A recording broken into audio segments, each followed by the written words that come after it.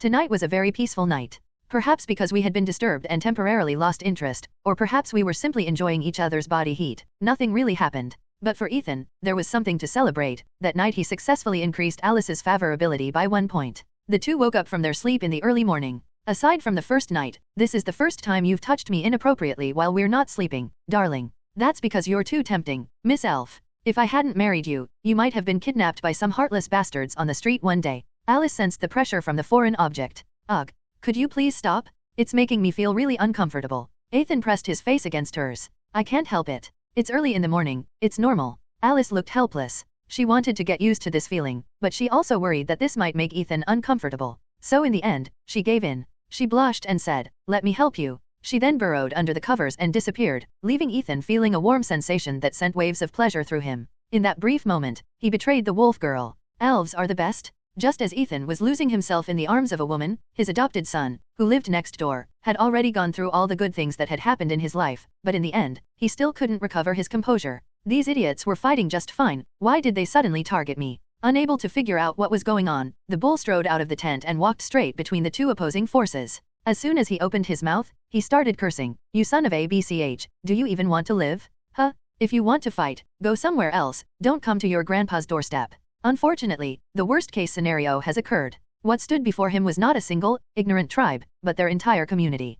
The most crucial point is that no one responded to his words. Silence is Cambridge tonight. What the hell do you want? Several tribal chiefs stood in front of him, meeting his gaze. We're not fighting anymore. So, you think you few cowards can challenge the authority of the bull? The bull's eyes were wide open in anger, its towering figure, over 2 meters tall, pressing down on the beastman in front of it. He was an obedient dog in front of Ethan, but a ferocious beast that bared its teeth in front of other wild dogs. Regardless, the advantage lies with me, as a first-tier fighter against a second-tier fighter. An elder of the Foxfolk tribe, presumably the tribe's priest, stood before him and said, "The old savage bull is dead. So what? As long as I'm still here, the wild bull tribe will still exist." Even the old bull wouldn't dare say that. It would have been acceptable if he could have reached the 3rd tier, but he's ultimately dead. How dare you be so sure I can't get promoted? The fox elder glanced at him, then looked in the direction of the crocodile tribe. Who gave you the time? Your human master. Besides, would he even allow you to get promoted? The bull fell silent. He had no reason to refute the other party. He and his tribe were already in grave danger.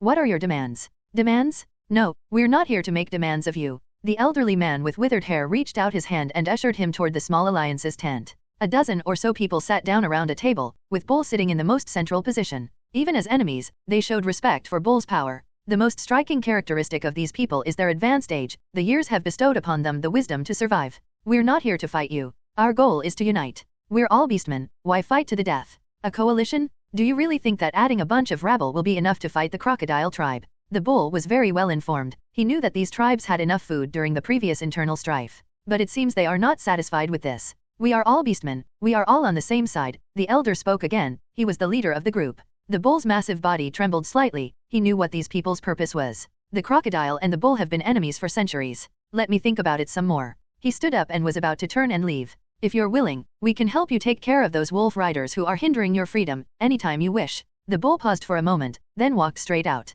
The Fox clan elder didn't waste any time and immediately ordered, "Let everyone retreat and recuperate for a while. Show some sincerity. Do you think the Bull Demon King would be willing to join us?" After all, he really did kneel down before the humans. The elder shook his head and said meaningfully, "No one can restrain the children of Eye Valley, no one, not a single one." Finally, he reassured everyone once again, a nobleman who's been locked in internal strife with the former Viscount and whose relationship with the Bull tribe is utterly devastating. Only the Bull tribe can scare him. How much can he recover in less than a year? Don't forget, the human race's training time is much longer than ours, and they are also much weaker. The bull returned to the tent, where the wolf riders, who had already assembled, stood ready behind Cain. What's going on? Why did those guys suddenly retreat? TCH, Night Cain, they're just a bunch of small fry who temporarily banded together. I scared them off with a few words. Don't bother with them. Cain, naturally, wouldn't easily believe him and led his men to see the truth for themselves. Only the bull remained, lost in thought, in the large, cold tent. Which side should I choose? Bull side. It really was a difficult choice.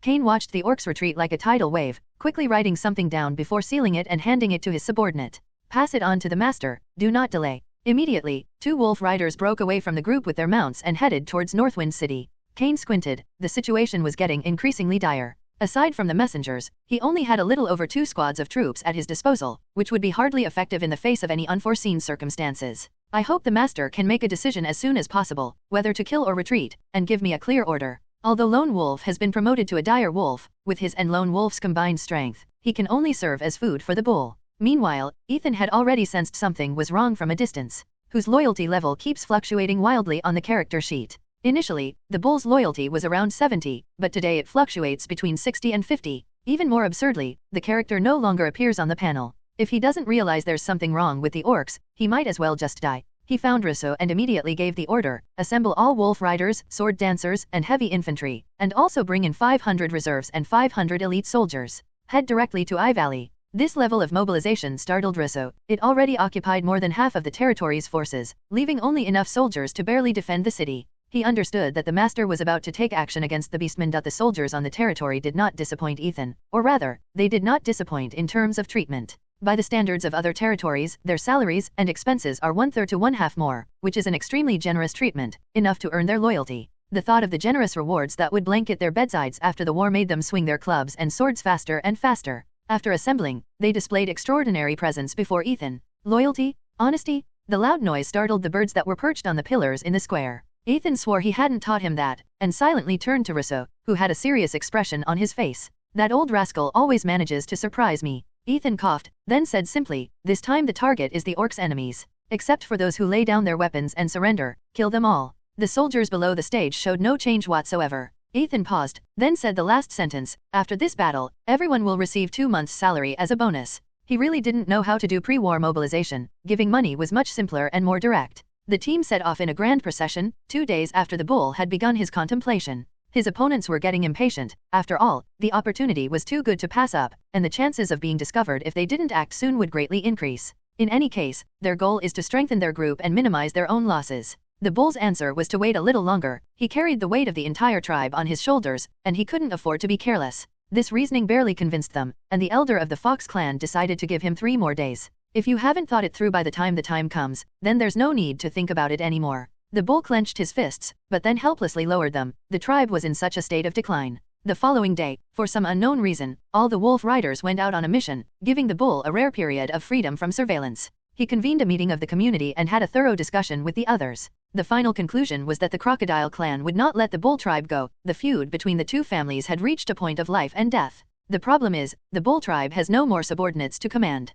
Their lives are now up to them to fight for. The bull sat alone in the house all night, lost in thought. Finally, he walked out of the tribe's gates and into the heart of the alliance. I am willing to lead the wild bull tribe to join you. The Fox clan priest smiled knowingly. You've come at the perfect time. We've received word that the crocodile clan has already set off. We believe they'll be pleased with your choice. Well then, let's wait and see. The alliance members entered the Minotaur tribe smoothly and blended in with a group of tall Minotaurs in a harmonious atmosphere. Several wolves wandering around witnessed everything and made a chance eye contact with the bull. As night fell, the orcs, reunited with their new companions, held a bonfire party, and even the cold night couldn't dampen their urge to dance. Small fires lit up the dark camp like stars. Even if they might not have enough to eat next time, the orcs never cared about such things. The bull and the other leaders got completely drunk. Contrary to expectations, the orcs have a very low alcohol tolerance. The reason lies in the preciousness of grain, and the inferior brewing techniques and low yields make them willing to indulge in this moment of wandering and confusion. The gray sky was mixed with snow and water. A few more unlucky souls might freeze to death tonight. The bull rose from the pile of people who were sleeping together and kicked aside the unknown beastman blocking its way. The other members of the clan nearby also woke up one after another. The clan chief had specifically told them to go to bed early last night. They didn't know why, but it was an order. Ha! The bull roared and picked up its weapon from the ground, a giant hammer carved from massive granite. The orc he had just kicked away was still asleep. It had only turned over. What a pity. The hard skull is insignificant in the face of immense mass and inertia. A dull thud signifies the end of life. The bull raised the hammer in its hand, which was stained with blood and various yellow and white contents of brains. The bull tribe has always been the bull tribe, not a subservient tribe to any other tribe, especially not an enemy. The bull is the chief and leader of the tribe. His actions embody the tribe's will. Without uttering a word, the silent tribesmen drew their weapons. The growing commotion roused the light sleepers, who began shouting and cursing the treacherous Minotaur. The Minotaur tribe was small in number and was quickly surrounded by the realized allied forces, forcing them to retreat step by step. The fox priest, seeing the Minotaur with nowhere to retreat, was filled with exasperation on his usually calm and composed face. Bull, I never imagined your brain could be so faulty. They suffered heavy losses in just one morning. Hey everyone, Fire Scale Audiobooks here. If there's a novel you'd love to hear more of, you can support us on Patreon or Ko-fi. Depending on your tier, I'll make extra parts just for the stories you're most excited about. Usually I can only upload 4 to 5 parts of each novel, but with your support, we can go beyond that. And of course, don't forget to hit subscribe. It helps more than you know.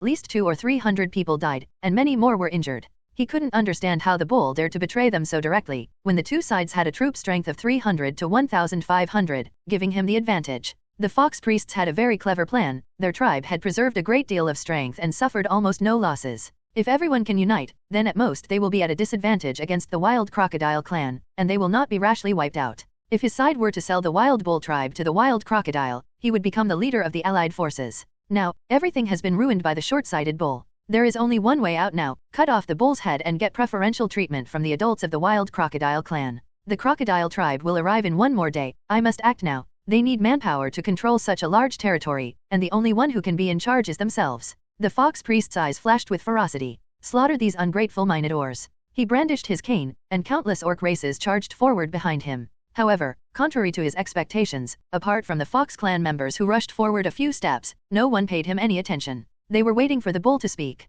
This was a demonstration of absolute authority. The priest had never told them that he was going to war with the bull tribe. He confidently assured everyone that the bull demon king would gather everyone's strength and lead them to resist the wild crocodile's attack. The bull tribe has ruled this land for so long that it is ingrained in their blood and hearts. More importantly, the tribal chiefs had no idea what was happening. Two choices. After a long silence, the bull finally spoke. These former subordinates were not beyond redemption after all. The sound attracted everyone's attention. First, you kill me, then carry my head to beg the crocodile not to kill you. Secondly, those who submit to the new Viscount Northwind with me, I can guarantee no one will starve. The fox priest hurriedly spoke up. Don't believe him? Humans would love to skin us alive. Our heads can be sold for money on human territory. They were naturally aware of these things, but their silence indicated hesitation. Our human lord wouldn't want our barren land, but the wild crocodile is a greedy fellow. He won't allow anything other than his own people to occupy his land. Seeing the hesitant group, the priest unleashed his final trump card. Don't forget, the crocodile's men will arrive tomorrow.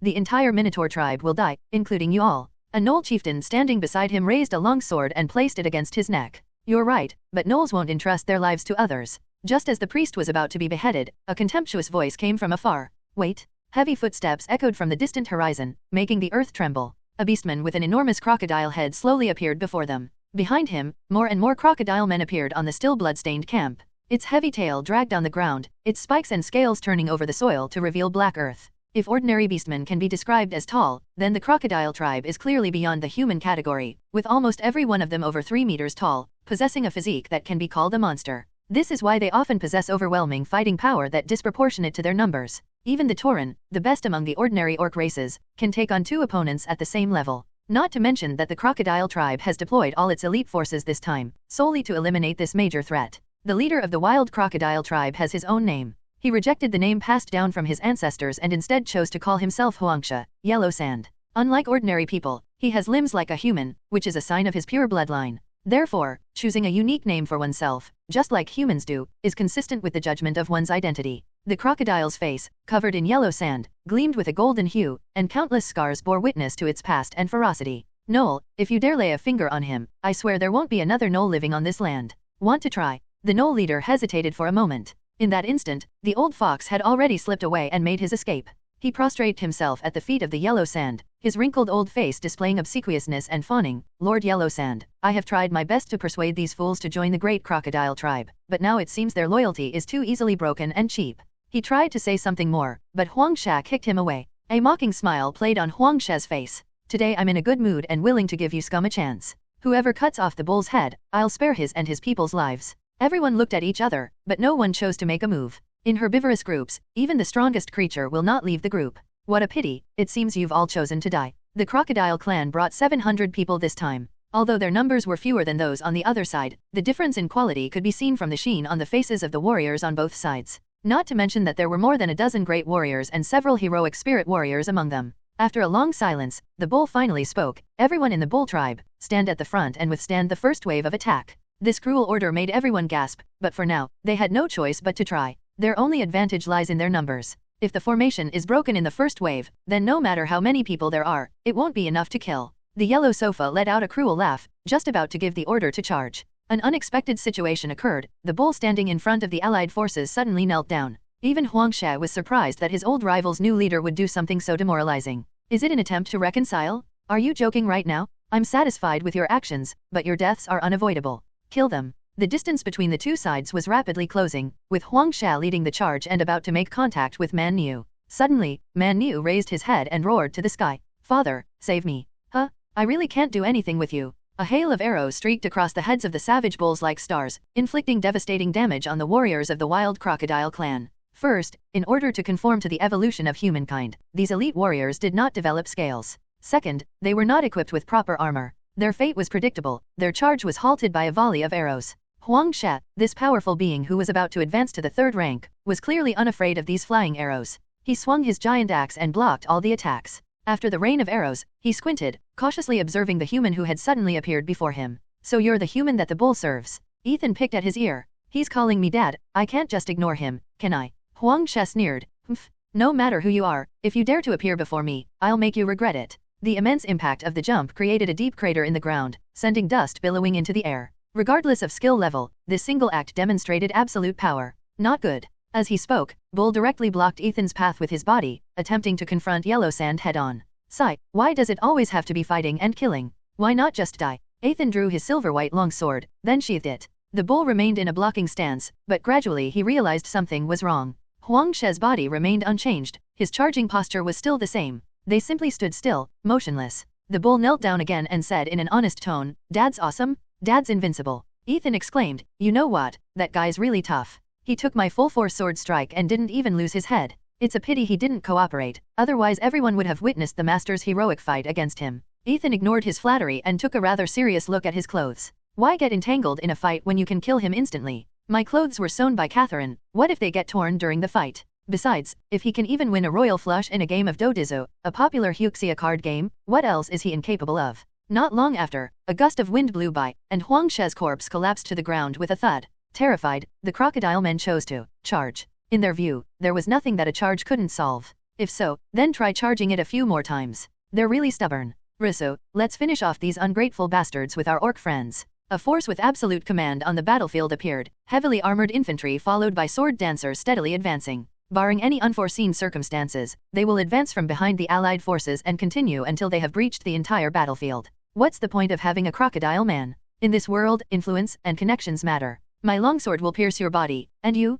Can your claws even penetrate my heavy armor? There was not a single deserter in this war. Their lives were all taken by the wolf riders who had the upper hand. Ethan patted the bull on the shoulder, and the bull, understanding the situation, bowed and listened to its master's instructions. After this battle, rest for a few days. I will send you food. Within half a month, I want to see all the tribes obey my orders. After that, I will need you all. Yes, father. This isn't a title you can just use whenever you want. Oh well, whatever. Yes, Dad. Since you were willing to take the bullet for me. The bull pointed to the corpses on the ground. Father, these guys may be dead, but they're still useful. Maybe I can use them to persuade the rest of the crocodile clan. After all, they're quite capable when it comes to work. He looked at the corpse on the ground and couldn't help but touch his own neck. A mere second-tier being, attacked by 5 people together, didn't even get to touch his father's clothes before his throat was slit. He didn't even see his father make a move. Is this really the strength expected of a tier 3 player? Theoretically speaking, even if a third-tier being possesses overwhelming strength and speed compared to a lower-tier being, the time required to defeat them can only be significantly reduced. Moreover, it doesn't require drawing a sword. Ethan glanced thoughtfully at the bull's neck, then smiled and said, since there's nothing else here, I'll leave everything to you. Is that all right? Don't worry, father, I will handle it properly. Their heads will be sent to Northwind City in a couple of days. No need. The bull stared in disbelief at his retreating figure. Everything remains the same. The orcs won't raid the borders until winter, that's the rule. Bull was somewhat confused. He couldn't understand why a head that could be exchanged for military merit was worthless in Ethan's eyes. I see. He chose not to think about it and simply followed Ethan's orders. Oh, and one more thing. I have a force of 500 men permanently stationed in Ai Valley. They'll help you in case of battle. In return, you'll provide half the food. Is that all right? No, no problem. Since the Valley of Ai does not produce grain, the only food he can provide is meat. A slow, leisurely voice came over. There's one more thing. What else do you want, old man? The bull thought to himself. Have your people prepare to learn the common language of humans from them, and then spread it throughout the entire Valley of Ai. This. Ethan didn't give him a chance to speak, immediately mounted his horse, and followed the troops. He didn't quite understand the implications, but for now he could only obey orders. At least, he and his people could survive under Ethan's command. The young and ignorant beastman did not know the word colony. Although it was just an unintentional act by Ethan, it could potentially stir up a storm. November has completely passed, and the neglected border region has entered the cold winter months. All the nobles waited anxiously for the orcs' next move. They couldn't believe that those insatiable barbarians could resist their desires and refrain from plundering. Meanwhile, Ethan was already enjoying hot pot and singing, watching the tireless orcs work for their lord. In the freezing cold, the group didn't even set up a shelter. They simply set up a table on the upstairs balcony and started having hot pot. The finest charcoal, transported from the town of Yuanmu, burned slowly in the stove, constantly evaporating the moisture from the hot pot and sending steam into the sky. Wolf was completely wrapped in a fur coat, and after dressing up carefully, she finally looked somewhat like a noblewoman. Even though her face was red from the cold, her adorable nature still shone through. The fine, swirling snowflakes fell into the pot, naturally adding water to it. Where did you learn this way of eating, young master? It's different from other methods. She picked up a few thin slices of beef, so fresh they were still alive an hour ago. She dipped them in the pot for a few moments, resulting in satisfying spicy and numbing meat slices. But, does it really have to be eaten in the snow? The young master said it was about artistic conception, but she didn't quite understand it. She was only worried that the young master would catch a cold. If only I had caught a cold, then the young master would stay by my side for a few more days. Wolf was thinking when she involuntarily sneezed. Achoo. If you're not feeling well, you should go home first. Ethan rubbed her head, only to find that her long, white hair was covered with a layer of fine snow. I'm fine. Wolf didn't want to spoil everyone's fun, but for some reason she sneezed again. How could a powerful third-tier body be defeated by such a low temperature? Ethan picked up her soft body without giving her a chance to refuse and carried her to the bed. Wolf curled up like a kitten, just as he had hoped, peeking out from the large bed and staring at him. Naturally, this situation ruined his appetite for hot pot. After feeding the wolf girl a bowl of sweet soup, he comforted her. Rest here quietly, I'll be back tonight. After a farewell kiss, he put on his coat. Now it was time for his inspection. Apart from him, the beastmen obeyed no one else. When the beastmen first heard that they were to work for their lord, they were outraged, and even the Minotaur tribe had its share of complaints. To these superior cattle and horses, having to work outside in the dead of winter was sheer torture. Only looting could keep them from the bitter cold and get them out of their tents. After all, they are only resistant to cold, not immune to freezing. Ethan's answer was simple: room and board are provided, and the food rations earned by one person are enough to feed 3 people. If it weren't for the limited number of spots, this group of eager applicants could have filled Northwind City. Ethan considered himself to have been relatively humane towards them. Each person had enough warm clothing, and the food was not bad either. The working hours are a bit long, roughly from dawn to dusk, but it's still less than 12 hours. There's no other way, only orcs are truly suited to do this job. Road construction. Repairing roads in winter sounds like a stupid choice, but it's actually the only one. During the cold and bleak winter, few people ventured out, and even nobles reduced their interactions. The orcs concealed their faces and even their tails with black cloaks, making it difficult for others to discover their true identities. Road construction is a long-term project, so the sooner it starts, the better. As the saying goes, to get rich, build roads first. Ethan plans to complete the official road from Northwind City to Logtown by winter, which will greatly improve the speed of transportation. The movement of both convoys and troops will be much smoother. After all, what we now call roads are barely dirt roads. If it weren't for the carriages of nobles and merchants passing by, they probably wouldn't last long before they disappeared completely. When the snow melts in spring, the entire land will be soaked by the melted snow, turning into a swamp where you can sink up to half a leg with every step. The road construction techniques were all developed on-site. If we thought they were good, we used them. In fact, even just paving a road with stones would be 10,000 times better than what we have now. Upon seeing the Lord's visit, they worked even harder. Ethan was also satisfied with their speed. More importantly, they offered good value for money. One orc is worth at least 2 human laborers, and their wages are less than half of the latter's. It's no exaggeration to say that, apart from serfs, they are the cheapest workers in the world. Due to the limited construction area, they adopted a shift system, with more than 60 orcs working in 2 shifts every day. There are many more in Logtown, about 200 beastmen. After all, it's an area they completely control, where they can act freely. Next. There's a reason why the orcs love Ethan so much. Besides the fact that he always brings them 2 large buckets of steaming meat soup whenever he comes, the more important reason is that their leader, Bull, calls Ethan Dad. Although the beastmen are inherently indifferent and regard human life as worthless, this is due to their environment. In fact, their lives are no less complex than those of humans, and they place even greater emphasis on family ties. Father, you've come. The bull, who had just been working, came over, too exhausted to even bow to Ethan. Everyone else could be exempted, but he was the only one who couldn't. Sit down and have some soup. The bull didn't stand on ceremony and sat down casually on the haystack under the shed. Ethan looked at his body, stained with yellow mud and black soil, and couldn't help but say, everyone else gets a break, but I see you working every single day. Perhaps lacking strength, the bull shed its usual obsequious facade, and its gaze was now filled with calm. He finished the whole bowl of broth in one gulp, and then licked his lips with his tongue, still wanting more. After a moment's hesitation, he finally spoke. I have to feed my people, sir. According to calculations, including the food you earn while working, you will have a very prosperous winter. You might even be able to eat 2 meals a day. The bull nodded. This is the first time since I was born that I've had a full meal in winter. Even if he's the son of the tribal chief? Even the son of the tribal chief. Ethan turned his head away and stopped looking at him. The hard-working orcs didn't rest. After finishing a bowl of soup, they used that energy to continue working, which was one of the things Ethan admired most about them. However, he had no idea how much of this was due to the bull's efforts. Since that's the case, you should be content. Isn't it better to just lie down and wait for your meal? I bet you've never experienced hunger, sir. True hunger. Bull spoke slowly, but he truly shared his insights, forcing Ethan to carefully consider his response. Are you hungry? Ethan thinks everyone is. But very few people have ever truly experienced the feeling of hunger. That feeling of truly not having enough to eat was probably only experienced by the serfs in his territory. Even though the bull was full, he looked much larger than before. But the hunger tormented him, making him restless. Seeing that Ethan did not answer, he directly stated the reason. I don't want to go hungry anymore, sir. Neither do my people. The work is a bit tiring, but the food we get is enough to feed one more person besides myself. You trust me that much? Ethan spoke to the air in front of him, and a puff of white breath escaped from his mouth and dissipated into the sky. You'd rather believe me than the crocodile clan. Although we are both beastmen, the hatred between our two families is far greater than that between humans. Moreover, after much hesitation, the bull finally spoke. I believe the master wouldn't harm us. Ethan glanced at him, then, suppressing his discomfort, patted his dirty shoulder. Just keep calling me Dad, I'm used to it. He flashed his bright white front teeth.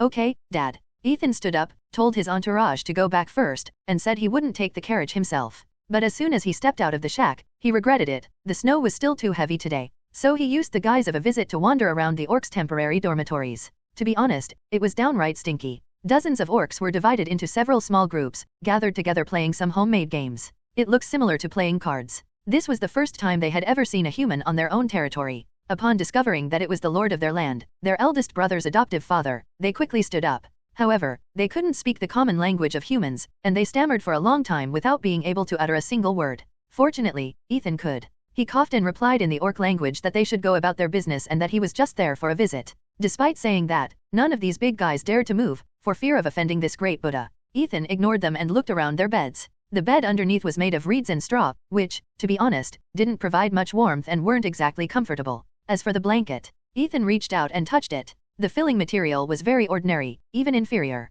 Only serfs would use such a blanket. The wooden house was very sturdy. Even when closed off, dozens of strong men could quickly warm it up. How did you sleep? Were you cold at night? If it were a bull, he would definitely say it's not cold. Everything is at your service, sir. Unfortunately, this group consists of a bunch of hotheads. Cold. These guys look tough, but they're simple-minded than anyone else. No wonder even a bull could become the tribe's leader. Well, to be honest, he didn't have many quilts. So they had to make a promise they could keep. Everyone will have an extra blanket in a couple of days. This move undoubtedly won them favor and increased Ethan's prestige in their eyes. Sometimes, orcs are just that simple creatures. A mere empty promise is enough to win their loyalty. However, they weren't complete idiots. At least they knew it was Ethan who said those words. If anyone else had said that, they would most likely have been beaten up as a provocateur. The snow outside had lessened a bit, and Ethan stepped out the door, heading towards the mansion in Northwind City. Wandering aimlessly down an empty street, Ethan felt a strange sense of freedom. He hadn't experienced this feeling of being all alone for a long time. This kind of situation, both in the past and in the future, will not happen often, so he decided to enjoy it to the fullest.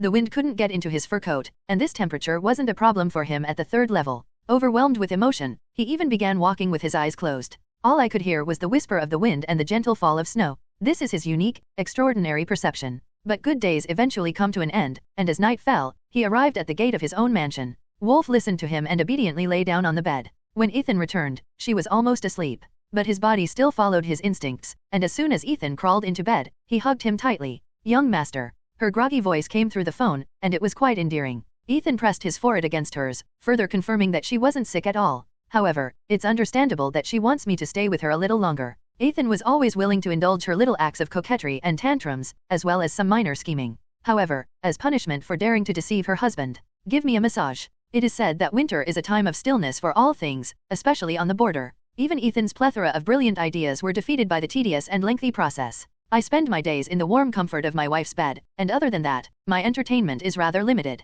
The most common entertainment I see is orcs baring their teeth. There was very little to do in the territory, even Marcus only worked half a day. Not to mention the Lord. Heavy snow sealed everything off, turning Northwind City into an isolated island in a desolate ocean. As a city that's not entirely devoid of people, Northwind City shouldn't be completely deserted. Taverns, casinos, and, of course, the must-visit brothels, have sprung up in abundance along the bustling main street. The people behind these venues are wise enough not to cross the line and focus on a minimal amount of activity, because their lord didn't like them very much, but any territory with a large number of free people ultimately needs these places to release themselves. Considering the high taxes they paid, Ethan reluctantly turned a blind eye. After all, they no longer have the means to force women into prostitution or to extort money from them. The so-called local thugs and bullies were no match for regular armed forces. The best outcome for them was that they reformed and started doing other jobs. The worst outcome was that almost a month had passed. You can't reason with a damned devil. Casinos never lack gamblers who will lose everything. Ethan simply believed that people cannot possess wealth beyond their comprehension.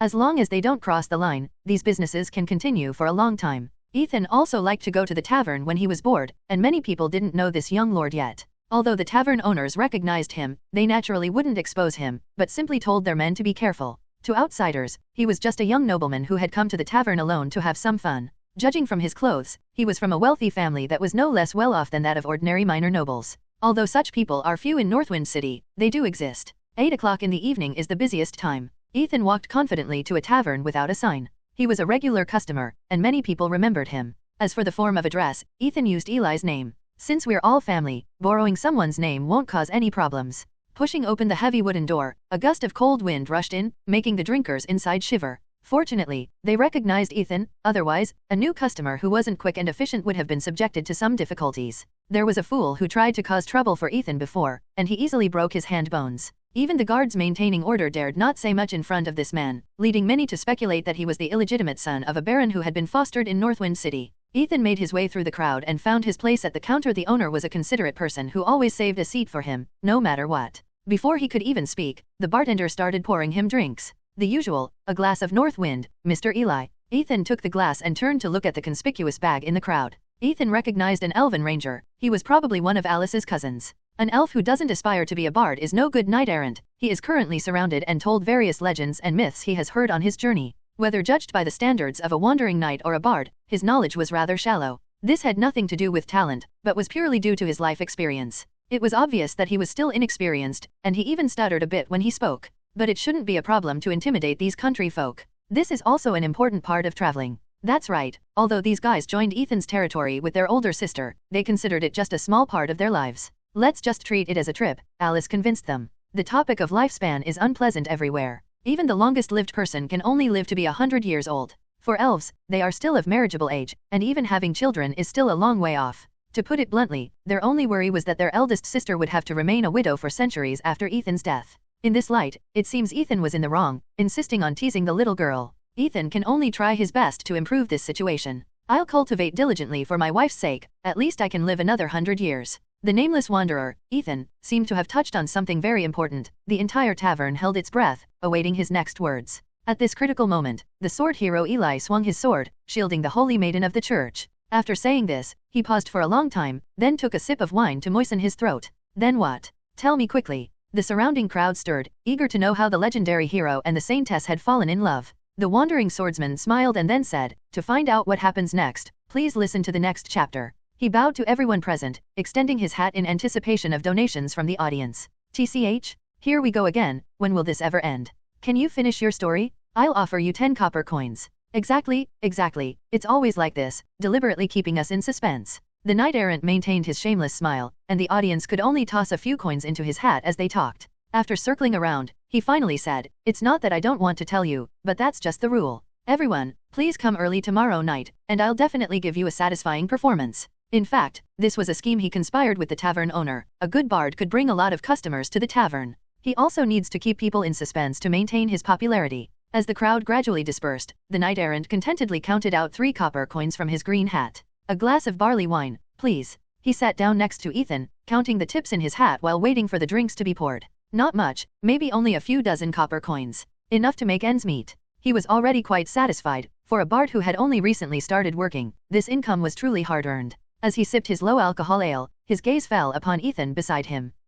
A typical young nobleman. Perhaps his opinion is a very important factor. "Young master, how was my performance?" he asked with a confident smile. The elves were always so enthusiastic and optimistic. Ethan turned his head. What did you just call me? His smile froze, and he hesitated before uttering 2 words in a low voice, brother-in-law, sister. Ethan was satisfied with the answer and decided to ignore the matter of him slandering his older brother. Ethan tossed a silver coin from his hand. That was all right, but I think we should change the story tomorrow. I, an ordinary laborer, stumbled upon a noble lady. This story is a million times better than your old-fashioned hero saves the damsel in distress tale. He scratched his head. But, I've never heard of it. It's okay, I'll teach you. Riel both admired and somewhat feared his incredibly powerful brother-in-law. He had secretly watched Ethan train. A boulder as thick as 3 people could hug shatter into pieces in an instant without even drawing a sword. He was all too familiar with this ability. It was the same one he knew best from the legends of Badesun, the sword hero Eli possessed. The realm of the sword. But isn't that an ability that only 4th-tier swordsmen can learn? The only word that came to mind was deeply hidden. However, in the realm of bards, he felt he understood a little more than the nobles who only knew how to enjoy life. He'll have to rely on this to make a living from now on. Isn't the hero a universally popular theme? How could it be less appealing than an ordinary laborer? Ethan glanced at the time. It was still early, no need to rush back to deliver the grain tax. If it's widely enjoyed, it means the subject matter is popular to a certain extent, it's ingrained in everyone's minds. In other words, the quality of this kind of story won't be low, but the upper limit of this kind of story has already been determined. Everyone's ears are tired of hearing the story of Badesun 7, no matter how many other heroes you tell, their stories won't be as exciting as his. Are you really willing to tell such mundane stories for the rest of your life? Riel lowered his head and pondered for a while, then realized that his brother-in-law's words made some sense. Even if being a bard was just a side job for him, it shouldn't be subject to vulgar judgment. But, what's the difference between a laborer and a hero? He couldn't understand. Ethan didn't answer the question directly, but instead asked another one. What characteristics do the sword hero and King Badesun 7 have in common? What do they have in common? Aside from both being men, one is now missing and the other is a great emperor of all time. It's really hard to see what they have in common. After hesitating for a while, Riel weakly asked, are they all very good at fighting? Ethan shook his head. That's a minor similarity, but not the most important one. Did they all win the hearts of their beloved? No. Then I wouldn't know. They weren't even from the same era. Idiot, Ethan teased. What they had in common was that they were all from noble families. Riel, bewildered by the unexpected teasing remark, asked, but isn't the difference between an earl and a legitimate heir to royalty even greater than the difference between a commoner and an earl? Besides me, how many other nobles are in this tavern to listen to you? No. As a well-traveled elf, Riel could recognize the identity of any person at a glance, and he was certain that no nobleman had been here in the past few days. Do you think these peasants understand the difference between an earl and royalty? Riel took a deep breath. I don't know. They don't need to know. In their eyes, whether it's an earl or royalty, they are beings they must look up to. These powerful figures can take everything away from them with just a breath. Why do you think they like these ancient legends of heroes? Ethan asked. Is it about an epic adventure inspired by a hero? Wrong. Ethan facepalmed. This elf wasn't slick at all. Whether his answer was right or wrong didn't matter. He was just too old-fashioned. Such bards will be eliminated by the brutal competition of the market. They enjoy hearing these stories, not out of curiosity, but because they project themselves into the protagonist's mind, fantasizing about becoming a legendary, powerful figure, living a life of unparalleled luxury with women on their sides. Riel gave him an uncertain look. Isn't this you? Ethan coughed lightly, pretending not to hear, and continued his explanation. So, these guys definitely can't relate to the life of nobles, because they haven't experienced it, they haven't even seen it. And humans can't imagine things they haven't seen. Riel nodded. That's true. So, if you change the protagonist to someone from an ordinary background, wouldn't their life be simpler and easier to understand, making it easier for viewers to empathize with them? That's true, but I don't understand the lives of laborers. As a profession closely related to daily life, bards need to have experienced the stories they tell themselves, or at least observe them over a long period of time, in order to make them vivid and engaging. If you just blurt things out and they go unnoticed, that's fine, but if you run into an expert, you'll almost certainly be humiliated and have to slink off the stage. It's obvious that the daily lives of laborers are known to everyone. At least that's true for Riel's audience. A story about laborers and aristocratic heiresses. Riel thought to himself that he might be able to make up a story on the spot if he wanted to. Simply replace the protagonists of the nobles and young ladies with laborers, and then add a few more hardships and obstacles. Another popular and well-received story. Moreover, it seems unnecessary to keep talking about the lives of laborers. This is just an identity, a temporary one. Once you get past the first few levels, and find a way to give the protagonist a noble title, then it's back to the noble realm that Riel knows. It seemed feasible at first glance. My brother-in-law was indeed very clever. He even knew a little about street performance. In front of Ethan, Riel took out a pen and paper and began to jot down his impromptu thoughts. Ethan watched him as he drank. The earnest elf was indeed quite charming from the side. Don't doubt it, Ethan isn't involved in Nantong. No wonder those noble women referred to male elves as male succubi.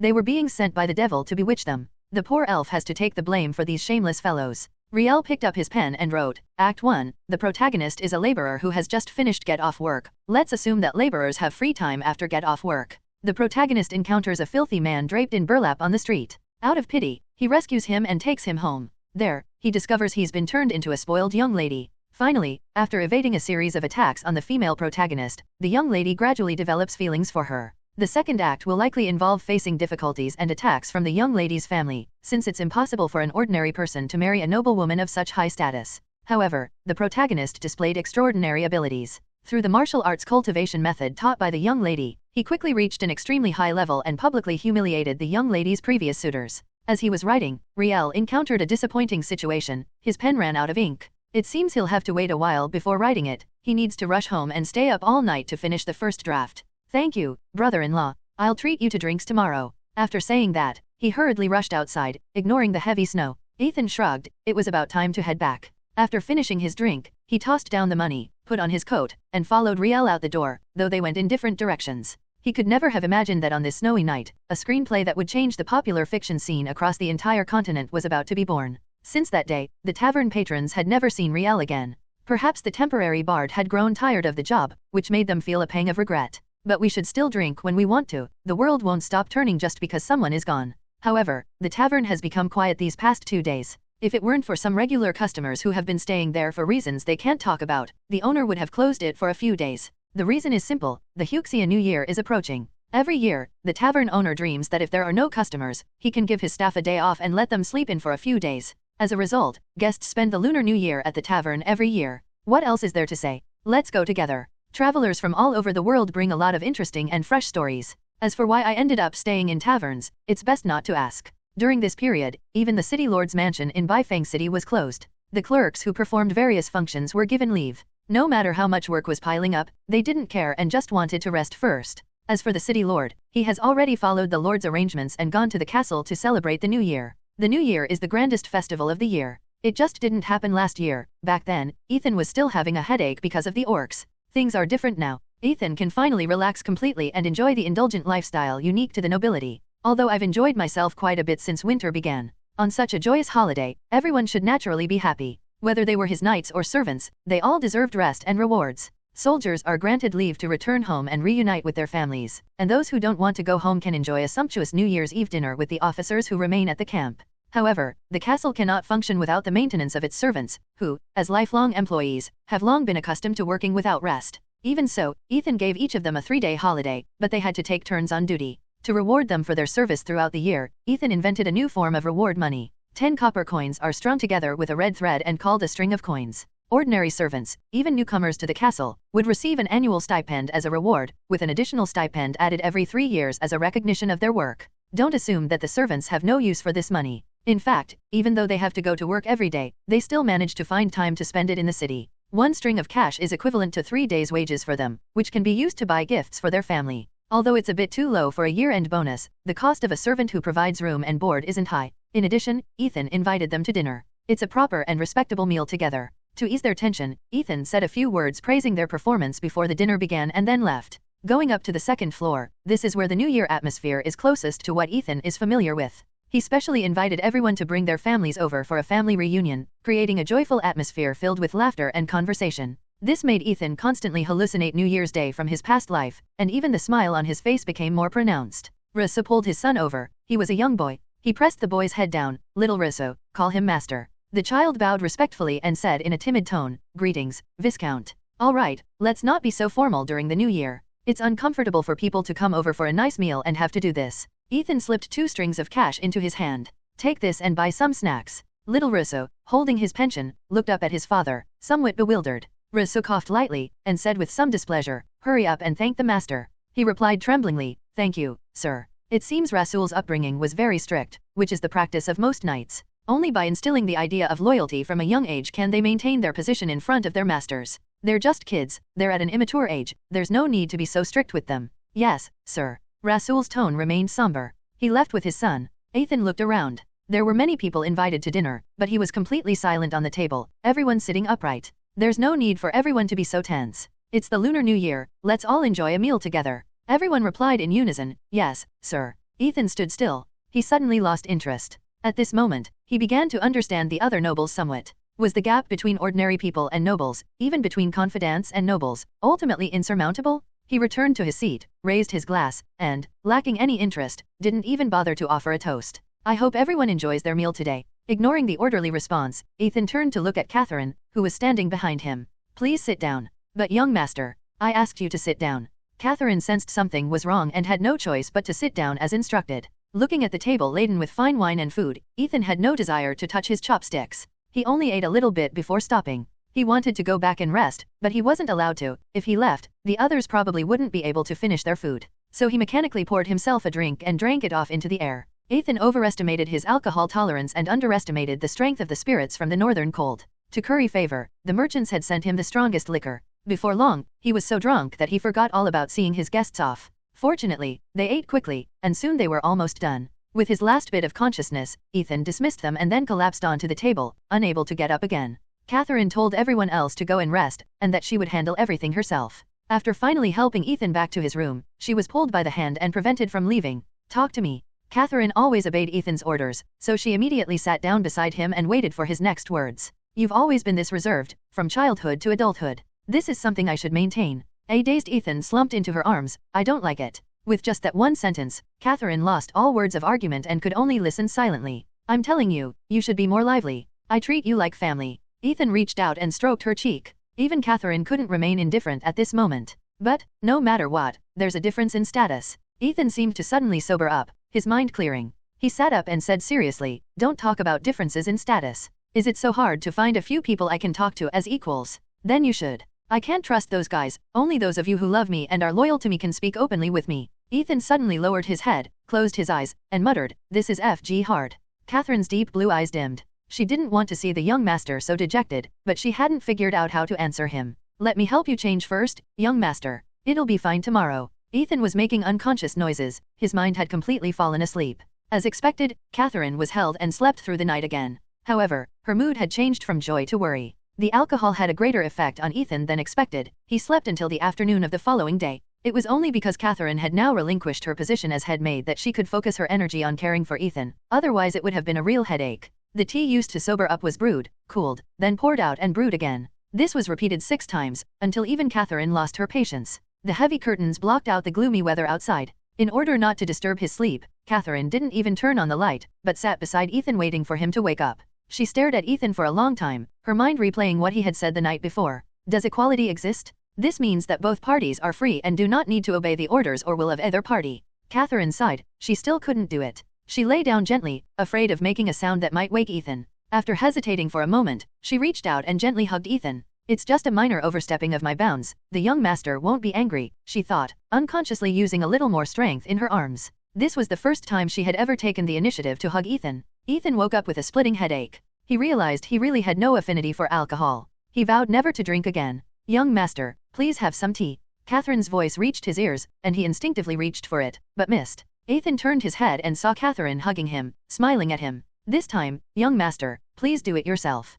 Ethan smiled helplessly and reached for the now cold hangover tea on the bedside table. In fact, after sleeping for so long, he was almost fully awake. Catherine watched him down the tea in one gulp. Was the young master angry yesterday? Ethan didn't want to answer this question, but then he remembered what he had said and felt he should address it properly. So he managed to utter, I guess so. Catherine covered her mouth and chuckled softly. Young master has always been like this, with such a conflicted mindset. A conflicted mindset. Young master has always been a very lazy person. If it weren't for the family tragedy, I think you might have spent your whole life lying in bed in Ya City, wanting a peaceful life, yet unable to relinquish her noble status, while simultaneously looking down on other high-ranking individuals. Truly a complex situation. Ethan's lips twitched slightly. You know way too much. After all, I've served you for 20 years. I know exactly what you're thinking. Her smile widened, blooming like a flower. Since the young master wants more people to talk to, then I don't need to keep a straight face. Controlling facial expressions is tiring. The personal maid sheds all pretense, revealing her true self to her master. Ethan hadn't seen this strange yet familiar face in a long time. He just looks a bit more mature now. Past events flashed before his eyes, and Ethan suddenly asked, tell me, if nothing had changed, what would my fate have been? Fate? The word was too profound for the maid, but she understood that it meant the future. If nothing unexpected had happened, the madam wouldn't have passed away, and the eldest young master would have inherited the family business. Then the young master would probably have remained bedridden indefinitely. Ethan shifted his position, sitting up as he said, "No, people get tired of things eventually. If it weren't for all this nonsense, I probably would have gone traveling after I turned 18. This legendary world is something I'd really like to explore. The bustling commercial cities of the Free Alliance, the vibrant elven settlements of the Elf Forest, and the Dwarven Kingdom, known as the land of forging and alcoholism. I want to see all of these places. Staying at home all the time is so boring." Catherine rested her head on his lap. Previously, their positions had been reversed. Ultimately, young master still wants to find a few people he can call companions. Adventure, young master is just like the heroes in stories. As Ethan's personal maid, she naturally had a lot of free time. She had read many of these novels and easily knew their plot patterns. "It's just a pity that you've now become the villain in a storybook, a foolish and incompetent noble lord." Ethan pursed his lips. "How could you say that about me? How am I stupid? If it weren't for this mess, I would have wanted to live a good life." Catherine's eyes dimmed. "Yes, live life to the fullest. He'll go on adventures, make friends, and then marry a good girl. But by then, it'll be difficult for them to see each other again. The young master can't take me with him on his adventures. When he returns, he'll probably be bringing a girl to marry." Although Ethan couldn't see her expression, his extraordinary perception allowed him to sense the change in Catherine's aura. In an instant, he understood Catherine's thoughts. What wicked thoughts could a little maid possibly have? She's just harboring improper desires for her master, he said in a light-hearted tone. "Ultimately, given this scenario, I'm also looking forward to finding a travel companion, someone I can entrust my life to." "Yes, who will the young master look for?" Catherine's tone was wistful. After shedding her pretense, she finally became honest, and anyone could hear the bitterness in her voice. Ethan stroked her short gray hair. "Do you really think I would abandon you,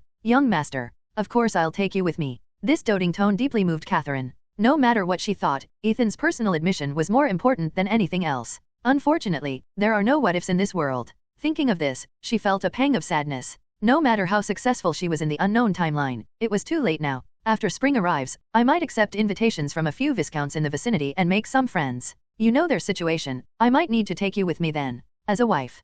Catherine's lips moved, trying her best to suppress any sounds from her throat. She buried her face completely in Ethan's chest. Ethan could only comfort her and wait for her to calm down. After a long while, she finally raised her head to look at Ethan. Seeing her red and swollen eyes, Ethan wiped away her tears. "Don't cry, okay? It makes me look useless." "Good." Ethan loosened his tie, which still reeked of alcohol. "Thank you for keeping me company all day. Let's boil some water for a bath later." Catherine looked into his dark eyes. Based on her understanding of the young master, it was probably not that simple. What the young master is saying is, of course, together. This year has been an unprecedentedly good year for everyone in Baifeng. The industries you've worked so hard to cultivate won't be destroyed by the orcs overnight, and you won't suddenly have a knife in your throat while eating at home. You won't suddenly be robbed by bandits while eating hot pot and singing songs. Today will pass, and with the arrival of spring, all the anxious nobles can finally breathe a sigh of relief. According to the so-called rules, winter is the only time when orcs can be active. This year, far fewer serfs have died as a result. Only the nobles are worried that the orcs might be plotting something.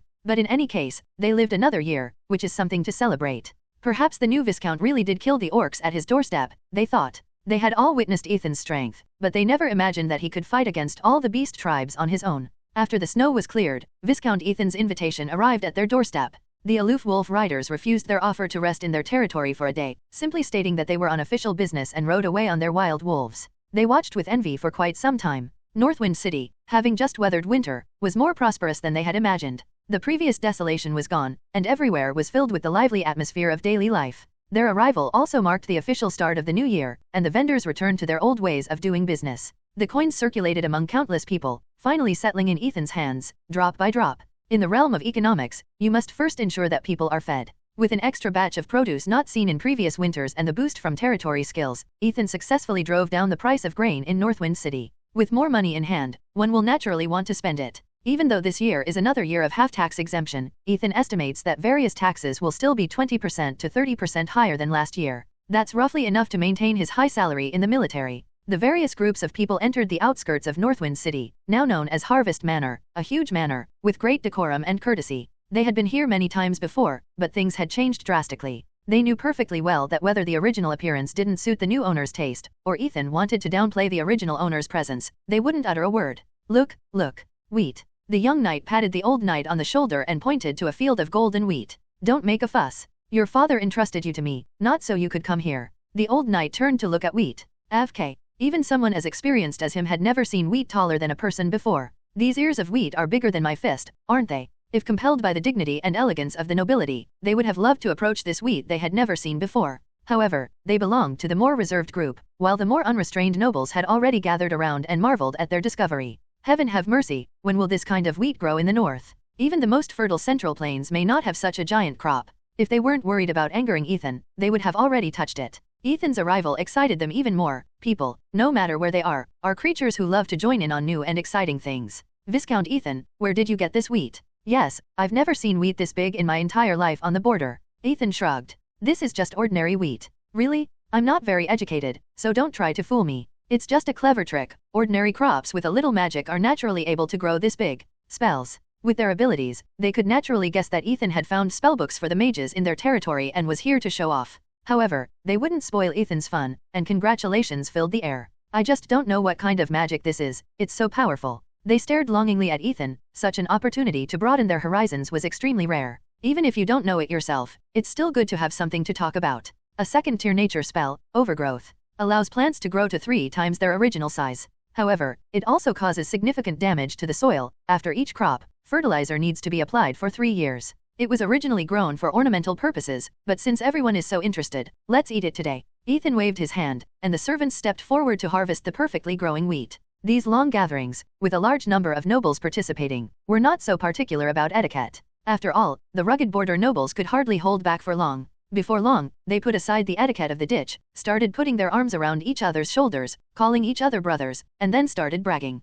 The windmill, which never stops turning, drives the millstone in the mill, grinding the wheat that has already been manually crushed into a fine white powder. That evening, the freshly baked bread was placed on the nobles' tables. To be honest, there was nothing particularly amazing about it. In fact, it was even a bit bland compared to what I usually eat. But regardless, it was a novel dish. As long as it's packaged as a new variety carefully cultivated by some great sorcerer, it can still receive tremendous praise when sold in the hinterland. However, the border cannot be packaged because there are no mages there. The knights posed a crucial question to Ethan. Was this wheat a new variety? Ethan shook his head. This wheat was essentially the same as common wheat, only it had been artificially enhanced, and the seeds left behind could not germinate. Ethan preferred to get down to business after dinner. He always thought that anyone who talked about business during the meal was a complete idiot. After the servants had cleared the table and the knights and barons were seated, Ethan cleared his throat and began to speak. What did you all think of the winter that just passed? Here comes the main point. As usual, the nobles began exchanging frantic glances. Such a matter, once brought up openly, could not be answered lightly.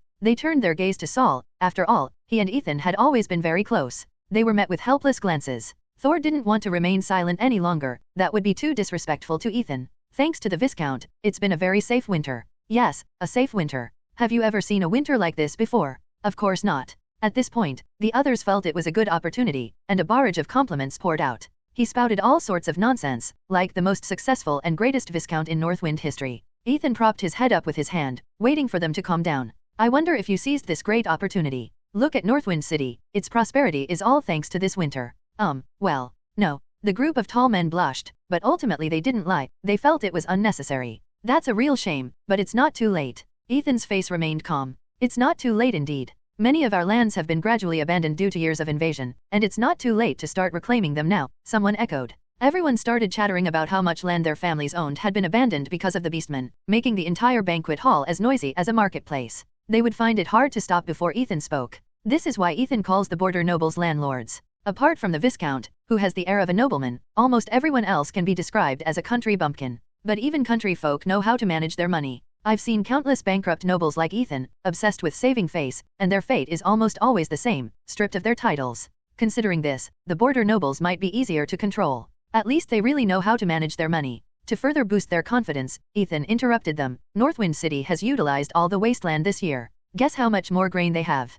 Half. I'd guess at least 100,000 pounds. Ethan shook his head. Not much, but it's enough, just over double. Everyone gasped in shock. They knew all too well how much Northwind City produced in a year. The reason why Northwind City is called a city is not simply because it is larger than a town. The Knight's Manor, a town built and managed by generations of barons, is nothing compared to Northwind City. For hundreds of miles around, there is fertile land suitable for cultivation, not to mention the dozen or so private manors nearby. If we double that, we can support at least another 20,000 people. Food is everything.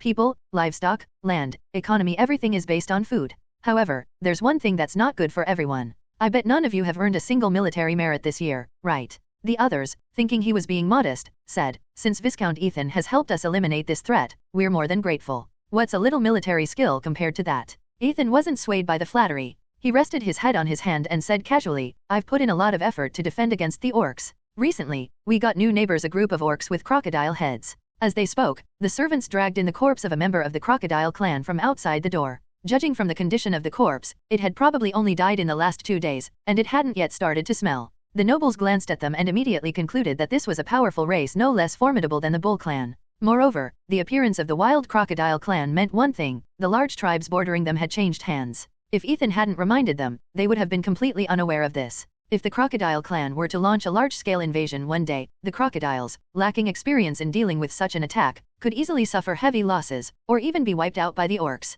Thinking of this, their gratitude towards Ethan deepened. However, I don't think I should bear this burden alone. After all, I also suffered significant losses. The atmosphere in the hall froze instantly upon hearing this. Letting them benefit for free, or even just using some persuasive skills, would be fine. But asking them to contribute money and effort, well, sorry, we're not familiar with them. To break the awkward silence, someone timidly said, Viscount, don't forget, we paid 1.8 million last year. 18 gold medals is indeed a considerable sum, but Ethan wants more. Last year is last year. The beastmen aren't something you can wipe out in one fell swoop. To be frank, the crocodile tribe still has 2,000 strong men lurking on the border, watching us like hawks. Would you like to test the strength of the crocodile man? Ethan's voice lowered, like a lion lurking in the shadows. They weren't in a hurry to break ties with Ethan, or rather, they didn't have the guts. In short, they sent a refined-looking knight as their representative. So, how much assistance does Viscount Ethan hope we can provide? Sitting next to Ethan, Russo shouted, Sir Callie, what do you mean by that? Is Lord Ethan trying to blackmail you?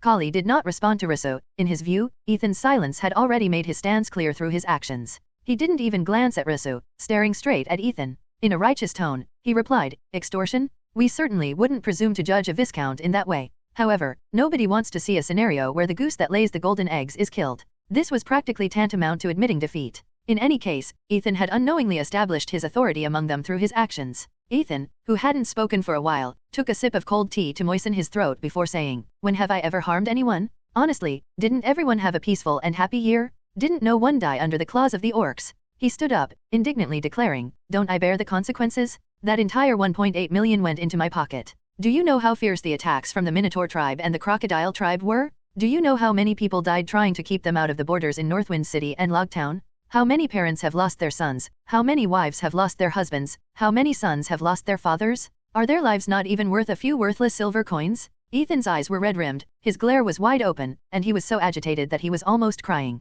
The crowd fell silent. They had not only witnessed such a situation before, but had also frequently experienced it firsthand. The devastation left after repelling the beastmen was a source of pain for countless people, and they deeply sympathized with it. Judging from Ethan's expression, it was clear that this young lord had been quite traumatized by such a situation. If most of their money goes to compensation, then that makes sense and is acceptable. In that case, we won't let Viscount Ethan fight alone. I believe everyone is willing to send troops to help defend against the orcs. Callie looked around, and everyone present echoed his sentiments. Yeah, we're not pushovers either. They're just some crocodile people, watch us slaughter them. That's right, there are no cowards on the border. At worst, we'll just march straight into the orcish territory this year and wipe them out. Ethan regained his composure and silently continued. We absolutely cannot let these guys go and fight to the death with the orcs. Given their current high spirits, if it were discovered that the orc chieftain was their adopted son, their lives as nobles would be over, sadly. Ethan coughed, and his increased prestige quickly silenced the noisy nobles. The orcs are exceptionally ferocious, we must proceed with caution and plan carefully.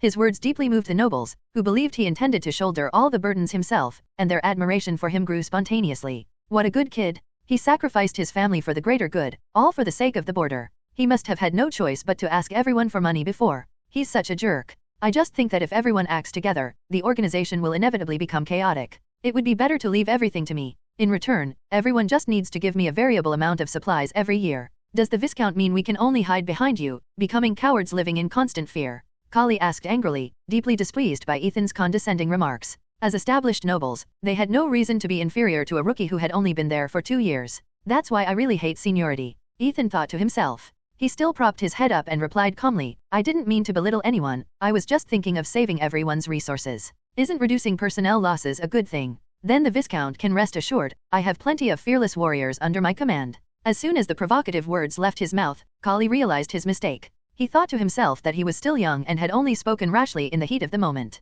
Others merely watch your performance, the benefits go to everyone, while the harm done to you is only to yourself. But by then, the damage was done, and he could only wait for Ethan's response. Ethan did not respond to this. For a moment, the two sides were locked in a stalemate. Only after Kali's face had turned a deep red did Ethan leisurely reply, "If Sir Kali has nothing else to say, please have a seat." Kali then wished she could disappear into the ground and hide in her seat, head down to avoid the gazes coming from all around. "So, besides Knight Kali, is there anyone else who objects to this proposal?" Ethan exerted an increasingly strong sense of pressure on everyone present. He was a powerful and young man whose strength was undeniable, and everyone wanted to find out more about him. Unfortunately, neither Ethan's impressive record nor the seemingly unfathomable support of the Earl's family could be discerned by them, like a fog. Nobody likes feeling like they're being slaughtered. When one person falls, another will step up. At least for now, they are united in facing the Viscount's shared interests. Soon, an old knight with a fawning smile stood up. "Viscount, your suggestion is excellent, but we cannot easily agree to such a significant matter. After all, compared to Northwind City, our assets are still too small and easily vulnerable to risk. At the very least, we need to understand the details of this proposal and review the corresponding contract terms. To be honest, it's a ridiculous scene to see a muscular, white-bearded man over 2 meters tall bowing to a young man, but as long as you're thick-skinned, you're not afraid of anything." After receiving Ethan's affirmative reply, he turned around and returned to his seat without changing his expression. "I don't act on impulse. Everything I do is based on everyone's interests and with thorough preparation. Because each nobleman's territory and industries differ greatly, I have introduced specific terms, different for each individual." As Ethan spoke, the servants placed the prepared parchments before each of the nobles, including one on Kali's face. Ethan's preparations were more thorough than anyone had imagined. The effort he put into tailoring the terms to each individual not only demonstrated his determination but also represented a deeper meaning in another direction. "I know everything about you, all written on parchment," the devil whispered in their ears. This method is awe-inspiring. Without anyone noticing, Ethan's every move is being watched. If he wanted to do something, it would be incredibly easy for him. Kali reluctantly picked up the parchment. He loathed Ethan's approach aggressive and leaving him no way out. As for the suggestion itself, he simply enjoyed the feeling of fighting the orcs, the excitement, the thrill. That's why he thought it wouldn't work. "But everyone's watching, and if I don't, won't the Viscount be watching me again?" With this in mind, he continued reading. "Regarding the investigation of Knight Kali's territory, if he wishes to receive Viscount Ethan's protection, he must pay 13,820 pounds of standard grain as a fee this year. Alternatively, he may pay the equivalent amount in cash at market value." Even the usually gentle and refined Kali couldn't hold back any longer, silently praising Viscount Ethan's greed 3 times in his mind. This grain accounts for at least half of his annual food intake. If he were to hand this over, wouldn't that be the death of him? A stir rippled through the nobles, and discontented voices grew louder. It was clear that Ethan hadn't shown any leniency towards the other nobles either. The conditions he offered were far from harsh. "They're absolute devils, sucking the marrow out of everyone. What do you all think?" Ethan asked with a light laugh. They paused briefly, then someone immediately said, "Viscount Ethan." Before he could finish speaking, Ethan interrupted him. "Hey everyone, don't rush. I did say I was considering everyone's best interests. Judging from this year's harvest, this supply is indeed too stingy, but if you all spare no effort to cultivate the wasteland for a year, then this amount of food will be nothing. You should know that Northwind City's grain production has doubled this year. If you don't believe me, I can take you to see Northwind City's granaries right now. Let me make this clear beforehand, I never force anyone. I'm giving you a month to consider. If you agree, I guarantee that not a single beastman will invade your territory. If any losses result from this, I will compensate you threefold. If you disagree, that's fine too, but you'll have to live in fear during the winter as usual. You'll still have to bear the consequences yourself if anything happens." Someone in the crowd whispered to the person next to them, "I've heard about this practice from those businessmen. It seems to only exist in big cities, and they call it some kind of insurance. Pay a fee to ensure your safety. If anything happens, you'll receive a huge compensation. If nothing happens, then nothing has happened. So, you're saying you're paying for peace? But this Viscount's demands are far too high, requiring such a large sum of money. That being said, if the land is cultivated properly, our profits will only be much higher than in previous years." Ethan, as usual, seemed unhurried, but he offered an extra condition to entice them. Those who signed the treaty within 3 days would receive a 15% reduction in fees. No one dared to agree directly on this occasion. They all said they needed to go back and discuss it. Ethan had no objection. In his estimation, at most half of the people would agree to the treaty this year. But don't worry, in 3 years at most, he'll find a way to get everyone to sign the parchment. After all, insurance is too lame. Ethan's goal is to collect taxes from the noble lords. This matter has been temporarily put to rest. Not many nobles chose to pay protection money to Ethan this year. Only 10 more cautious nobles believed in Ethan. For them, paying a year's worth of taxes, while financially devastating, wouldn't be enough to make them starve. They could deal with everything next year. After all, the contract Ethan gave them only covered this year. Others also regarded them as role models for the experiment. From beginning to end, they were all in the same group. The wisdom of survival lies in never putting all your eggs in one basket. Just as Ethan was indulging in a life of leisure and waiting for time to pass, a young man arrived in the city of Baifeng in springtime. A seasoned adventurer, who called himself, named Gorm, dressed in basic leather gear and with a longsword at his waist, stood at the gates of Northwind City. He opened his arms wide, feeling the wind blowing, and couldn't help but shout, "Border, here I come." His companion, completely shrouded in a black cloak, silently took a step to the left. The people coming and going at the town entrance ignored this immature guy. A bull just nudged Gorm in the back, almost making him fall. "Sorry, sir, my cow is always like this." The hunched old man smiled and tightened the nose ring on the ox's nose, walking straight into the city to make way for the people behind him. Gorm scratched his head, glanced at the tall, black bull, and decided not to argue with it. "It's definitely not because I'm afraid I can't win.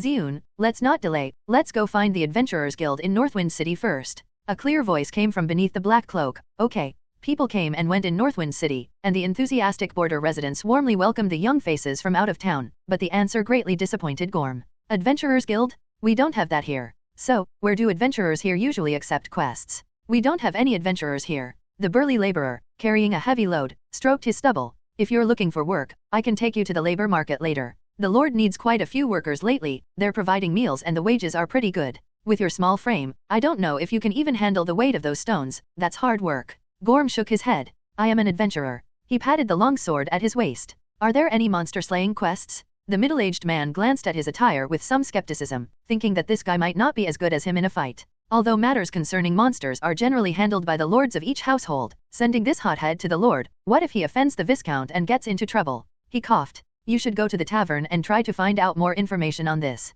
By the way, children shouldn't drink alcohol." After finishing his rambling, he picked up his pace, took a few quick steps, and soon disappeared into the crowd. Taverns? Those are places where adventurers exchange information, you're sure to get the answer there. And he's already 15, which makes him an adult, so there's no problem. It's just. Gorm turned his head. "Ziyun, what do you think? Should we go to the tavern here to gather information?" Ziyun, who had been silently following behind him, stopped. "We're new here, let's find a place to stay first. The tavern shouldn't be crowded during the day." "All right, we'll come back later to find out more." A hero won't be unable to afford food because he's broke. There are quite a few hotels in Northwind City. After all, it is the largest commercial area in the entire region, and merchants need places to rest and store their horses, mules, and goods. After haggling with the owner of a small inn, he booked 2 single rooms for 2 days for 3 copper coins. Although it was peak season, it was obvious that this remote hotel was hard to fill. "They booked 2 rooms for the 2 of us at a bargain price, but the environment wasn't very good. Gorm is just a bit immature, not stupid, or so he thinks.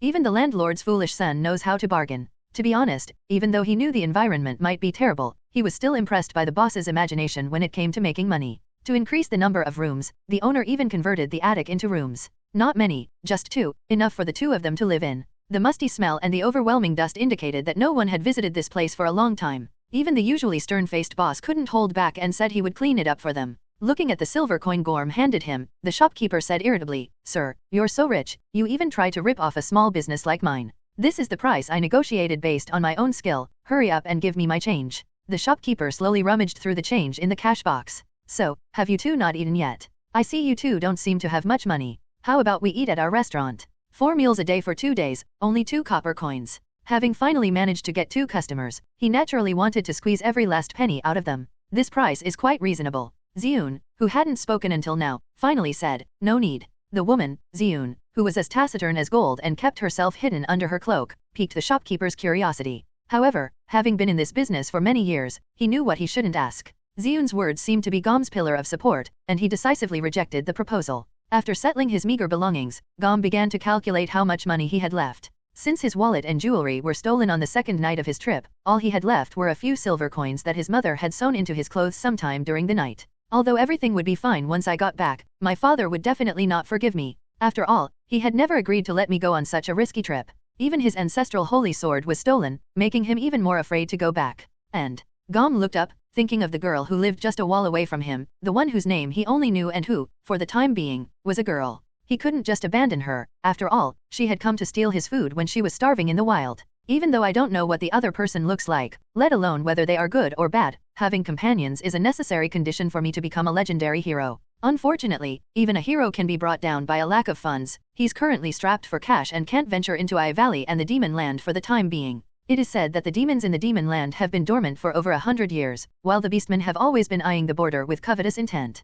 This is a perfect opportunity for me to make a name for myself. For now, we can only hunt monsters to save up some money, we'll deal with the rest later. Clutching the last dozen or so coins he had left, he led Ziyun to the tavern in the afternoon. The tavern was surprisingly quiet. The owner told them it only got a bit lively at night. After all, most of the drinkers were laborers, who usually worked for the Lord until the evening. As for the so-called adventurers, that's utter nonsense. There aren't even hunters here. All the wild animals on the territory belong to the Lord. But he kept it a secret. There's a bard here tonight. You might be able to get some information from him. In the end, after spending 2 cups of ale worth 6 coppers, this was all the information they could get. Yes, Gom drank 2 glasses by himself. I had originally planned to go out for a meal, but the prices deterred me, so I had to go back and accept the hotel owner's suggestion to have some thin porridge, pickled vegetables, and bread. Although the hotel owner's words were unpleasant, the amount of food provided for dinner was quite sufficient. 2 large pieces of bread each, a small dish of pickled vegetables, and a bowl of thin porridge as a drink. The taste wasn't great, but it was enough to fill 2 people up. As usual, Ziyun picked up her plate and returned to her room to eat. She always did this, and Gom was already used to it. The innkeeper was a short, stocky man. Contrary to his rugged appearance, he had a rather meticulous mind. Otherwise, it would have been difficult for him to open an inn in Northwind City. He naturally noticed this unusual scene, but he didn't intend to make a fuss about it. There were no other customers in the shop besides Gom at the time, and the two naturally started chatting. Judging from his accent, this guy isn't a local, is he? Gorm replied, chewing on his dry bread. Well, I'm a wandering adventurer. I came here after hearing that there were restless orcs on the border. Ha, as a newbie, you dare to come to the border? I advise you to save up some travel money and go back as soon as possible. You were lucky this year you didn't run into the orcs, otherwise, with your meager physique, you wouldn't even be enough for them to chew on. Gom swallowed the coarse bread with difficulty, and then gulped down several mouthfuls of porridge before finally managing to swallow it down. Don't let my appearance fool you, I'm a legitimate professional. Just a savage beastman, how could I possibly withstand my sword? The boss glanced at the brand new longsword at his waist and felt even more that this was just a delusional brat. All right, Sir Knight, but there are no orcs around right now. They won't cross the border to invade until at least winter. Until then, I advise you to work hard and save money. And while you're at it, rent a nicer room from me. Gom remained silent, simply chewing his bread in large bites. This bread was so poor quality that it was only the pickled vegetables inside that kept it edible, and even though Gom didn't like the spicy taste, he had no choice but to eat it. Seeing that he didn't answer, the shopkeeper didn't bother to persuade him further. He simply scooped a spoonful of pickled vegetables from the earthenware pot under the table and placed it in Gom's empty dish. A soft rustling sound came from upstairs, and Ziyun came down carrying an empty plate. The boss hadn't expected that the girl would eat even faster than Gom. He'd thought Ziyun couldn't finish her food. Anyway, let's find some work that can fill our stomachs first. No one will starve in Northwind City these days. After saying one last thing, he took the empty plate and left. Gom rubbed his belly, which hadn't swelled up in a long time, and let out a soft, comfortable groan. Ziyun, let's go meet the legendary bard. Ziyun didn't say anything, but silently followed behind him. Stepping into the bustling tavern, I saw the crowd huddled together, surrounding a person I couldn't quite make out. They arrived just in time. Today's story has reached its climax. Guess what? Right in front of everyone, Jose closed his eyes and entered a strange state. A sharp-eyed spectator whispered, "Oh no, he's about to break through." Seeing this, the Knight of Lacun showed no mercy, and swung his longsword down with such force that it nearly cleaved the arena in two. Freya tried to save him, but was stopped by the guards. This is a life-or-death duel, and even the king cannot stop it. At this extremely critical moment, Jose slowly opened his eyes. The bard's voice was drawn out, and as he spoke, the audience craned their necks even further. "Speak up. Then what? What about yours down there?" The drawn-out tone of his voice, like silk threads, enveloped the entire tavern, and as it drew to a close, everyone fell silent. This was followed by complaints. "I knew it, this elf never finishes speaking. I know, the next line is to find out what happens next, come back tomorrow." As usual, Riel took off his dark green hat, turned it upside down, and held it out to the crowd of onlookers. He said with a smile, "It's not that I didn't want to tell everyone, it's just that it's getting late, and many guests have already gone home and don't have time to hear it. Please bear with me." One longtime viewer bluntly said, "Screw you, the number of people coming to the bar has doubled. What do you think is the reason? It's just to hear your exclusive stories." That's what they said, but when the hat was presented to him, he still obediently tossed in a few coins. Human beings have always possessed a special kind of simple sentiment. What if he doesn't come tomorrow? Maybe it's because I didn't give him that 1 copper coin today. Good craftsmen are respected wherever they go, even bards are no exception. After circling around once, Riel could only carry the heavy hat back to the bar with both hands. To thank everyone for supporting his business, he began, as usual, to sing impromptu hymns. The songs mostly thanked traditional, ancient heroes and great figures for their achievements, and the listeners were captivated. "Boss, could you please give me a glass of ale and some change while you're at it?" The shopkeeper, who was already familiar with him, poured him a glass of ale. "At this rate," he said, "you'll exchange all the silver coins here." Riel chuckled sheepishly, "In that case, shall I leave?" "Absolutely not. If you leave, they'll definitely ruin my reputation." As he spoke, he had already counted the money, 9 copper coins and 5 copper coins. It seemed quite a few people had tipped the elf today. He took out a gleaming silver coin from his pocket and handed it to Riel. He was quite interested in this exclusive story and had asked Riel about the plot more than once. Unfortunately, he was always refused, with the excuse that it was not yet finished. As expected of a capable bard, his style of doing things is exactly as rumored. You told such a wonderful story, did you write it yourself? Riel turned to look at the boy beside him. He was used to being fawned over and answering the same questions over and over again. Well, not really, the inspiration came from other people. The aura of a professional. Riel's expression became slightly more serious. Is there something you need? I'd like to ask about the monsters near Northwind City. Monster, why are you looking for such dangerous things? Gom scratched his head sheepishly. Well, I'm a bit short on cash lately, I need to hunt monsters to sell for a good price. Adventurers who make a living by hunting monsters, that's the custom in other regions. Perhaps this seemingly weak boy is not so simple? As he pondered this, his gaze drifted to the cloaked figure who had been standing imperceptibly behind the boy. A strong sense of crisis washed over Riel, making his senses very uncomfortable. Only the Lord's word is law in this matter. If you'd like, I'll take you there tomorrow. The negotiations went surprisingly smoothly, and Gom agreed without hesitation. This elven poet is such a kind person, he thought. Well then, I have other matters to attend to, so I'll take my leave now. Riel waved to them. See you at the city gate tomorrow morning. The right thing to do is to hand any trouble over directly to the Lord. Comments.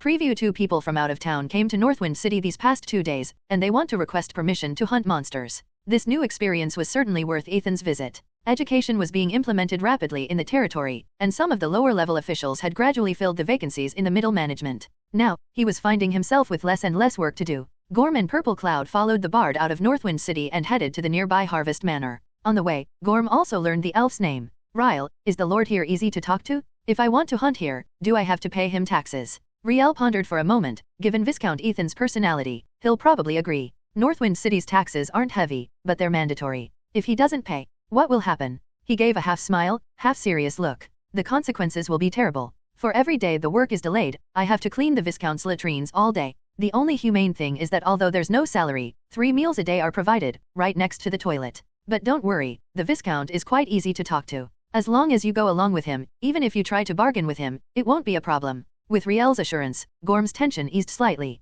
After all, he had heard far too many stories of wicked lords before he came. The bright spring sunshine made Ethan, who was lying in the chair, feel very warm. As he fiddled with a snow-white wolf hair he had plucked from his head, the group walked along the cobblestone path and arrived at this colorful garden. Before Gom could even state his purpose, he spoke directly. Please sit down. Gorm's carefully crafted greetings and polite manners vanished instantly, leaving him no choice but to sit down and await the next move. Make tea. The servants standing by hurried off to prepare tea, giving Ethan time to observe the so-called 2 adventurers more closely. This young man named Gom isn't very strong, he's probably just a knight squire, but I don't know what his class is. The other figure, shrouded in a cloak, possessed a concealed and obscure aura, making him difficult to deal with. However, his energy fluctuations were only at the level of a servant. Gorm felt immense pressure from Ethan's scrutinizing gaze, even though it wasn't his first time meeting a nobleman. He could only steel himself and say, Your Excellency Viscount Ethan, I am an adventurer who has traveled to this place and wish to hunt the monsters that plague humanity in your vicinity. I hope you will grant my request.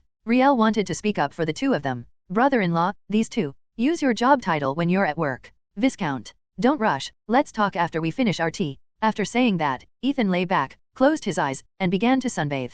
He drank cup after cup of tea, and just as the pot was empty, Ethan finally sat up slowly. He finally remembered Gom's possible origins. Are you a member of the Freedom Alliance? Yes, I come from the Kingdom of Bernal. Ethan downed the now-cold tea in one gulp. Does your family know about your adventures? Gorm tensed up. His parents were someone he absolutely couldn't let anyone else know about. They have agreed. That means I disagree. Seeing his bewildered expression, Ethan chuckled. All right, let's not talk about that anymore. I agree to this. Not just Northwind City, you can hunt freely throughout the entire Northwind region. If other lords ask, just mention my name. Then, tax. Of course, you don't need to pay. You need to tell me your rank first. Gorm answered honestly, Hunter. Hunters, no wonder they come out to hunt monsters. Only a place like the Free Alliance has such a thriving free hunting culture. The term hunter is a mysterious class. Unlike other extraordinary professions, they do not possess a substance collectively known as energy within their bodies. Only at the 5th rank will some hunters possess internal energy approaching that of battle aura. Their growth consists of 2 parts, one is using the corpses of monsters as materials to create their own unique weapons.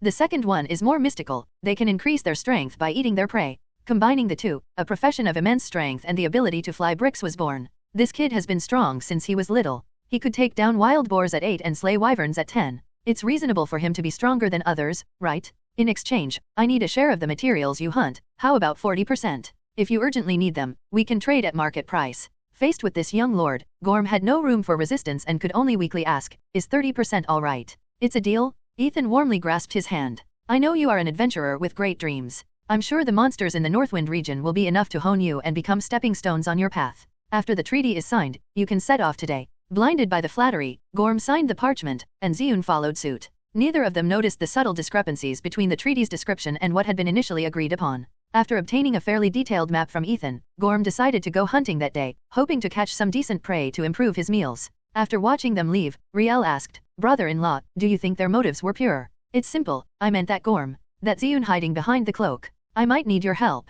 The bard nodded. It seemed his storyteller career was coming to an end soon. But is it really worth taking the risk for such a small amount of material? Ethan tapped his head. Risk? Do you think I'd allow something like that to exist? Hassan Gorm is the son of Hassan, a wealthy businessman from the Free Alliance. His father is quite influential, having achieved the rank of honorary earl through business. He's certainly very wealthy. Don't say I'm ripping you off. The landlord's foolish son is also a very popular subject in storybooks. If you draw inspiration from their lives, your storytelling will be even more successful. The elf's eyes brightened like green agate, and writing had replaced archery as the most important part of his life. If the concept of job change didn't exist, he would have loved to become a true bard. However, let me remind you of a fatal flaw in drawing inspiration from everyday life. Riel stared expectantly at Ethan. What is it, brother-in-law? There are some outrageous things that can't be written into storybooks, because storybooks need to be logical, while reality doesn't. You need to remember that. Is it really that outrageous? Ethan smiled without saying a word. Some things take time to understand. Just like the things he experienced in his past life.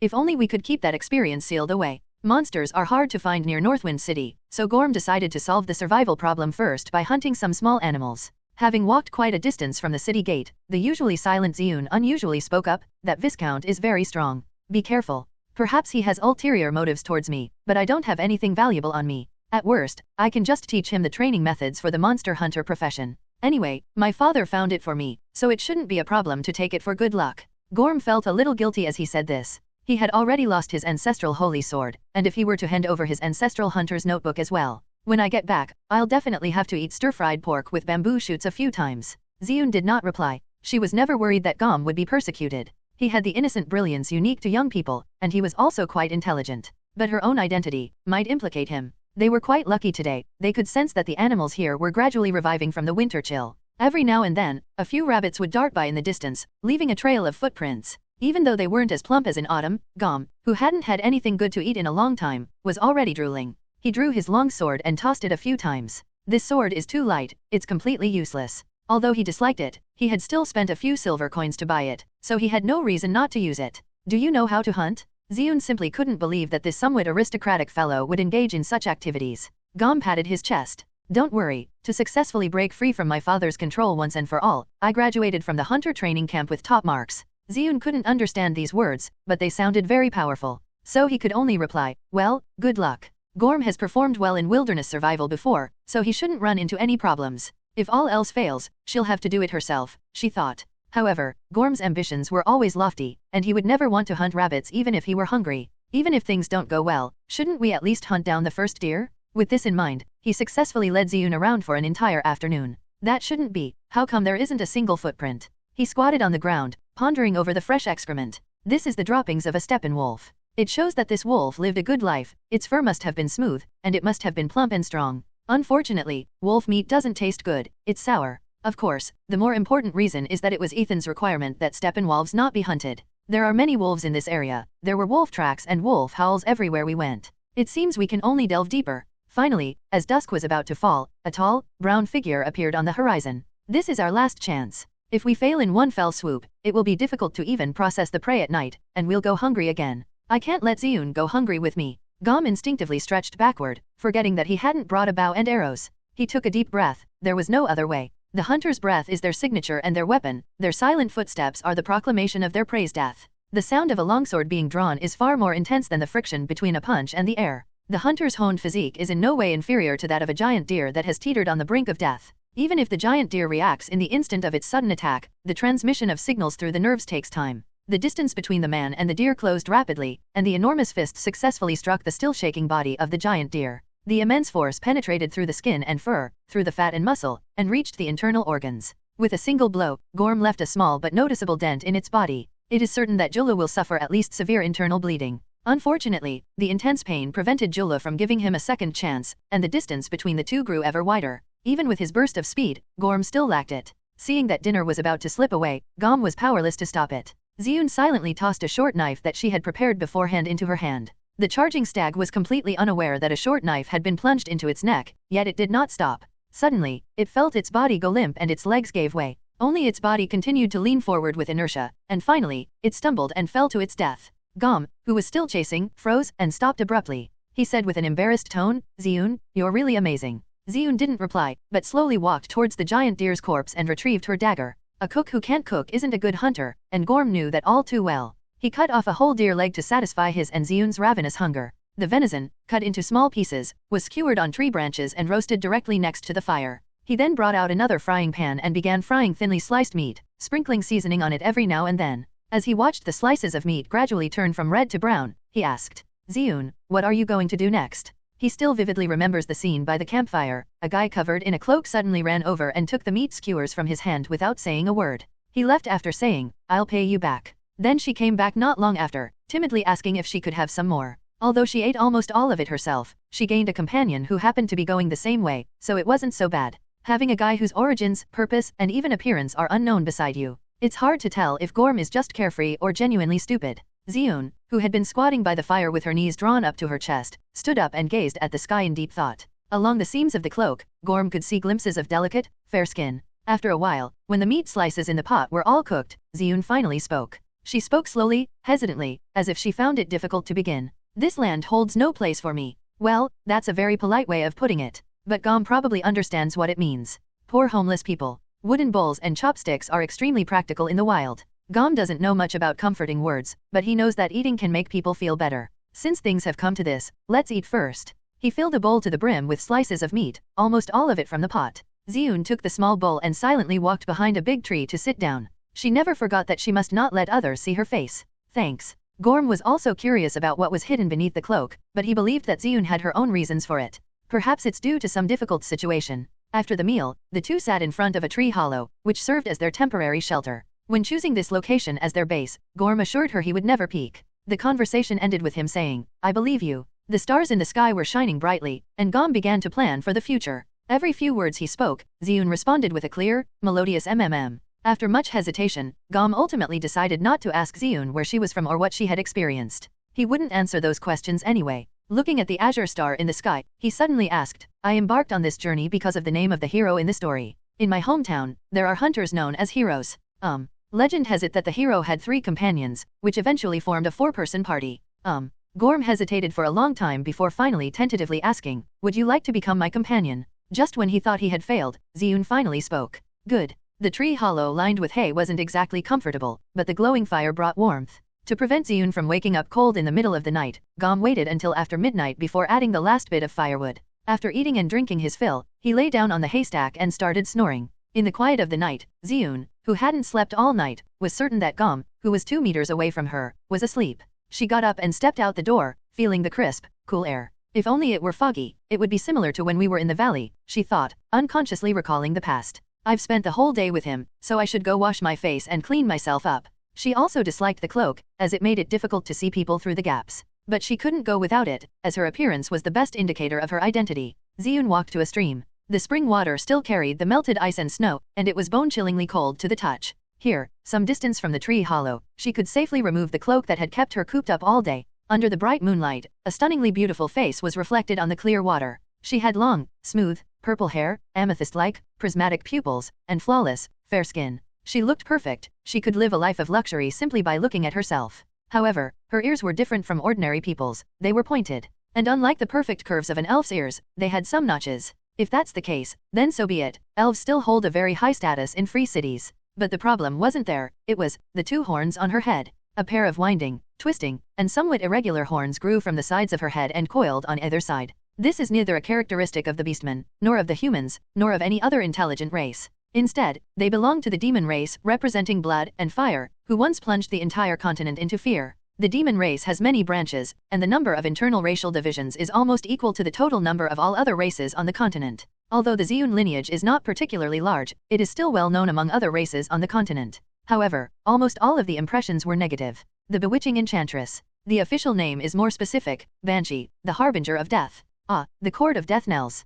Ziyun chuckled self-deprecatingly and took out a bone flute that she treasured from her bosom. These were the last things her family left her. A melodious tune rises, and a song representing longing and sorrow spreads between heaven and earth. Banshees, the harbingers of death, often appear after a war has ended, whether the Continental Coalition is the victor or the demon army is the winner. They would all appear, playing music and singing for the dead. Even our own people are no exception. The Demon King rarely requires the Banshees to engage in direct combat, and their magic is not well suited for large-scale battles, as it could easily injure other demons. The Banshee's shriek is not something everyone can withstand. Thus, a peculiar rule arose on the battlefield. When you encounter a Banshee on the battlefield, the war is nearing its end. You don't have to attack a Banshee when you see one. This is the only special privilege among all demons. Let them finish their performance and send their comrade on his way. They will naturally leave. It's a pity that trust can be destroyed in an instant. In the last war against the demons, the Allied forces successfully invaded the demon lands, killing and burning along the way, indulging in the pleasures of being the dominant force. As they passed through the Valley of the Banshees, the bloodthirsty Allied forces did not distinguish between different types of demons and simply slaughtered them.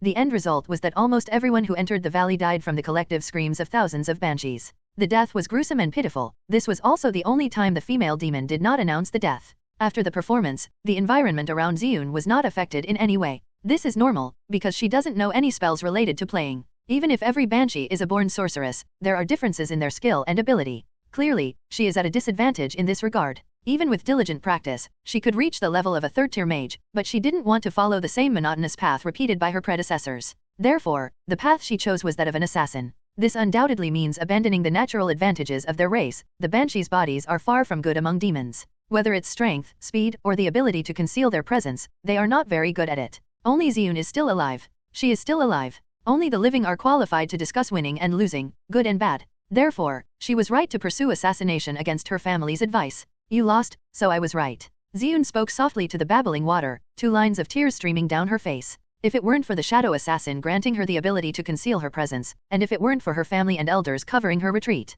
she was practically the last of the Banshees. The last one, the pure-blooded Banshee. The icy stream washed away her tears, carrying away the succubus's longing and brief sorrow. Ziyun carefully put away the bone flute, donned her cloak, and resumed her usual aloof demeanor. She returned to the camp and found that Gom had already rekindled the firewood, and freshly cut venison chops were sizzling and dripping oil in a pan. Seeing Ziyun, he scratched his head sheepishly. I woke up hungry in the middle of the night, so I got up to get something to eat. Would you like some too? It's obvious that the initial plan was to only eat this much and sell the rest. This plan failed because Ziyun ate too much. Ziyun remained silent, simply sitting quietly with her hands around her knees beside the blazing campfire. Both the hunter and the assassin had bigger appetites than either side had anticipated. They ate a giant deer for half the night. As the sky began to glow red and dawn approached, Gom sat down on the ground with a satisfied expression, letting out a soft, contented hum. Monster hunting is a very mysterious profession. Theoretically, only monsters that you kill yourself can provide you with bonuses. However, Gom could feel a faint power surging within his body, gradually condensing into a newfound strength.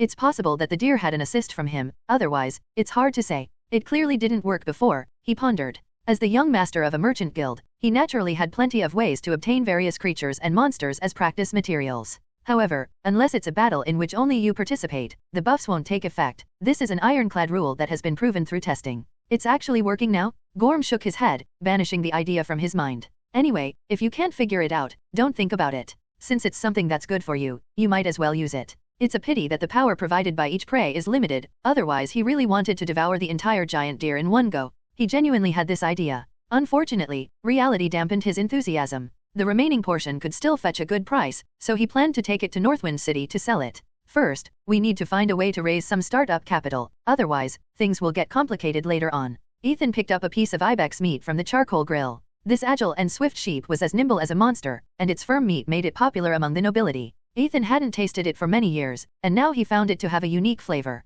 Wolf took a bite out of the chopsticks and chewed happily. For a wolf, nothing is more enjoyable than eating meat. I wish I could eat meat every day, she mumbled indistinctly. Ethan shook his head. Where would you get so many ibex to eat every day? This burl was Gom's prey, and he had specially sent it over. To be fair, this kid is quite sensible. He's been going to Harvest Manor quite often these past few months, and even the servants have become familiar with him. Recently, everyone in Northwind City knows that a lucky fellow has obtained the Lord's hunting license and can bring in fresh prey every few days. This was quite novel for wealthy families who were used to eating pork and mutton, and they would buy it to try it almost every few days. The abundant resources brought about a rapid increase in strength. Every time Ethan met him, he could feel the fluctuations of Gorm's aura, a wild and undisguised pure aura. Although it couldn't withstand a single sword strike from me. However, this spectacle of one person driving the entire city forward gave Ethan a new idea. A bull, completely wrapped in burlap, strode in. Master, madam, what can I do for you? Before Ethan could speak, he volunteered. The integrated orc warriors are ready and can deliver a fatal blow to those who don't obey your orders at any time.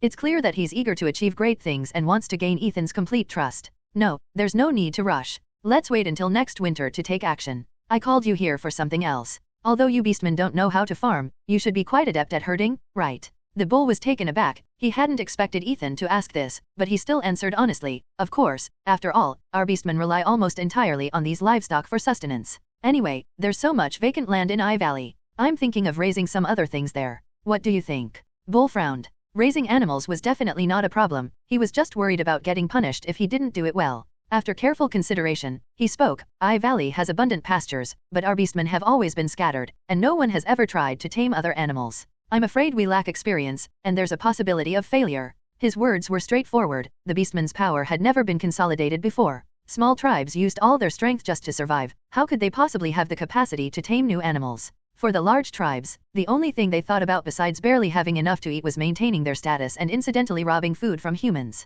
After all, getting something for nothing is always faster than working hard. It doesn't matter. You can send more people at once and try several times. As long as one succeeds, we will benefit greatly. Then, sir, when shall I begin? No rush, I'll let you know when the original stock arrives. Bull retreated as instructed, while Gorm entered the fray at the same time. He glanced curiously at the departing bull. A bull of that size would surely be formidable as a hunter. Top hunters are all tall and strong, especially those with a power-type physique like him. Although he's nearly 1.9 meters tall, which isn't short, he'd still be considered a lowly among them. Gorm sat down opposite Ethan with Ziyun in a very relaxed manner. He had never liked complicated formalities, and Ethan was the same way, which suited him perfectly. Because of this, the two often chatted and unknowingly became quite familiar with each other. Viscount, what business do you have with us? Gorm skillfully picked up the teapot and poured tea for the two of them. Ethan cut to the chase. You hunters, as a profession passed down through generations, must be very familiar with the habits of many prey, right? That's natural, otherwise hunting would be difficult. I mean the part that helps with raising them. I'm very curious about those wild animals, so. A thick book was tossed over. This is my family's heirloom hunter's notebook. Viscount, feel free to take it and use it. Ethan couldn't voice the conditions he had prepared in his mind, so he could only agree. Good. This guy's generosity is simply unbelievable. It makes you wonder if he's out of his mind. Only Gorm himself knew how wonderful the border was to him. In Bernal, there are almost more hunters than monsters, and each monster requires a guild-issued permit to hunt. Reckless hunting can result in being charged with damaging the ecosystem and stripped of one's hunter status. Here, not only are there no high-level monsters threatening his life, but he also has almost no competitors, and there are even a few suitable opponents who can put him in a tough fight. He estimated that if he stayed there, he would eventually reach the 3rd rank, and then returning home would be a triumphant return. Therefore, as long as one can cultivate a good relationship with the head of this land, Ethan, advancement is practically within reach. Ethan cleared his throat. Since you're so straightforward, I'll get straight to the point. I'll be assigning you tasks to capture different prey and deliver them to you. The reward is generous. Gorm nodded.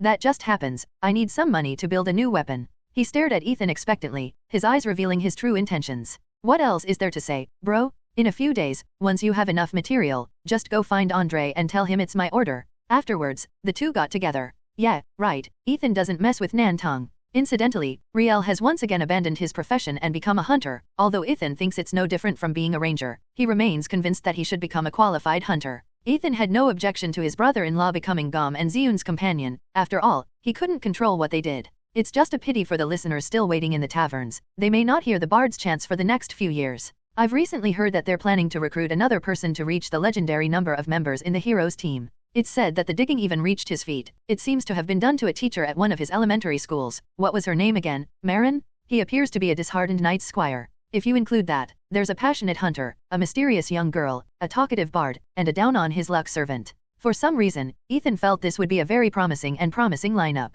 It sounds like a story from a folk tale. Comments. Previous 3 years later, Ethan sat in the chair, staring blankly at the portrait in front of him. The painting is quite old, but it is still very well preserved, and even the frame is always kept spotless. In the quiet afternoon, the golden afterglow streamed through the study window onto the polished floor, casting a long shadow of Ethan and his chair. He's been sitting here all day, and this happens every year. The study was a safe haven for every nobleman, and no one dared to disturb the master who was in the study. This can be seen as a symbol of their freedom. However, there is one person in the manor who has special privileges, and he is the only one among Ethan's many confidants and lovers. A noblewoman silently opened the study door and tiptoed to his side. Wolf naturally nestled into his arms, looking at the portrait with him. Young master is watching mother again.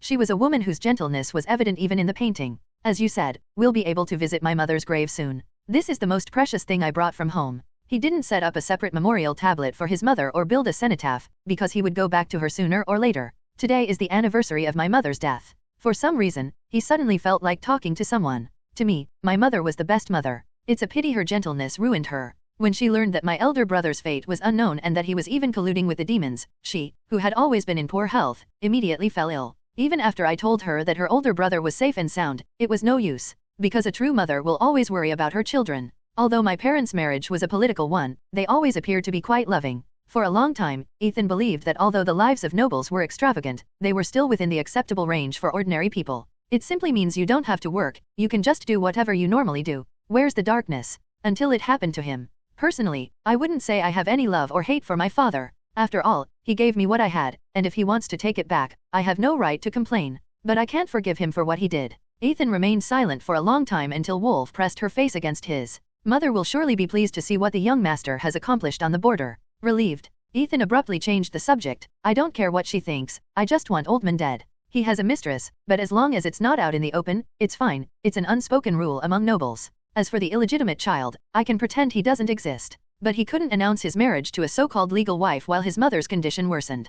At that time, my mother's illness was already very serious, and she didn't even have the strength to speak every day. But that BD, while his mother was lucid, simply walked over and coldly said, I need you to give up your status as a wife, before turning and leaving. He wasn't even willing to wait a little longer, until his mother passed away. As darkness fell, shadows enveloped the portrait and Ethan. Wolf, nobles are the most cold-blooded and ruthless creatures in the world. They will pay any price to maintain their status, even the lives of their closest relatives. He looked at the portrait opposite him, where his mother, who could never come back to life, still radiated tender love. Looking at him, I will make them pay. I will be with you. It's already evening. If you don't want to become a heartbreaking figure like your father, then listen to your wife and eat your dinner. Wolf was more concerned about her husband's health. Eating was the most important thing of the day for her. Ethan composed himself, picked her up, and stood up. He carefully hung up the portrait. The departure of a loved one is never a sudden storm, but rather the dampness of a lifetime. Boom. The heavy pine door was pushed open with difficulty by the guard, creaking loudly due to years of neglect, and exuding a musty smell like an old man nearing the end of his life. Lord Dongyi's expression was not good. Clearly, his servants had forgotten to maintain the heavy door. As he stepped into the ancient meeting hall, he could almost hear the clamor of his ancestors swearing blood oaths and raising their cups in celebration. Dust kicked up by his footsteps created a beautiful Tyndall effect under the sunlight. His confidant, practically the second most important figure in the Dongyi family, followed behind the knight captain, who said in a deep voice, Patriarch, are we really going to activate the Blood Oath Hall? Our current opponents are just some weaklings, our soldiers are more than capable of handling them. Dong Yeziju stood beside a row of wooden chairs, and with a gentle press of his fingers, the wood, weathered by time, was broken into irregular shapes. Back then, this was top-quality timber transported from the north. The composed middle-aged man turned around and looked at his younger brother. Knights, barons, viscounts 167 nobles, large and small, once gathered here, banding together for survival, using every ounce of their strength. Do you remember them? Before the knight captain could answer, he said, a few years ago, the title of Viscount Northwind changed hands. It's said to have been given to a knight who had just arrived at the border. Do you think the Colin family could have gotten that idea back then? The knight captain looked up at the mural in front of him, painted to commemorate the victory years ago. Now, even the paint that was once said to never fade has succumbed to time. Does the patriarch mean we should ask outsiders for help? Since our generation hasn't had the chance to pay respects yet, let's take this opportunity to meet them and let everyone get to know the new master of the North Wind. Vicky, don't let your guard down. Dong Yeziju gave her younger brother a meaningful look, then turned and left. Time is something that can destroy everything. The covenant signed by the 167 nobles, along with some of the nobles themselves, has disappeared into the long river of time. Nowadays, apart from a few viscounts, few nobles know about this ancient history. Just like the name Demon King cult. Ethan glanced at the letter in his hand, his eyes darting out of the corner of his eye to the old knight who was leisurely sipping his tea. Sir Harrison, I have received your letter. Stay here for 2 more days before returning. The old knight readily agreed. Thank you for your kindness, Viscount. It just so happens that this old man hasn't been to Northwind City in a long time, so I'll take a stroll around. He was very interested in the young Viscount and the new city, but Ethan didn't give him a chance to linger and soon had someone take him away to rest. Ethan's fingers unconsciously tapped the pale yellow paper. He had heard of Lord Donguse's name before, or rather, it was necessary knowledge. Northwind, Eastleaf, Westwood, and South Rock, a total of 4 Viscounts. Although they are only Viscounts, they hold a fairly prestigious title in the Wasteland province. The 4 heroes of the border region. The origin of the titles is unknown, but judging from various clues, the ancestors of these families were at least very close brothers. That's roughly equivalent to a count. By leaving herself in such a large area, one can imagine how well that stepmother had considered everything. Judging from the current situation, it seems that this generation of Viscount Northwind doesn't have a good relationship with his brothers. The entire family has been wiped out, and none of the others have been seen to make a move. Of course, it's also possible that contact was lost and the others had no idea what happened to Bai Feng. However, it's also possible that the families had already severed ties and gone to war. Over the years, anything can happen, especially among the aristocracy, known for their aloofness. It's hard to say exactly what the purpose of this invitation is. Is it to avenge the deceased Colin family, or simply to get to know them? The former is highly unlikely, since no one would care about a dead person. However, Yaziju's words in the letter were quite sincere, and there was a hint of anxiety, as if he had no choice but to go. He seemed to mention this casually in the letter, noting that there had been cult activity in the Dongyi area recently. Ethan hesitated for a moment, but had already made up his mind. Even if it's a trap, I'll go. His plan was that if anything happened, he could put his sword to someone else's neck to ensure his own safe return. His swordsmanship has not deteriorated in recent years. No matter how bad things get, he's still at least a third-tier knight, someone other Viscounts have to look up to. This time, I happened to take Catherine out with me. When it comes to things related to cults, you need a knowledgeable and experienced monk. Although Catherine's knowledge wasn't particularly extensive, she at least read through all the books in Ethan's study. Catherine, who was reading in her own room/laboratory, was successfully disturbed by an uninvited guest. Because she read a lot, she started wearing glasses at this age. Although she might not need them, she observed that the young master probably preferred them that way, so she continued to wear them.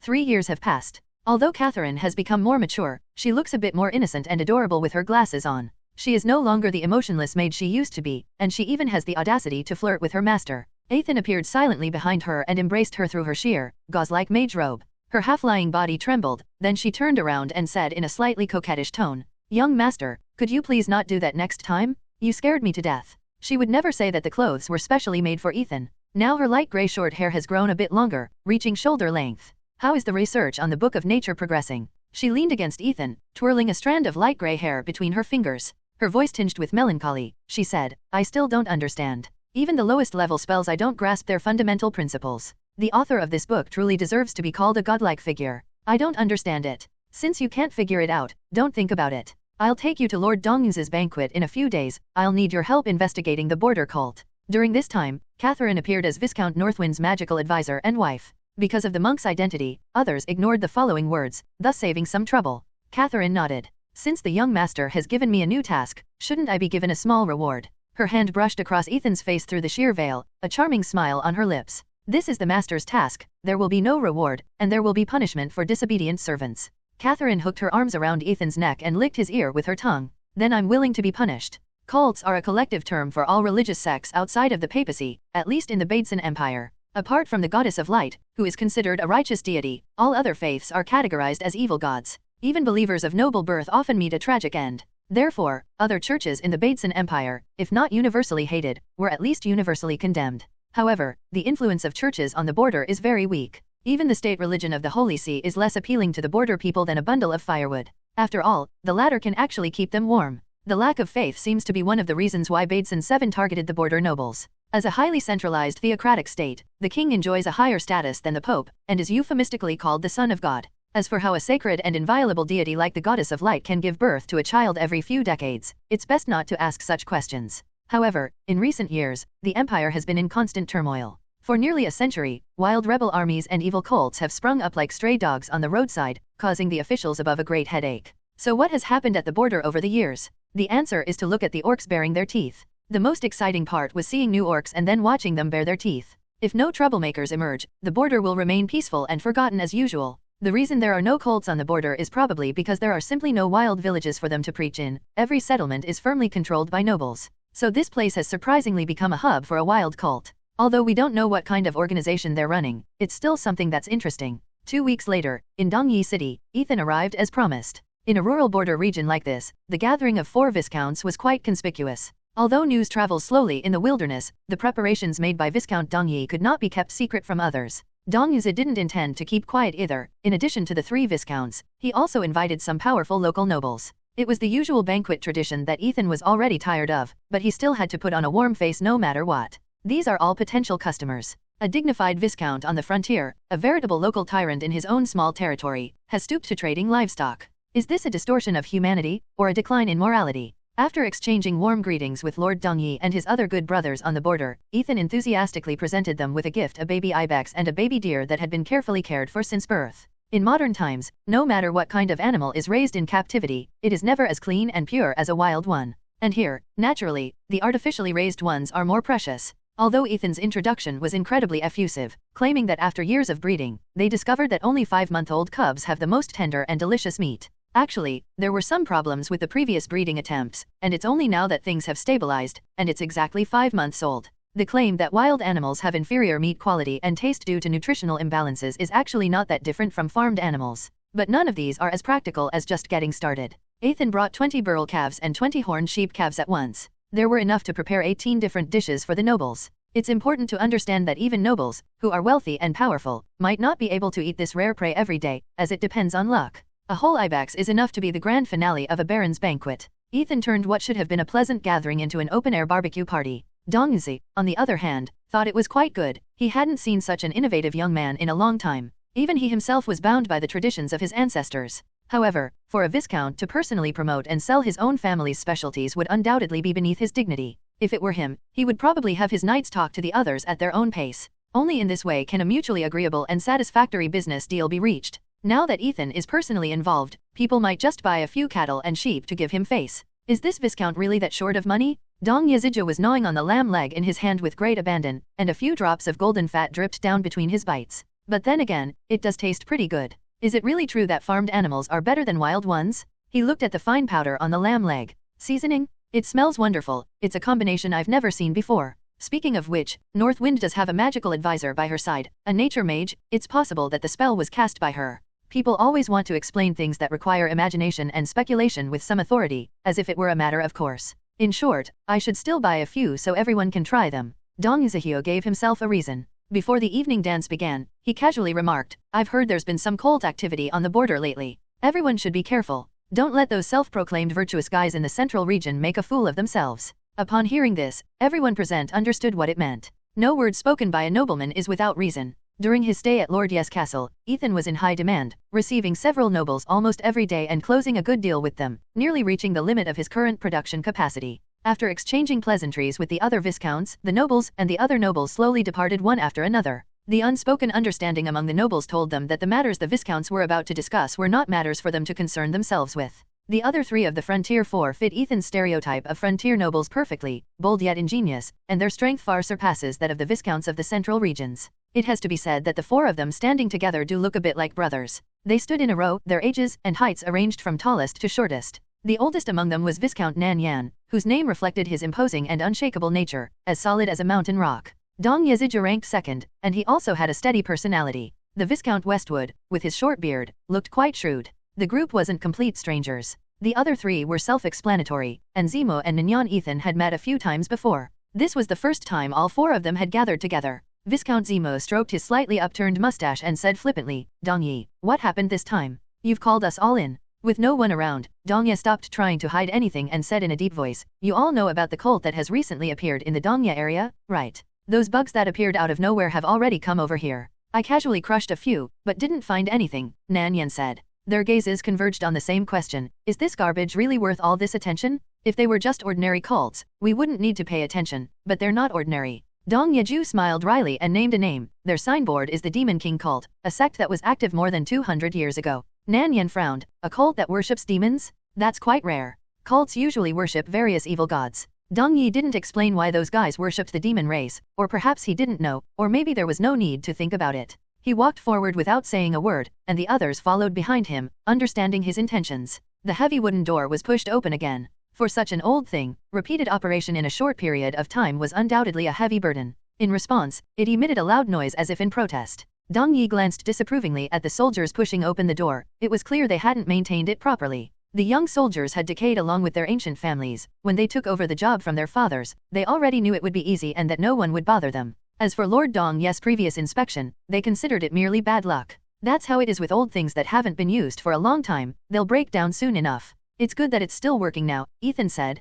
Dong Yi picked up where he left off. Yes, this door was exquisitely crafted back then. It's a pity it hasn't been opened in so long. The remaining two remained silent. As the door opened, they recognized where they were. Blood Oath Hall. Dong Yi, has the situation become that critical? Zimu asked. His expression was very solemn, as if things had truly reached a point of no return. Only Ethan looked completely bewildered. He had never heard of this place before. However, it looks like a very solemn and dignified place, especially the 4 portraits hanging on the wall. 4 burly noblemen, clad in armor, with serious expressions and resolute gazes. Judging from the style of the armor, it is quite old and of a high grade. Ancestors of the 4 heroes of the borderlands. Looking at the portrait of his ancestor, Dong Ye slowly said, about 230 years ago, the demon clan tentatively sent an advance force to the Wasteland province to scout out the situation. Nan Yin coldly stated, according to official records, the last attack by the demon race was 180 years ago. Full-scale offensive. We made up for 50 of those gaps. Dong Ye continued, as the border region directly adjacent to the demon realm, it naturally suffered the greatest impact. It's just a pity that in this time of crisis, no one reached out to our ancestors. They even gave us a strict order, forbidding us from relinquishing our territory. Zimu spoke up, the so-called responsibility of nobles to defend their territory has always been just an excuse used by the king to restrict us. 167 nobles, with no other options, gathered here with their people from their territories. At that time, the border nobles had nowhere left to retreat. Put aside hatred and prejudice, and unite against a common enemy. A single, light word, like a piece of duckweed drifting into the boundless sea. Heaven knows how they fought against the demons with a death wish back then. There were at least 200 well-trained elite knights in total, but on the battlefield against the demons, they were only slightly stronger than ordinary demon soldiers. As for human soldiers, according to later statistics, the casualty ratio was approximately 4-1. It's important to know that the statistical sample includes legions with titles such as Duke and Royalty. The border soldiers are somewhat stronger than those of ordinary nobles, but they are probably not much better. The fate of the more than 100 nobles is probably self-evident. Only 4 people showed up today. Even a probing advance force was enough to push the border nobles to that point, let alone the general offensive that came decades later. The reason for the long delay was probably that the fierce resistance at the border led the demons to misjudge the Empire's strength. Therefore, it's understandable that the cult operating under the banner of the Demon King elicited such a strong reaction from Dong Yeziju. The demons. Ethan had never seen them before and could only infer their habits from fragments of information in books.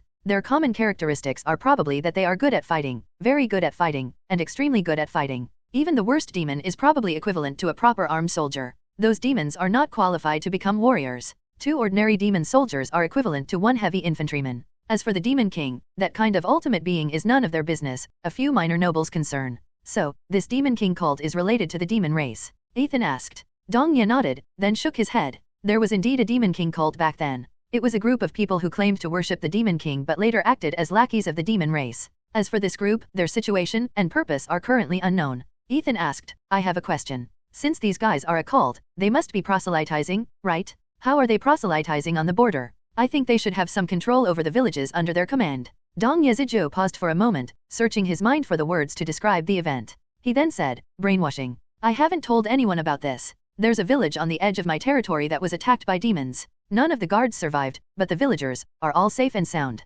Based on Lord Dong Yi's description, Ethan roughly understood what the situation was like. When the anomaly was discovered, 2 months had passed since the attack. The reason they were discovered was that it was time for the garrison soldiers to be rotated out. During this period, the villagers did not act strangely, and even paid their taxes in full. It was only when the new soldiers discovered their comrade's body hanging from a wooden stake in the village that they were horrified to find the villagers looking at the stake with empty, devout eyes. Those who witnessed the incident have been placed under house arrest, and the villagers, I gave them a dignified death. We didn't get anything out of them, we only found traces of them during the search. Then what? Dong Yi turned around. They charged at us like they were committing suicide, yelling that the Demon King was coming to his death. After all that, they only found the lower-level believers. They don't even know if there are any priests of slightly higher rank left. So we might not even know who our enemy is. Dong Yi nodded. That's right. I came here simply to remind everyone to be extra careful. What if they really do have connections with the demons? Brothers, we can't rely on anyone else. The atmosphere froze instantly. That was an undeniable fact. Let alone demons, they have to face anything they can't defeat on their own.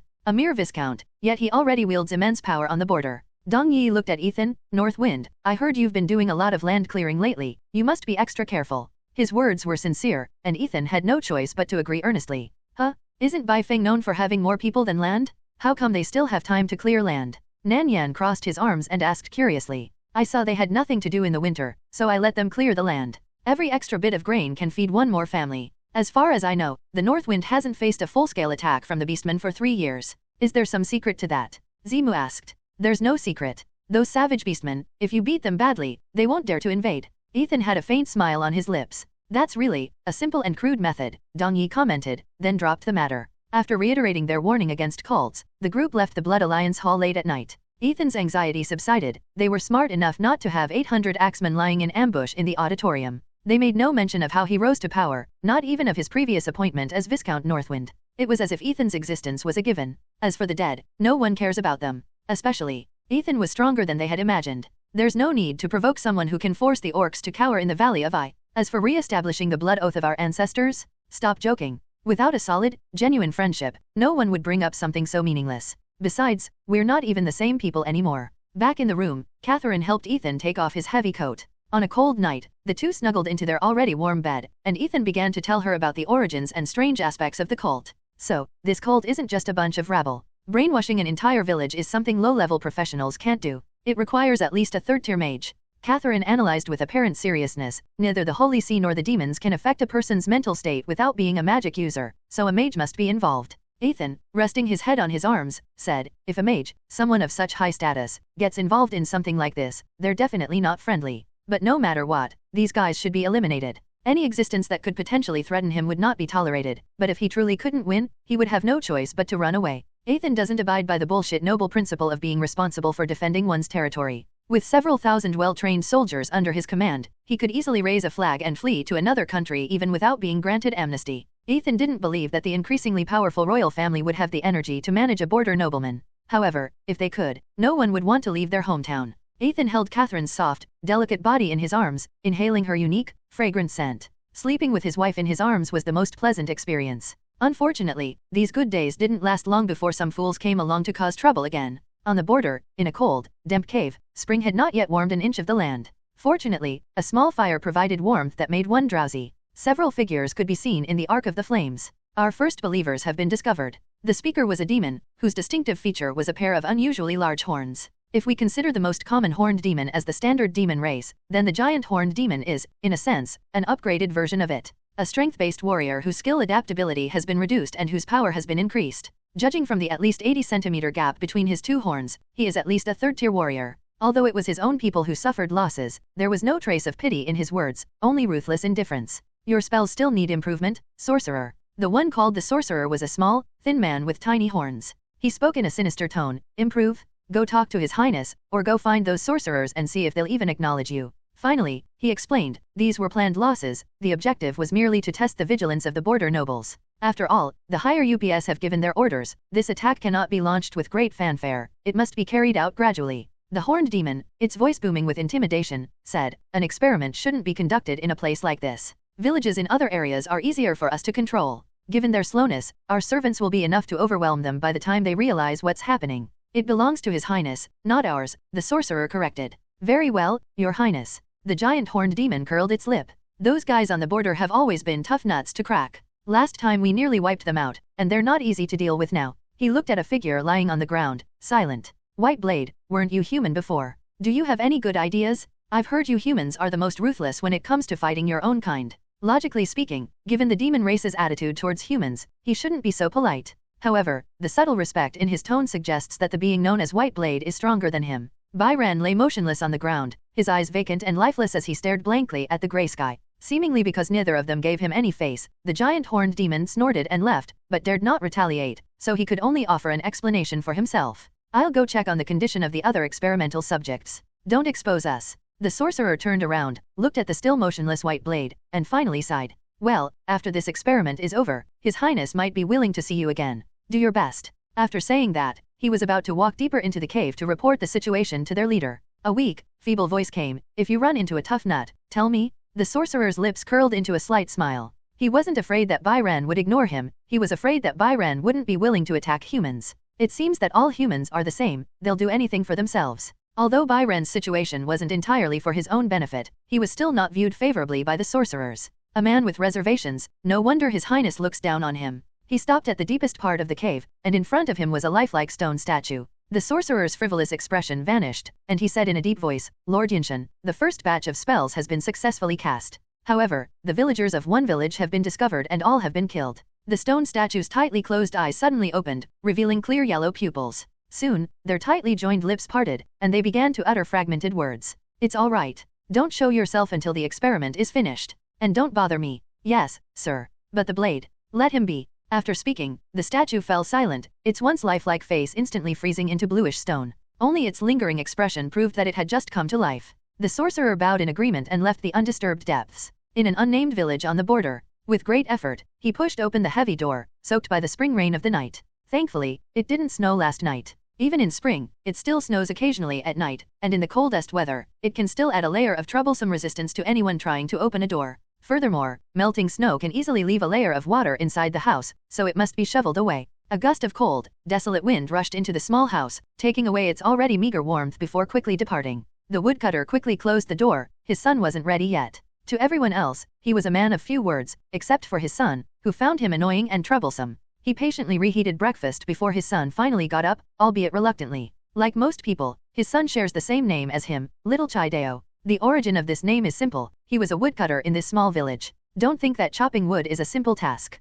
They have been chopping wood here for 5 or 6 generations, and they also make charcoal. The villages contained not only serfs but also a small number of free people, a common demographic composition on the border. Because those who manage serfs always need some special treatment to demonstrate their status, such as being allocated charcoal in winter to burn in the stove for heating. The job of the woodcutter was to select the best firewood, burn it into charcoal, and sell it to the soldiers who guarded the serfs. According to the new viscount, they were squad leaders and company commanders. This was not a complete squadron, it only had half the required number of men. Besides the serfs, they also had to farm the land themselves, but their treatment was much better. Little Chideo gulped down the steaming porridge, occasionally stuffing bread into it to soften the hard crust. Their lives were not bad, they could eat at least 3 meals a day, though they were only half full, but Chideo was content. After calming his hungry stomach, Xiao Chideo, carrying his still new machete and rope, followed his father out the door. He clicked his tongue in dissatisfaction. I heard that people who work in Northwind City get 3 meals a day, all you can eat. The man with the machete didn't reply, he simply led the way in silence. He had naturally heard a lot about these things from the soldiers. We even get to eat meat, and the wages are higher than what we get for chopping wood. Thinking about how long it had been since he'd tasted meat, Xiao Chideo suddenly felt as if all the bland soup in his stomach had been digested, and he was instantly hungry. Going to Northwind City requires complicated procedures, and the journey isn't safe either. When Chideo finally spoke, his words were full of worry. Perhaps Xiao Chideo was tired of his father's constant admonitions, for he said impatiently, "Do you want me to spend my whole life chopping firewood in this little village like you?" Chopping wood, there's nothing wrong with that, the woodcutter explained. This is at least a skilled trade, it shouldn't be easily taken away by others. How could anyone be so foolish as to try and steal our business? Little Chideo muttered in dissatisfaction, running ahead of his father. Watching his son's figure recede into the distance, Chideo couldn't help but sigh. He felt that life was pretty good now, he wasn't starving, and the new lord treated them well, with low taxes and welfare benefits. During the Lunar New Year, the free people celebrated with the station soldiers, enjoying several good meals and drinks, and even receiving a few sausages. He couldn't bear to eat it himself, so he only shared a piece with his greedy wife and son. Northwind City. Chideo thought about his savings. For a young man just starting out, it was a huge sum of money, but for Baifeng City, it was nothing. He had been to Northwind City. As a skilled craftsman, anyone could be called over by the master to work. That's definitely a great place, the food and drink there are much better than in this little village. But in the end, he couldn't bear to leave this land. Moreover, if you want to work in Northwind City, having no fixed abode is also a problem. 86 silver coins and a pile of copper coins, this was his savings accumulated over a long period of time. In a place like Northwind City, a house would cost at least 1 gold coin. Chideo shook his head, feeling that he was still far from achieving this goal and it couldn't be realized in the short term. But the son needs some comfort. Maybe we can tell him to wait a few years, it won't be too late then. After all, their income will be higher once their son grows up. While he was lost in thought, Xiao Chideo had already disappeared in a flash, displaying the full vitality of youth. Chideo smiled and shook his head. He and his son had an unspoken understanding. His son would be waiting for him at the destination.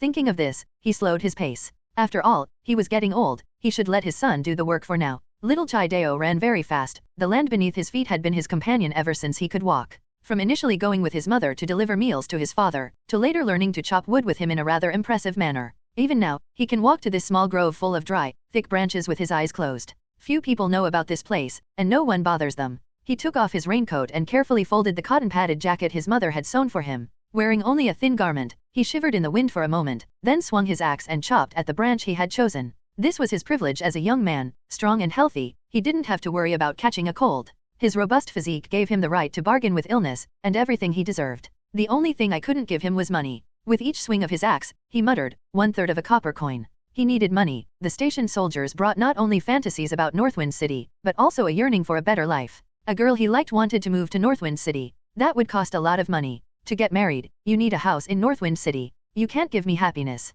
The girl said this, and they parted ways, never to meet again. The small machete mechanically chopped at the trees in front of it. Their daily income was extremely fixed, 10 copper coins a day in winter, and only 8 left in spring. In summer and autumn, when charcoal is no longer needed, the situation becomes even more dire, with only 3 to 5 charcoal produced a day. His father was lucky if he could save 10 silver coins a year. Even including myself, to be honest, the village's demand for firewood is limited. Boom! A not-so-thick tree crashed to the ground, ending its 20-year life. Before his father could catch up, Xiao Chai Dao wiped the sweat from his body with a blackened rag, otherwise, his body would quickly lose its temperature. He rested for a while, leaning on his axe. Suddenly, a person appeared beside him and asked, "Young man, do you have faith?" Startled by the voice behind him, Xiao Chai Dao grabbed his axe, turned around, and asked, "Who's there?" The sorcerer, dressed in a thick mage's robe, removed his hat. "I am a passing traveler, child." He bowed with the elegance of a nobleman, making Xiao Chai Dao realize that the visitor was no ordinary person. Seeing that it was a well-dressed old man, Xiao Chai Dao released the axe from his hand.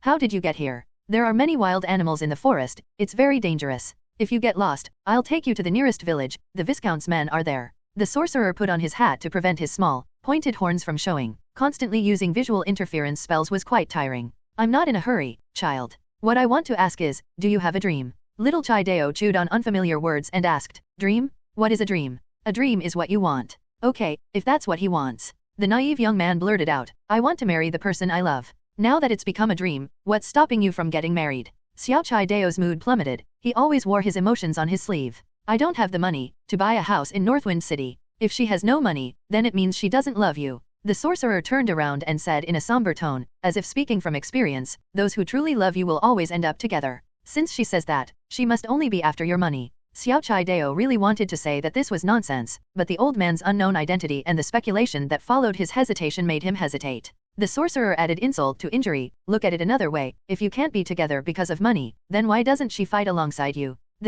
She's a good girl." The sorcerer smiled without saying a word. Such a ridiculous and absurd dream was perfect material for experimentation, and the easiest to control. To avoid wasting time, he got straight to the point. "In that case, I'll help you." Little Chai Dao thought he had stumbled upon a legendary tale from the tavern, and that the other person was a kind and helpful sage. The next second, he saw the sorcerer's eyes change from deep purple to fiery red. Thump! The axe slipped from his hand and fell to the ground, a hint of red appearing deep in his brown eyes. Seeing that the spell had been successfully cast, the sorcerer did not linger. His entire body transformed into a cloud of black mist and dissipated into the world. Chai Dao, who had been slowly approaching from behind, saw his son standing there in a daze and ran over, saying with concern, "I told you not to take off your clothes, now you're freezing." As he spoke, he put the small firewood knife on his coat, which was lying on the ground, on him. "I used to be just as fearless of the cold as you, but now I'm sick with it. Be careful." Although his father said the same thing to him back then, and he didn't listen. After a while, Xiao Chai Dao, having regained consciousness, shook his head and came back to his senses. "I'm fine." The man with the machete gave him a suspicious look, then began to work. Xiao Chai Dao didn't utter a single word all day, leading his father to believe he had caught a cold. He needs to rest for a few days, thought Chai Dao. In the evening, Chai Dao fried him a sausage, and the aroma that filled the air whetted everyone's appetite. Little Chai Dao ate silently, his expression indifferent, which made Chai Dao feel even more sorry for him. In the dead of night, Xiao Chai Dao opened his scarlet eyes in the darkness. Money. Effort pays off, faith. Just by thinking about the Demon King, I can obtain everything. He pushed open the door, knelt down devoutly in the open space, and made a gesture of prayer. A crimson figure gradually took shape in his mind. Even from just a complete shadow, he was immersed in a strange illusion. In the illusion, he went to Northwind City, gained recognition, and acquired status and wealth. It was a very brief moment. A profound happiness followed. He married a girl from the village named Scissors, received a perfect wedding and blessings, and began the life he had always imagined. He spent 40 years in the illusion without ever growing old, which made him unable to extricate himself from it. Finally, the cold wind shattered his beautiful dream. He'll freeze to death if he doesn't wake up soon. He shivered as he crawled into bed, but couldn't help continuing his fantasies. But he couldn't remember anything from the dream, except, he worshipped the Demon King. The more you keep praising the Demon King, the better your dreams will become. The next day, Chai Deo discovered that his son had slept almost the entire day. He didn't think much of it, that's how it is when someone is sick. It wasn't until he chopped wood with his son again that he noticed his son seemed numb, not uttering a single word the entire time. Chai Deo assumed that he had just lost his mind from the fever and needed to rest more. But all of this reality was just a fleeting moment to Xiao Chai Deo. Only the dreams one enters when worshipping the Demon King are real. Third-tier composite spell, illusions and sensory confusion. Using the idea of worshipping the Demon King as a signal, stimulate the already cast illusion, thus entering the signal. Simultaneously, sensory confusion takes effect, reducing the body's sensory warning levels, prolonging the tactile experience of the dream, and shortening the time in reality. If that were all, it wouldn't be a big deal. After all, a spell that only affects a single target and requires a third-tier mage to cast is rather useless.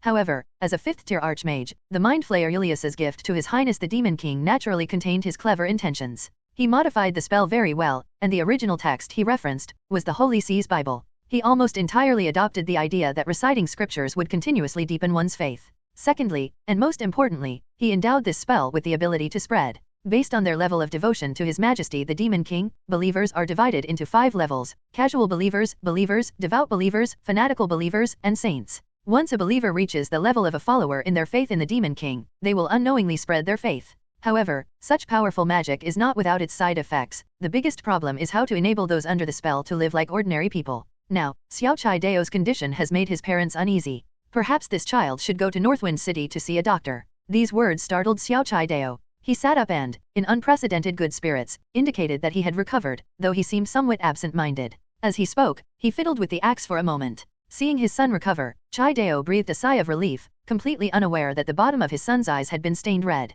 "Father, have you ever heard of the Demon King?" The woodcutter abruptly turned around and met his son's eyes. Without realizing it, his body suddenly stiffened, and then he managed to utter a few words. "I understand." After writing his last handwritten letter to the nobles under his rule, Ethan collapsed into his chair. "These perpetually anxious people have never really trusted me, though I'm hardly a good person myself. However, they should at least take their own orders seriously. Preventing cults is for their own good. Although he has connections with the demon race, he can deal with any situation that comes his way, and the fighting strength of his troops is no less than that of the Earl's private army. Perhaps even stronger in some aspects. The men on the border grow very quickly with sufficient nutrition. The steady increase in grain production over the years has filled the stomachs of the people of Baifeng, and has also fueled their growing desire to reproduce. Athen is currently facing a severe population shortage, and with policies encouraging childbirth, many people are going all out to have as many children as possible. For each child born, there was a reward of 10 silver coins, equivalent to 3 or 4 months' income for an average woman. In addition, there were subsidies for the child's education, medical care, and upbringing, which greatly reduced people's worries. It could be said that Northwind City lacks medical insurance, pensions, and other welfare benefits, but it does almost the best in terms of the treatment of its children. There's no way around it. Ethan is desperately short-staffed. 3 years have passed, and the combined population of Logtown, Northwind City, and nearby manor villages is barely 20,000. Purchasing slaves would have been an efficient approach, but the impact of slaves on the local population was one issue, and the blockade of the North Wind by the Gale province was another. I wonder which scoundrel came up with this idea, directly blocking the slave caravans traveling between the North Wind and the central region. It was probably done by her stepmother. She's the only one who keeps making things difficult for herself. How despicable. Speaking of her stepmother, although she was good-looking and initially quite reserved, she was still relatively gentle with her. Even if it's all just for show, I can live a comfortable life if I please her. At worst, I can just be invisible. But Ethan couldn't do it. Whether it was resentment stemming from her mother's death or anger towards her father, some of it was transferred to her stepmother. Catherine is right, Ethan has been a pretentious person all along. So he stopped hiding his emotions, and coincidentally, his stepmother was also very perceptive. The border and the central region are too far apart, so even the Duke's reach cannot extend. Otherwise, Ethan would never have been able to gain a foothold in Northwind. However, with the caravan routes blocked, he could only obtain everything from the border. Ethan stared blankly at the brown ceiling, his eyes vacant. They'd barely had a few years of peace after dealing with the orcs, and now trouble had arisen again. While running away sounds easy, the pressure would only be greater than it is now. Sigh. He let out a long sigh, feeling even more strongly that lying in the chair was the happiest moment. Wolf, who appeared out of nowhere, poured him a cup of tea. Over the years, she has matured a lot, but in Ethan's eyes, she has become even more adorable in her innocence. He turned his lips upwards to indicate that he didn't want to drink. At the same time, he reached out, as if to invite her into his arms. Following their long-established habit of getting along, Wolf curled up into a ball, leaving her tail for Ethan to pet. Young master has something on his mind again. I'll help him deal with those guys. She tried to comfort Ethan, but experience told her it was no use. In fact, Ethan hasn't had a single day of leisure in the past few years. He unconsciously stroked the smooth wolf fur, when suddenly a pair of crimson pupils met his gaze. Then came a warm, smooth touch, a small tongue slipped into Ethan's lips and intertwined with his. Wolf understood Ethan well. No matter how cute something was to make him happy, or how much spoiled behavior was beyond his tolerance limit, she would never make him sad or angry. Now, it's time to let him relax. After they separated, Ethan's expression softened considerably. He tapped Wolf's nose and said, "You've been naughty again." Wolf deliberately looked at him expectantly. "Don't you like it, young master?" "Of course not, but you wouldn't want to make Sister Catherine wait for me outside the study all day like last time, would you?" The privilege of entering the study without knocking was reserved for Wolf. It was a special favor Ethan bestowed upon her. She sat on Ethan's lap and took off her sapphire necklace and a pair of delicate earrings, which were a wedding anniversary gift from Ethan. After unloading these heavy items, she nestled against Ethan's chest. She said in a soft, seductive tone, "Young master, let's have a child." Ethan's newly ignited fighting spirit was instantly extinguished. "Why did you bring this up again? It's not just me, young master has over 20 knights under his command, and they're all hoping to have another young master. Indeed, from the perspective of loyal subordinates, it is best for the patriarch to have a clear heir. This way, even if unforeseen circumstances arise, the territory can be guaranteed not to fall into chaos." Although Ethan hasn't tried to avoid it in recent years, his exceptionally low birth rate has prevented him from succeeding. "I haven't needed to manage the wolf riders lately, and sitting around all day gets a bit boring. Young master is also very busy, so I can't keep bothering him. Therefore." Wolf offered a weak explanation. Besides, the young master's peers already have children old enough to run errands. Her pitiful appearance aroused Ethan's protective instincts. He kissed Wolf's cheek and then said, "Since you want to, then try to have one." Ethan, however, failed to notice the triumphant smile hidden in Wolf's eyes. The offspring of extraordinary beings are highly likely to also be extraordinary, a characteristic that inevitably leads to an incredibly low reproductive efficiency among extraordinary beings. Therefore, many noble women's wives were just ordinary people, in order to increase the success rate of bearing offspring. To address this pain point, Wolf, who considered herself a virtuous wife, found a new solution. She took Ethan's arm and led him to the room. The moment she pushed open the study door, the smile on Ethan's face froze. "Why, did you all come? Honey, I heard you want a child." Alice blushed and wrapped her arms around his neck. She was eager to become the fruit of their love. "Young master, it's time for you to have children."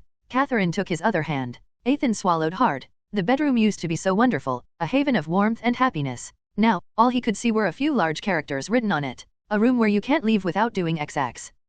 Is it possible to reconcile? Is the young master afraid?" Wolf breathed hot air into his ear. I'm not afraid at all. I'm just worried that you won't be able to handle it." "Then what are you waiting for? Go in quickly." As she spoke, she gave Ethan a push. The success rate of any probabilistic event can be increased by accumulating quantity. That's what he said, but Ethan thought being too hasty wasn't a good idea. "Although the first half of the night was quite comfortable, I got a bit tired in the second half. But the activities don't stop at night. I love you, young master." Wolf said this and fell asleep on Ethan. Several people lay on the bed in a disgusting state, a sea of white as far as the eye could see. When Ethan woke up, everything had vanished, as if nothing had happened the night before. Until Wolf brought him a pot of chicken soup. Well, it seems he was just too tired. Young master is too weak, he couldn't hold on for long. Ethan glared at her, annoyed. "Have you ever heard the saying, there are only oxen that die from exhaustion, not fields that are ruined by plowing?" This sarcastic remark only elicited a light laugh. Wolf is becoming more and more like a little devil. Although she's a bit better than when she was a Yandere. But this is really tiring, you should be understanding.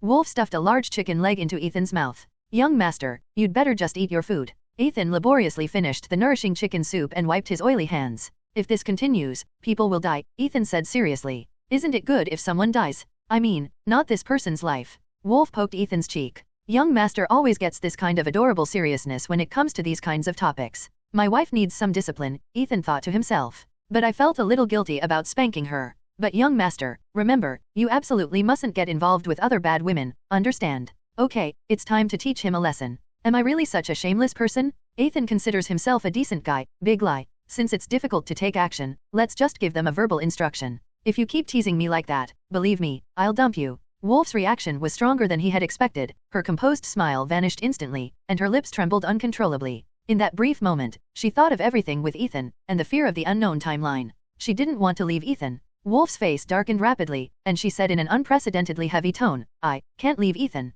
She shook her head. "If it weren't for Ethan, I would be dead long ago. A slave no one cares about, no one pays attention to. I don't want that." Wolf stood up. "If anyone tries to take the young master away, I will never forgive them, please tell me." In her mind, a despicable person had appeared and stolen her lover away. She had anticipated this situation and had already prepared a contingency plan. Ethan sensed an endless killing intent and twisted malice in that bloodshot gaze. It was chilling. Nobody's going to take it from you. A world without young master is meaningless. I will not allow such a world to exist. Ethan felt that if he didn't stop her, the machete would come crashing down on his head. He hurriedly replied, "Of course I could never abandon you. I will always be your husband." Wolf fell straight against him without uttering a sound. Her eyes were red and she was sobbing. This joke seems to have gone too far. Ethan could only silently comfort her until she calmed down. "I won't say things like that anymore, okay? Don't cry, or people will think I'm bullying you." Wolf's trembling body calmed down. "Young master, don't lie to me," she added. "I don't want children, don't abandon me." The loss of her family and homelessness during her youth cast a shadow over her entire life.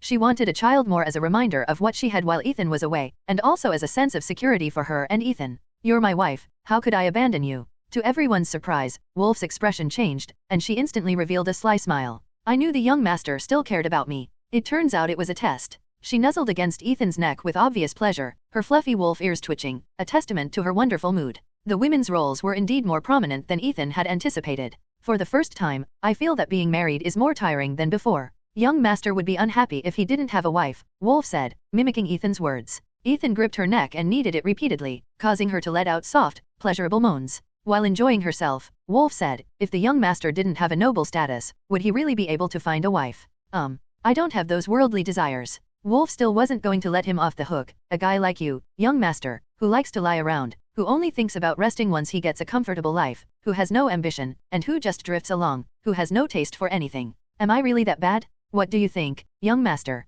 Their eyes met, and Ethan was quickly defeated. But he still stubbornly insisted, "Fine, even if I'm really that terrible, then I just won't marry you." Ethan leaned back. "If there's a next life, I'd rather be a commoner. Even if I never know when disaster will strike, it's much better than being under this immense pressure." "Young master, you really don't want a wife anymore?" "No, I don't want it," Ethan said firmly. Without his noble status, the young master will no longer enjoy the various privileges and luxurious lifestyle. "No, I don't want it." "All right." Wolf hooked her arms around his neck. "Even if you don't want me, young master, I still want to be your slave in my next life." Then the couple started their sweet nothings again. After a long while, the two finally decided to part ways. "So, young master, do you still want to have children?" Ethan scooped Wolf up in his arms. "Have 108. Cain, this young knight, has gained a few more sharp edges under the tempering of time. His years of diligent training have given him a strong physique and ever-growing fighting spirit. Now he has stepped into the second tier and officially become the captain of the wolf cavalry. His lone wolf has also been promoted to a magical beast, and with the nourishment of plenty of meat, it is not far from the second tier. Patrolling was their most important task as the master's scouts. The wolf riders have now expanded to 500, which is the limit that the territory can support. Even with the orcish pastures behind them, the beef and mutton produced are only enough to barely feed these wolf cubs. Yes, selling livestock was just a side business. The ranch's main purpose was to help Master Ethan raise wolves. Normally, Cain wouldn't need to personally handle patrols, since 8 Tier 1 knights have been born in the wolf riders alone these days, which is enough to handle daily chores. But this was, after all, an order from the master, instructing them to inspect the entire territory without fail. He couldn't afford to be careless in investigating any possible traces of the cult. As the Lord's power and influence grew, even if nothing happened openly, the area under Northwind City's influence expanded, and the area of Logtown also grew considerably, all under the tacit understanding of the authorities. There are about 6 more villages than at the beginning. These are the outermost areas of the Northwind territory, so we can't let our guard down. Ahead is a small village called Yuri Village. You can stop there to rest for a while and check out the situation. There was no need to send anyone to deliver a message. The captain stationed there knew the wolf riders had arrived simply by hearing a burst of intense wolf howls. "Knight Cain, what brings you here in person?" the company commander who came to greet him said. Ordinary soldiers and wolf riders belong to 2 separate departments, so even if Cain is of a higher rank, he does not need to bow or obey him. However, if anything really happens, the soldiers will still follow Cain's orders. Cain rolled off the wolf's back and said as he walked, "The Lord recently mentioned possible cult activities. Is there anything unusual here?" The group entered the warm house, while Steppenwolf lay obediently outside. The squadron leader shook his head. "Everything is normal here, and we haven't seen any outsiders." As he spoke, a large pot of freshly brewed tea was brought over to warm the cavalrymen who were chilled by the wind. "That's good. Our Northwind territory is in the center of the entire region. We probably won't be the first to encounter problems. It seems Cain isn't taking this to heart, it's just a routine matter now." Cain stood up after sitting for a short while. "But since the master told me this himself, we still need to check everything." The platoon leader, who had been stunned for a moment, snapped out of his daze and said, "All right, I'll go and gather everyone in the village right away." "Okay, let's take a tour around the village first." The lone wolf, who had just lay down to rest, stood up unhappily, shook its body, and let out an angry growl. All right, here's some dried argali meat for you. Cain stroked it and stuffed jerky into its mouth. The lone wolf groaned and ate it with obvious disgust, then licked his hand. If there weren't so many people here, I definitely wouldn't have paid any attention to you, it thought to itself. This wolf rider squad was small, numbering no more than 40 in total, including both men and wolves. Even so, they still constitute a huge number in the face of this small village. As in countless training sessions, they sometimes formed ranks and sometimes dispersed, searching every inch of the area in a comprehensive manner. They leaped across the flat plain, past the small hill behind, but found nothing. Boss, nothing's wrong. The wolf riders who had gone ahead gradually returned and reported the situation on their side. Shouldn't we go back? It's so cold, it's not good to keep them waiting. Cain rode on the back of the lone wolf, saying nothing. After a long pause, he finally said, not even a trace. Yes. Fully armed? Everyone was taken aback for a moment, then quickly put on the equipment hanging on their mounts. They were arranged in battle formation, ready to execute orders at any time. Cain turned to his second-in-command. We know that company commander. Do you remember what color his eyes were? Brown. Brown is the most common color. His eyes were really red just now, and there were other soldiers whose eyes were even redder than his. Is it possible that they've contracted a disease? If it's an epidemic, then they must report it. That's the rule set by the master. Cain remained silent, harboring a suspicion in his mind, but daring not to voice it. In a large square, more than 300 serfs and more than 100 free men had gathered, rubbing their hands together and waiting for the arrival of the important figures above. Cain rode his lone wolf as if nothing was amiss, observing them one by one, trying to sense something unusual about them. But the result disappointed him. Everyone looked perfectly normal, except for his slightly red eyes, which were even redder than the soldiers. Apart from that, there were no other abnormalities. This alone is not enough to convince everyone, although the master probably wouldn't blame himself if something really happened, but it's still not enough. Suddenly, he noticed a boy staring at him from the crowd. Their eyes met, and in that instant, Cain's eyes became vacant. A fatal attraction drew him in, as if pulling him into an abyss or a paradise of bliss. Just then, the lone wolf howled and ran over, giving him a big slap.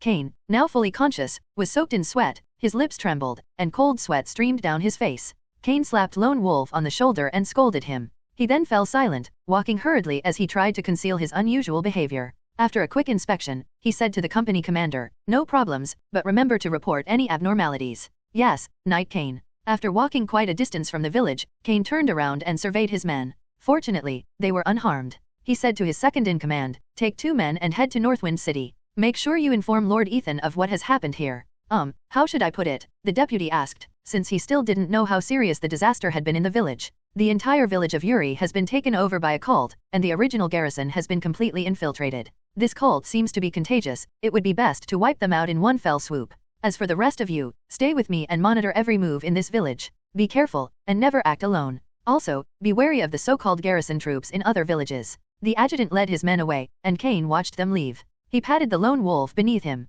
"Get ready." Cain gripped the machete in his hand and carefully wiped it clean. Aside from his companions, this was his most precious possession, the weapon in his hand, which would soon come in handy. The lone wolf he was leaning against was restlessly rubbing its head against him, so he had no choice but to put his hand around the wolf's neck to soothe its head. "All right, soon we can stretch our muscles. Those bastards won't stand idly by." The lone wolf let out a reluctant growl. "But remember, even if you don't have enough to eat these next few days, you're not allowed to eat people. When we get back, I'll buy you a whole ibex so you can eat your fill." The lone wolf seemed even angrier, raising its paw and slapping him hard. "I don't eat human flesh." Cain understood what it meant. It's a time-honored rule not to eat too much before battle. Maintaining a state of being half full helps preserve the ferocity of wild animals, but you have to be sure the animals won't turn against you. Nobody wants their wolf mount to go berserk and bite their own people as soon as they get to the battlefield. However, the first lesson for the wolf riders was to understand their companions. After several days together, they were not so bad at distinguishing between themselves and their human companions. However, food still needs to be eaten, and the wolf riders' main principle is to eat and live together.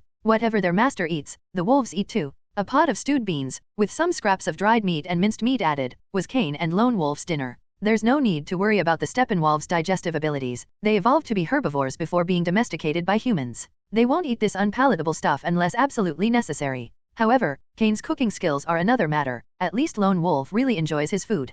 Cain poured the small pot of beans into 2 bowls and said, "You watch closely. We'll each have half. It's perfectly fair." The lone wolf stood up disgruntled, displaying its massive size. But after circling around, it obediently lay down again and ate the beans and minced meat stew in its bowl. But there was a hint of melancholy in the sound it made. This isn't enough for it to eat. So it protested, saying that it was the Wolf King and couldn't just eat this little bit, otherwise it would lose its fighting ability. "Yes, it is the Wolf King. This title was previously fraught with controversy and change. At first, it and Little Grey could only obediently bow down to Wolf. But later, as the team gradually grew and became more complete, their owner Wolf was busy making juice all day and couldn't be bothered to take care of them. The title of Wolf King is now only up for grabs between it and Little Grey. But before long, Little Grey was also just lying at Wolf's feet, basking in the warm sunshine all day. There was no way around it. As the territory's mistress's pet, it was generally not needed. Even if there were any particularly difficult tasks, Wolf could easily prevent them from undertaking them by simply pleading with Ethan. Especially when Ethan saw that Little Grey had almost become a ball of fat.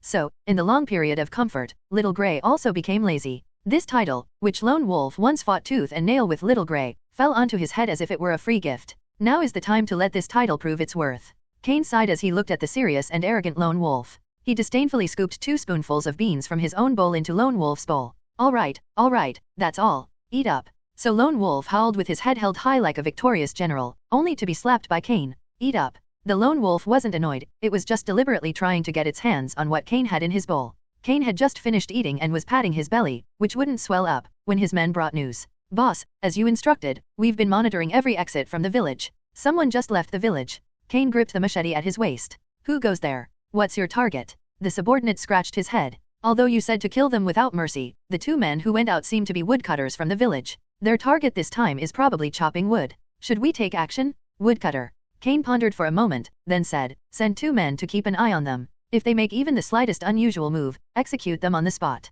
He didn't want to alert the enemy before the main force arrived. In the following days, nothing unusual happened in Yuri village. The scouts monitoring the woodcutter also found nothing amiss and sent out signals every so often that everything was safe and sound. 3 days later, the scouts monitoring the woodcutter had been replaced twice. After all, it was hard work, and there were still enough people available. At night, in his simple tent, Kane fell asleep nestled against the warm belly of the Lone Wolf, a testament to the absolute trust between man and wolf. In the pitch-black night, a few men, still half asleep, got up and went to the bushes to empty their water containers. Shivering as they felt the chill from below, the group talked about how they would get 2 days off after the mission and go out for a meal together. Suddenly, everyone fell silent, and the entire forest returned to a quiet atmosphere. Their once clear eyes instantly turned bloodshot, and ignoring their undone trousers, they silently drew their weapons, which they never parted with.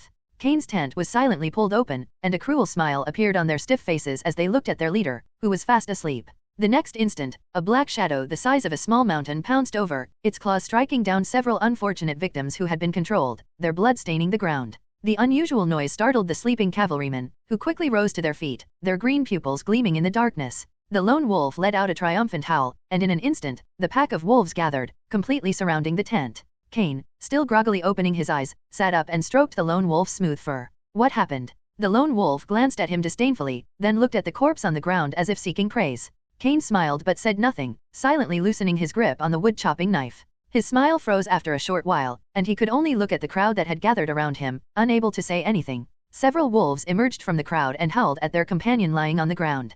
Kane felt a pang of pity seeing the wolf biting its companion's clothes, so he silently withdrew. His comrade in arms, who shared life and death with him, died just like that. A surge of anger welled up from his chest and rose to the top of his head. Damn cult. As he spoke, he punched and broke a small tree, about the size of a bowl. Anyone who colludes with a cult shall be killed without exception. This was the order given to him by the master. Even though he was reluctant, he had no choice but to watch Lone Wolf take action. This might make him feel better, but it seems like a futile effort now. He felt so angry that he wanted to act impulsively. He had prepared for the worst from the beginning. At worst, he would just have 20 men wipe out the entire village. However, because of the possibility of some escaping, they did not take direct action. 3 died, his brothers, his brethren. This sacrifice was not entirely meaningless. He believed that given their character, they wouldn't be brainwashed by words. In other words, the way this cult spreads may be more dangerous than imagined. After venting his anger, Kane returned to the camp with the Lone Wolf, where several tightly packed bags had been placed on the ground. Kane's companions, along with their wolves, watched him, awaiting his decision on what to do with the 3 corpses. All the wolves remained silent, simply forming a line. Let's leave it here for now, Kane said. I want to give them a funeral before their bodies start to stink. Kane's meaning was clear, take action immediately. Finally, he added, if anything goes wrong, I'll be the only one held responsible by the master. Everyone, go ahead and do your work without worry. He mounted the Lone Wolf, raised his machete, and shouted, everyone, form ranks, charge into Yuri village. Leave no one alive. After saying that, he led the pack, 1 wolf at a time, towards the village entrance. 2 rushing lines, forming 2 grey dragons under the silvery moonlight, surged toward the desolate village in the wilderness. Everything remained the same. This was the village's way of keeping things under wraps. This is also their greatest weakness. In order to remain undetected under constant surveillance, they will inevitably be unable to prepare. Now is the most crucial moment. We must catch them off guard. The wolves, as if entering an empty village at night, easily broke into the village. All the villagers who woke up to the commotion were hacked to death with machetes as soon as they stepped outside, and may never have known they had become followers of a cult.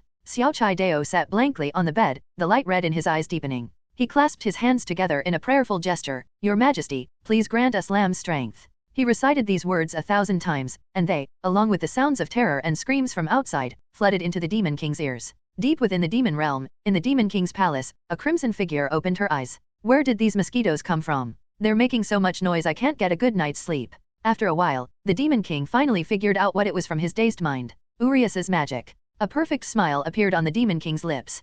That little guy's spells are quite interesting, but he's already turned on humans? He's really impatient. She searched her mind for those reports about the church, which she hadn't read but agreed with. That overconfident little guy got tricked into joining too. The Demon Queen spoke in a languid voice. Anyway, that little guy is kind of interesting, so I might as well help them out. In Yuri village, Xiao Chai Dao, who was still praying, suddenly shuddered. His already lean muscles swelled, and an inexplicable, immense power surged up, causing him to let out an excited roar. Kane, who was organizing the operation, suddenly sensed an extremely powerful aura. He turned to look at a small house and ordered, everyone, withdraw from the village. Cease the attack. Not only Xiao Chai Dao, but many villagers fighting the wolf riders also let out painful growls, and powerful auras erupted wildly. Even the fierce wasteland wolves became cautious and dared not advance. Fortunately, the wolf riders reacted quickly and escaped the village before the enemy could encircle them. The villagers, who had just been powerless against the wolf riders, chased them for 10 miles like zombies. Kane, clinging to a sliver of hope, gasped for breath. This time, he was in deep trouble. If his senses are correct, someone just now suddenly unleashed an aura no weaker than his. And those villagers, in terms of strength and speed alone, were in no way inferior to ordinary soldiers. Damn, they didn't say this cult was this sinister before. Now we've really messed things up. There was nothing wrong before, but now we're adding to everyone's workload. 2 weeks later, the villagers, blessed by the Demon King, rushed out of the village and wandered the wilderness, trying to spread their faith. Fortunately, the wolf riders acted swiftly, quickly sealing off their area of operation, and then launched a complete encirclement and annihilation operation once follow-up troops arrived. The unrest only ended when the last brainwashed villager died at the hands of soldiers. Ethan looked at the corpses scattered on the ground, his heart filled with regret. Although the villagers who received the blessing did gain some fighting ability, they were still far too weak compared to soldiers with full organization and heavy weaponry. The only one who required some effort was a woodcutter. His identity was revealed by his weapon. His strength had actually reached the 2nd tier, and it took Kane quite a bit of effort to defeat him. Rasu approached. Master, we've examined them. There are no signs of cultivation on their bodies. But some of the wounds on the corpse weren't inflicted by us. Instead, they looked like wounds left from an infusion of excessive energy that the body couldn't withstand. Ethan grew increasingly alarmed as he listened. This was almost identical to the methods of those cults, and the way they prayed for power was somewhat similar to that of the Vatican. Most importantly, this cult is operating under the banner of a Demon King.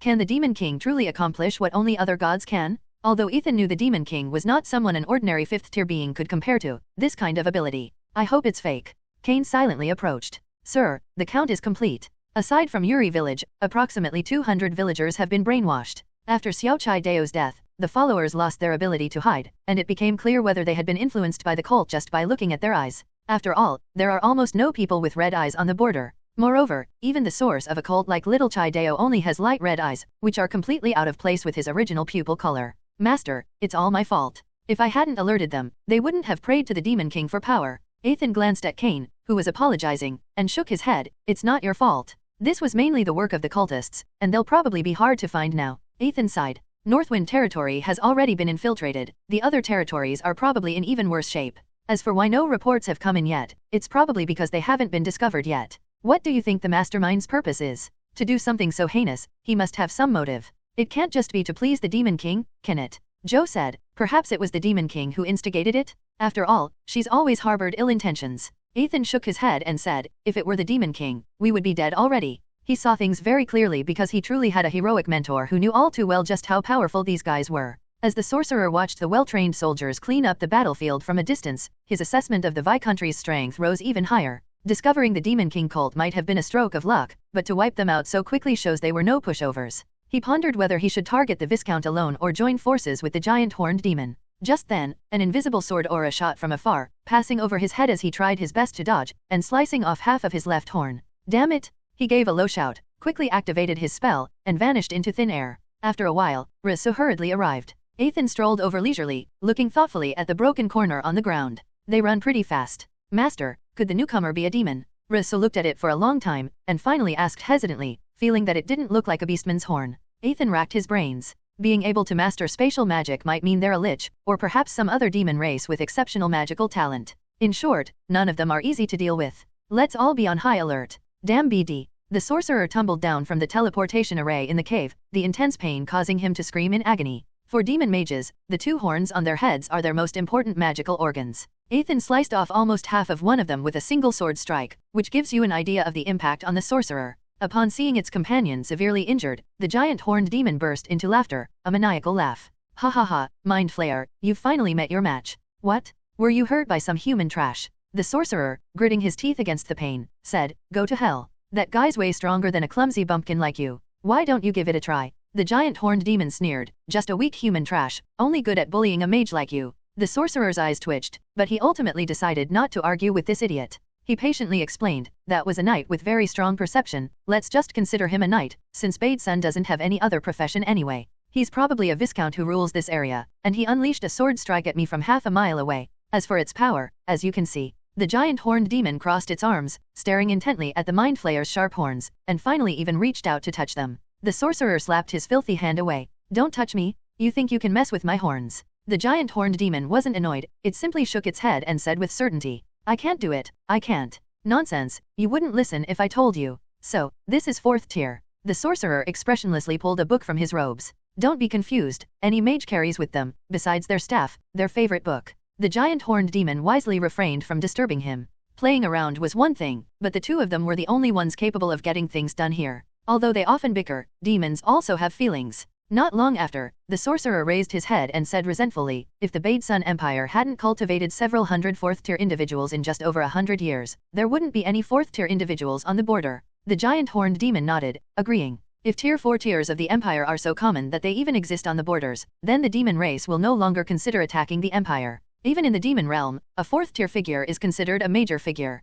Is it a little stronger than a 3rd-tier weapon? The giant horned demon pondered. Contrary to his rugged appearance, he was quite meticulous. Since Lord Ueyama warned them not to go looking for him unless absolutely necessary, it's best not to. As for the blade, let's ignore it for now. He still harbored a sliver of pride within him, the pride of the demon race. Their mission does not require human intervention. The two exchanged a glance and immediately understood what each other was thinking. Then, let's go and meet this Viscount Northwind. Their conversation went unnoticed, and the blade lying on the haystack with his eyes closed didn't pierce them. It wasn't time for him to make his move yet. Only after the two men left did he slowly sit up from the haystack. He stared at the reflection in the water in the bowl, lost in thought, when a weathered and disheveled middle-aged man came into view. I really need to shave. He stretched out a finger and ran it across his face and chin, removing the long-accumulated grime and wildly growing stubble. As smooth as if cut with a knife. Having nothing to do, he stared blankly for a long time, eventually getting so bored that he started analyzing the actions of the two demons. Northwind. Never heard of it. Never mind, let's go get something to eat. He stood up, his long, untrimmed white hair flying in the air, his blood-red eyes filled with calm and boredom.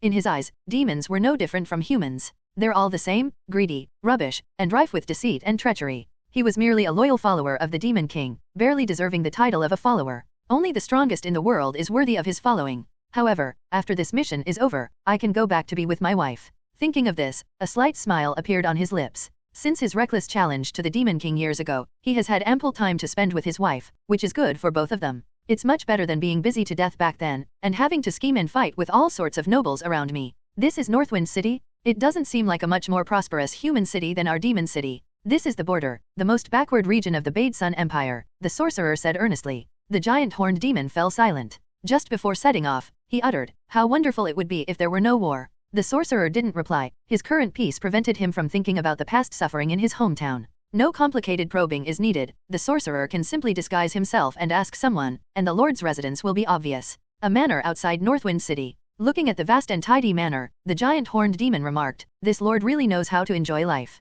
Such scenery is extremely rare in the demon land. The sorcerer hissed, shut up. The more noise you make, the less effective my concealment spell will be. The giant horned demon obediently shut its mouth and remained silent. Just as the two continued their observation, trying to find the Lord's whereabouts, Ethan walked straight out of the house and strolled out of the manor casually. The two demons watched him silently as he walked away from the manor, without any guards by his side. Regardless, this is an excellent opportunity, the best time for them to make their move. Their long-cultivated understanding led them to make the same choice. As the sorcerer finished casting the spell enhancements on the two of them, the giant horned demon approached Ethan first. As the giant horned demon watched Ethan's figure grow larger and larger, alarm bells rang in its mind. This was his innate talent, which accompanied him through countless life and death battles and helped him defeat numerous opponents. Therefore, even if the person in front of him is full of flaws, he chooses to trust his intuition. The giant horned demon abruptly halted its charge and then leaped backward. Almost simultaneously, an invisible sword aura sliced through the soil and rubble along his originally planned path. Oh, you've got some skill.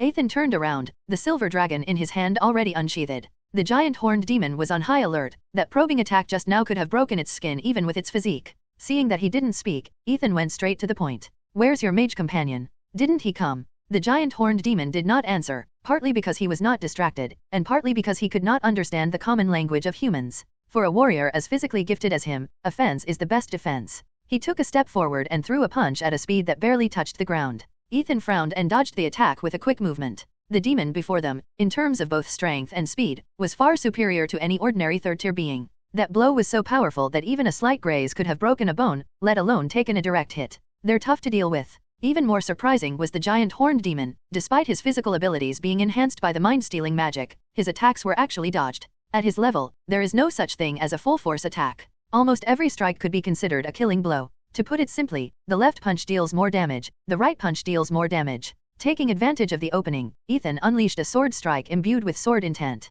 Just as the giant horned demon was about to block, the belated sorcerer finally managed to deliver a blocking spell. The silver dragon easily shattered the transparent light barrier, its power undiminished, and the sword blade slammed into the giant horned demon's arm. Ethan dared not challenge him and retreated after a single blow. The giant in front of me has ridiculously high defense, far surpassing that of other monsters of the same level. The sorcerer stood beside the giant horned demon, chanting rapidly as he cast a spell to alleviate its pain. Are you alright? Not bad, didn't hit any bones. The giant horned demon clenched its fist without a care and then attacked Ethan. With his physique, this injury was nothing. The only difficulty was that no matter how strong a body was, it couldn't withstand repeated bloodletting. Fortunately, he believed he still had an advantage. After all, both sides' attacks were deadly, and the opponent's physique was definitely inferior to one's own. All it takes is one punch. In the blink of an eye, he had already thrown over 100 punches. Dust billowed up from where Ethan had just stood, revealing a large crater created by absolute violence. Such a commotion naturally reached the manor's guards. Seeing the dark figures continuously emerging in the distance, the sorcerer urged, "Quickly finish this.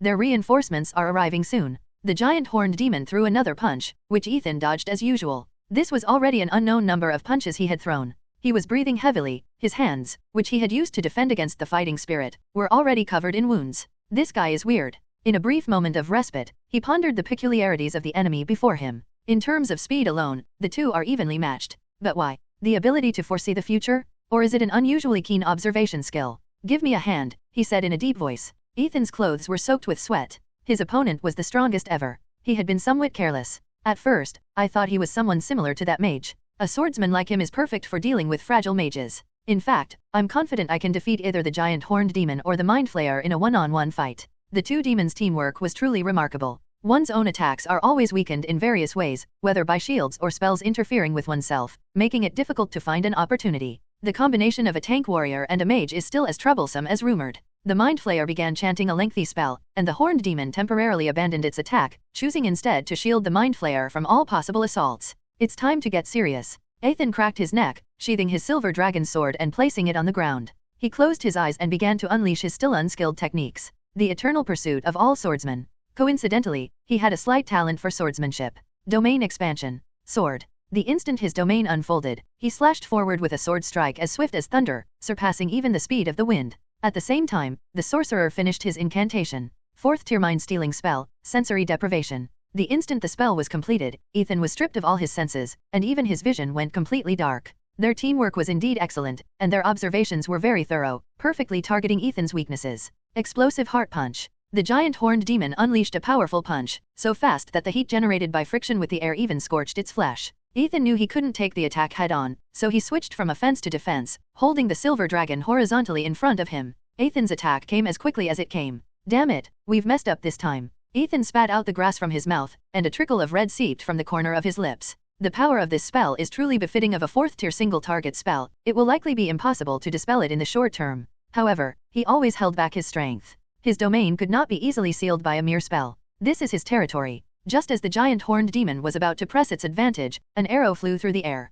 It raised its arm and blocked it steadily, its body being pushed back by the impact. He painfully pulled the enormous arrow from his hand, the wound so deep it went straight into the bone. He looked at the figure in the distance with apprehension. The memories flowing in his blood allowed him to instantly recognize who the newcomer was. The elf's dragon-slaying arrow, a legendary arrow capable of shooting down dragons. Fortunately, the opponent's rank was not high, otherwise he would have been seriously injured. It's an elven ranger, what should we do? The giant horned demon asked. The mind flayer narrowed his eyes. The appearance of elves had never been on his radar. After all, it was common knowledge that humans and elves were at odds. Even when such relationships do occur, they are mostly between master and servant. Seeing that he remained silent, the giant horned demon said bluntly, "Who cares? A second-tier ranger is none of her business." In the blink of an eye, the wound on his hand was completely healed. This was a method that consumed the body's energy to repair all injuries. It could only be used once per battle and required a long period of recuperation. Seeing him use this move, the mind flayer's tightly furrowed brows relaxed. Now he was almost certain of victory. Surely a second-tier ranger who overestimates his abilities can't cause trouble.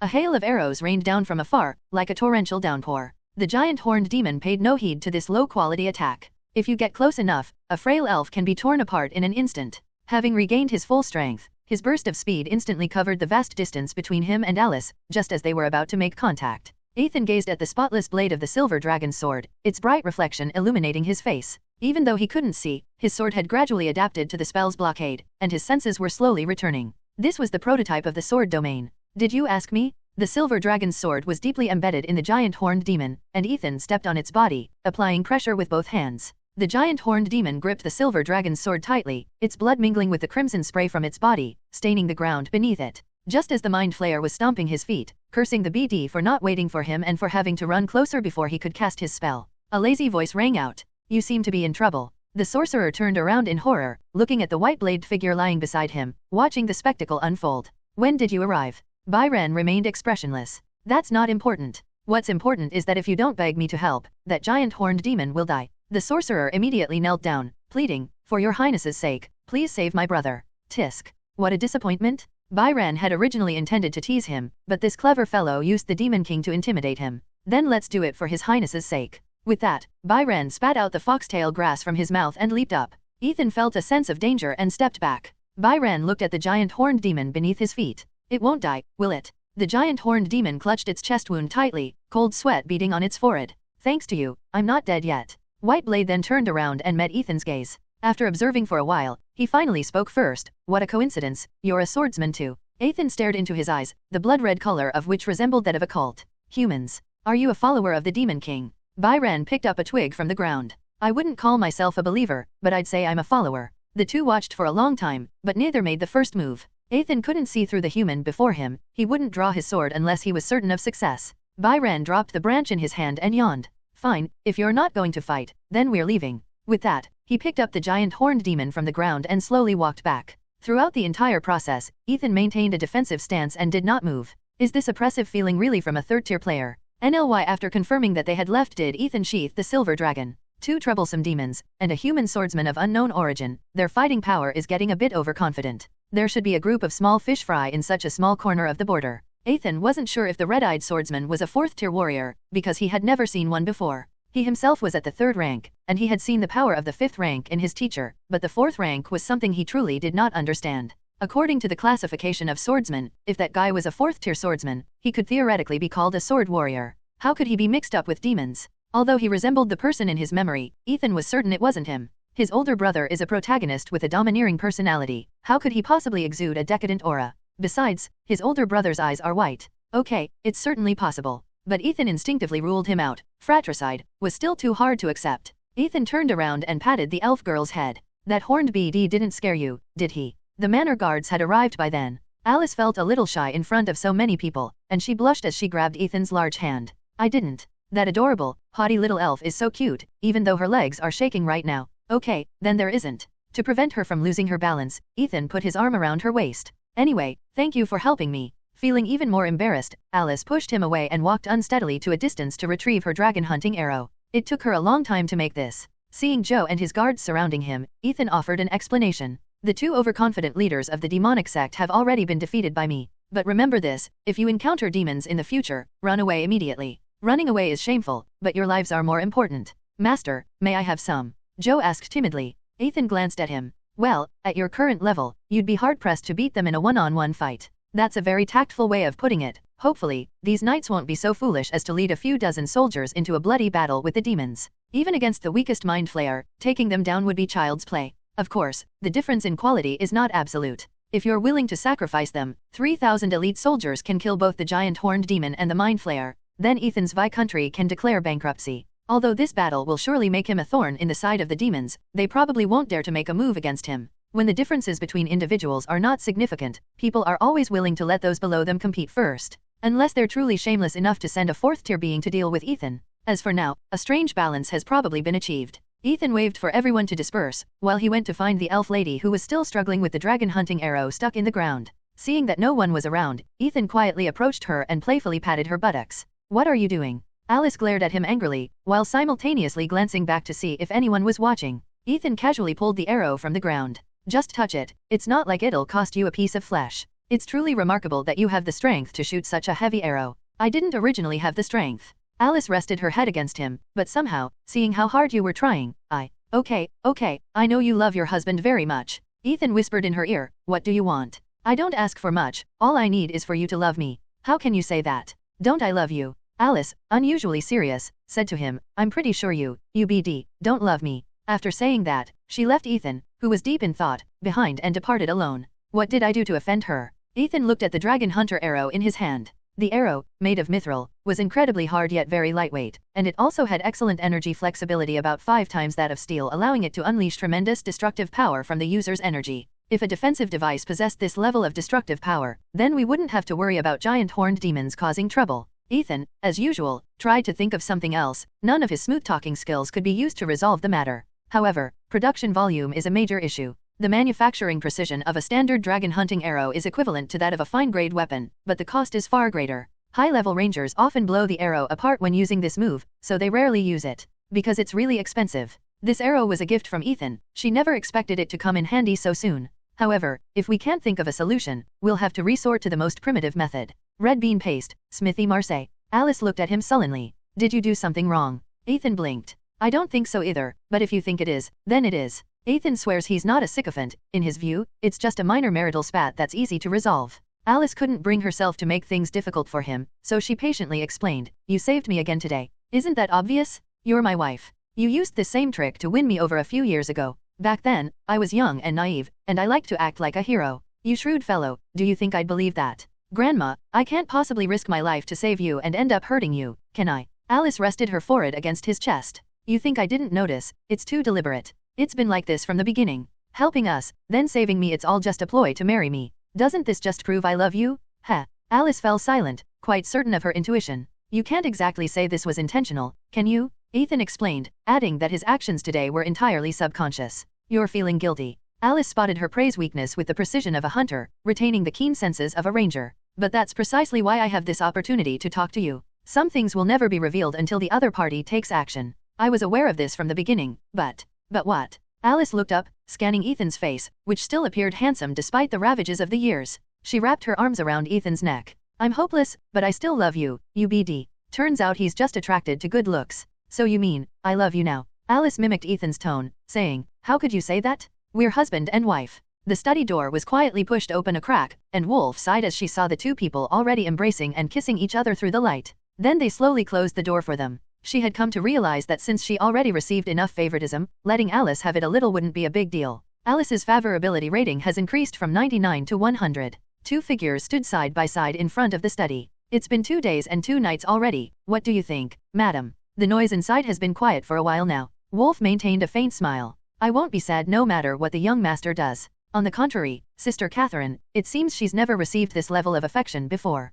My wife and I are the same, we won't be sad. At this point, Ethan finished reloading and launched a new attack. Hearing this subtle sound, Wolf could no longer maintain her composure. She pouted, stomped her foot, and turned to leave. Catherine followed him, as if she were waiting to see a good show. Late at night, the exhausted elf finally got to sleep after taking a bath. While Ethan was still lying on the sofa savoring the elf's curves, Wolf opened the door. Young master, you've worked hard. I've made you a thick stew. Wolf sat down beside him with the small pot in her hands and fed him with a spoon. Ethan was almost asleep, but it was his wife's wish, and it wouldn't be right to refuse. It has to be said that Wolf's culinary skills have improved a lot in recent years. She has experimented with all sorts of recipes. As for the taste, I can only say that it's still pretty good now. The sweetness of the carrots was enhanced by the cream, and the dried meat became less dry thanks to the spices. The melt-in-your-mouth, thick soup was perfect for restoring energy when you're exhausted, and Ethan soon finished it off in one gulp. Wolf took the small pot and casually set it aside. She rested her chin on her hand and asked with great interest, "What will the young master do next?" Ethan turned his head away. This. He looked out the window. "Look how round the moon is. It's a perfect time to sleep." Wolf nodded. "And then?" "What do you mean then? Sleeping is just sleeping. Young master is always the fairest, isn't he?" Wolf hooked her arm around his neck. "I want to have what others have. Ugh. I really don't have a single drop left." Wolf didn't intend to say much to him. She simply pressed her body against him, and with her skillful touch, Ethan's clothes quickly fell to the ground. Her delicate, white fingers traced lines along Ethan's muscular physique. "Young master, have you ever heard the saying? Is like water in a sponge, you can always squeeze some out." "I don't remember saying it like that." Before he could finish speaking, Wolf covered his mouth with her hand. Afterwards, Ethan looked at the sleeping Wolf and shook his head. "Why pretend to be capable when you clearly can't do it?" A woman's jealousy. Ethan clutched his back and limped to the balcony. "I wonder what this tree of life is all about." Alice gave him a new skill, the gift of the world tree, which sounds pretty awesome. Although it is indeed very powerful, the effect is that a world tree will grow on the territory. However, for the time being, the territory appears unchanged. Could it have grown in Logtown? The balcony of Harvest Manor was large enough for him to overlook the entire manor, and even half of Northwind City. Ethan got dressed, preparing for his long-awaited inspection tour, and as soon as he entered the meeting hall, he saw Marcus, who was waiting anxiously. "Sir, there's something strange I need to tell you. A large patch of wheat in the western part of the manor has suddenly withered. The cause is currently under investigation, but I'd appreciate it if you could come and see for yourself. The crops grown in the western fields have always been the best, making them an excellent choice whether for personal consumption or as gifts. In the vast expanse of green fields, a patch of yellow, withered plants stands out starkly, like a bald patch of land in the Mediterranean Sea. Amidst the yellowish-brown hues, only a single, dying green seedling survived. It's called a seedling because it hasn't even grown many leaves yet, just hanging forlornly on its thin branches." Ethan immediately noticed something was wrong, whose seedlings could grow to a meter tall. This is something you can only do with experts. In a flash, Catherine, who studied nature magic, and Alice, a native of the elf forest, were carefully examining the seedling. They studied the Book of Life for a long time before Alice finally exclaimed in disbelief, Could this be the Tree of Life? The Tree of Life of Ultsum, the source of all life, exists in only two forms. One nurtured the elves, the other is the root system of Dragon Island. Leaving aside how amazing it is, the question is, do you think I can afford to keep it right now? Ethan said. Alice twirled the golden hair between her fingers. "For details, I'm afraid I'll have to write a letter home." She shook her head after saying this. "No, this matter cannot be revealed. However, one thing is certain, before the Tree of Life has the ability to obtain enough nutrients from the air, we must supply it with all the nutrients needed to grow." Ethan had made his decision. In that case, no one within a 2-kilometer radius will disturb it. But what does the Tree of Life need? Energy, at least a sufficiently vast amount of natural energy. Ethan thought for a moment. "I do have some natural energy essence, all given to me by the wild bulls. I don't know if it's enough. Even in Eye Valley, where magical beasts abound, nature-type magical beasts are not easy to find." As a first-tier energy essence was inserted into the ground in front of the Tree of Life, the crystal-clear gem visibly lost its luster. The Tree of Life had deepened in color, and its swaying branches looked more vibrant. "It looks like it wants more. What a shameless, insatiable little tree." As Ethan spoke, he inserted a few more energy essences into it. The color is fading very slowly this time, indicating that the Tree of Life has temporarily passed its period of weakness. However, if we calculate it this way, the expenses for the territory will be much greater. The energy essence can't be taken for free, someone has to give some. However, since the skill is named Gift of the Tree of Life, I can't expect to receive nothing in return. I'll just have to accept it for now. I'm free anyway, so I'll take care of Ultsum from now on, Alice said. Elves are most compatible with the aura of the Tree of Life, and it is beneficial for both of them to live together. Ethan nodded. "Thank you for your help." Byron casually tossed the battered giant horned demon onto the cave floor with one hand. Even though he was badly injured, he still stubbornly asked, "White Blade, why did you tell me to let that guy go?" The sorcerer rolled his eyes at him, annoyed. "Give me a break. You'd be dead long ago without him. That's because your magic wasn't powerful enough." That Viscount regained his senses so quickly. The sorcerer didn't reply. He hadn't expected the spell to be so ineffective. Byron still had a blade of grass in his mouth. You can't blame him for that. After all, that's how swordsmen are. Their only weapon is the sword in their hand. Through continuous evolution, they naturally strive to avoid anything that might interfere with their swordplay. He looked at the sorcerer. "What are you planning to do next? Are you still going to cause trouble for that swordsman?" The mind flayer hesitated for a moment, sensing something was amiss. Since meeting that swordsman, Bai Ren's attitude has changed a lot compared to before. He has become much more active. Could it be a case of mutual appreciation between people of the same kind? He didn't know the origin of the blade. Iwayama simply said that he was an overconfident human, and that he should be allowed to do his work out of respect for his highness. Looking at his bloodshot eyes, one could tell he wasn't faking it. He was a pure follower of the Demon King, so there was no possibility that he was going easy on him. Given the strength of both sides, if a decapitation strike isn't possible, it's best to proceed cautiously. After all, even the border viscounts of the Bade Sun Empire aren't easy to deal with using only their armies. Upon hearing that the Mind Flayer had abandoned his plans for the Viscount, White Blade lost interest. He closed his eyes and lay down on the haystack. The rest are up to you. A few barons and knights shouldn't run into any problems. That's none of your concern. Apart from this Viscount, our operations are progressing smoothly. Viscount Nanyan frowned deeply. Too many strange things had been happening in the Nanyan region lately. Many villages lost contact for a period of time, but then returned to normal. After all, the border areas were the territories of military nobles, and almost every village was under military control. If that's all there is to it, then it's fine, just consider it a case of the stationed troops neglecting their duties. But Viscount Nanyan looked at Baron Shuiyang, who was still sitting in his chair, terrified and uneasy. Are you sure you're not joking, making fun of me? Baron Shuiyang said slowly, Viscount, you know me. I would never joke about risking my entire territory. He shook his head frantically. Madmen? They're a bunch of madmen. They took over my village, attacked my town, and finally, even my guards went mad. They shouted Demon King, and hanged my knights. As for the other inhabitants, most died by their weapons. Having said that, he threw himself onto Viscount Nanyan's legs, weeping bitterly, and said, Viscount, that's the wealth and hard work of 6 generations of our family. Please, for the sake of our long-standing friendship, send troops. Nanyan helped him up. This can't be just your problem. We, Nanyan, no, the entire border region, won't stand idly by. Once this is all over, Shuiyang Town will still be your territory. Baron Shuiyang and his few remaining servants settled into a guest room, awaiting news. Viscount Nanyan sighed. The only option now was to consolidate his forces. He summoned back the troops that had been stationed in the border area for years. What beastmen? They were no threat at all in the face of the cult. This is an evil force capable of easily destroying a baron's territory. He did not presume to do so, but sent messages to all the nobles of Nanyan and the other 3 viscounts. To be on the safe side, he even sent out 5 groups of messengers, showing extreme caution. As the troops assembled and the knights were recalled one by one to report back, he finally felt a bit more confident. It appears that the group that destroyed Shuiyang Town consisted of over 1,000 cultists, including approximately 100 to 200 former soldiers. They are the most dangerous. After all, an army that can be used to deal with orcs would be even more devastating if it were to turn its blade on humans. However, he did not act rashly, but waited for replies from the other 3 companies to see if they had experienced similar incidents. In May, after receiving the 4th group of knights who had fallen, he gathered all the information. Most of the news was bad, but among the few pieces of good news, the most exciting was that Viscount Northwind had repelled the attempts of 2 third-tier demons. Now that the enemy's true nature has been ascertained, he no longer intends to allow the cult to run rampant in the Nanyan region. 3 days ago, he issued a request for a military conference. In an instant, the entire South Rock was mobilized. Even if their horses were to die of exhaustion, the nobles were determined to gather as quickly as possible. Viscount Nanyan donned his ancestral heavy armor, the gleaming blades reflecting a golden light. With it, Nanyan was confident he could fight against a 3rd-tier opponent. His arrival reassured the eagerly awaiting nobles, for the presence of their superior was always reassuring. The nobles, too, were clad in armor and armed with swords. These practical garments, while not aesthetically pleasing, were far more threatening, adding a somber atmosphere to the meeting. This is the source of confidence for border nobles over the past 100 years. Even without money or manpower, they still dared not let anyone touch them. Even a cornered dog will bite, let alone a fully armed person. Viscount Nanyan unfolded a map, which showed half of the border, the territory of the 4 heroes of the border. Without any formalities or pleasantries, he went straight to the point in a deep voice. The 3 regions of Nanyan, Zimu, and Dongyi have all seen disturbances involving cults, large and small.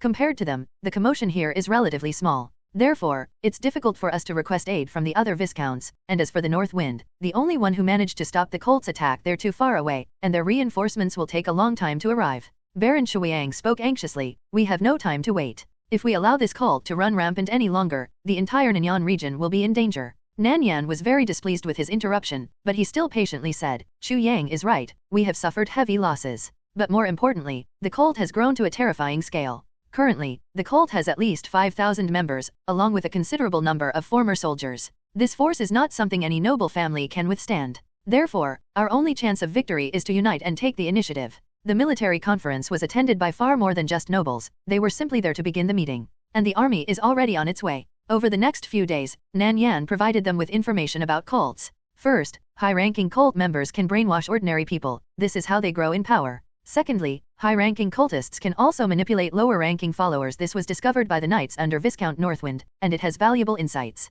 Third, cultists are divided into low-level and high-level. The deeper the red of their eyes, the more devout their faith in the Demon King. Fourth, cultists possess mystical rituals that invoke power from the Demon King, usually performed by their leader. Therefore, in battle, a swift victory or decapitation strike is essential. Fifth, and most importantly, the enemy includes third-tier demons. Nanyan raised his head and scanned the bewildered crowd. You may not know how strong a third-tier swordsman is, but our opponent isn't even an ordinary third-tier swordsman. According to Viscount Northwind, a third-tier swordsman himself, it would take at least 1,000 troops to surround him for a guaranteed victory. The dozens of nobles exchanged glances, then firmly accepted the suggestion. Even so, there's nothing to be afraid of. The army will rest for 2 days before we set off. Viscount Nanyan slammed his hand heavily on the table. The cult's infiltration eventually breached Ethan's organization's defenses. Among so many villages in the Northwind region, there were bound to be some missed. Moreover, the local lord's territory would not be small. He would be a baron, and only a territory large enough to encompass a town would neglect the villages under his control.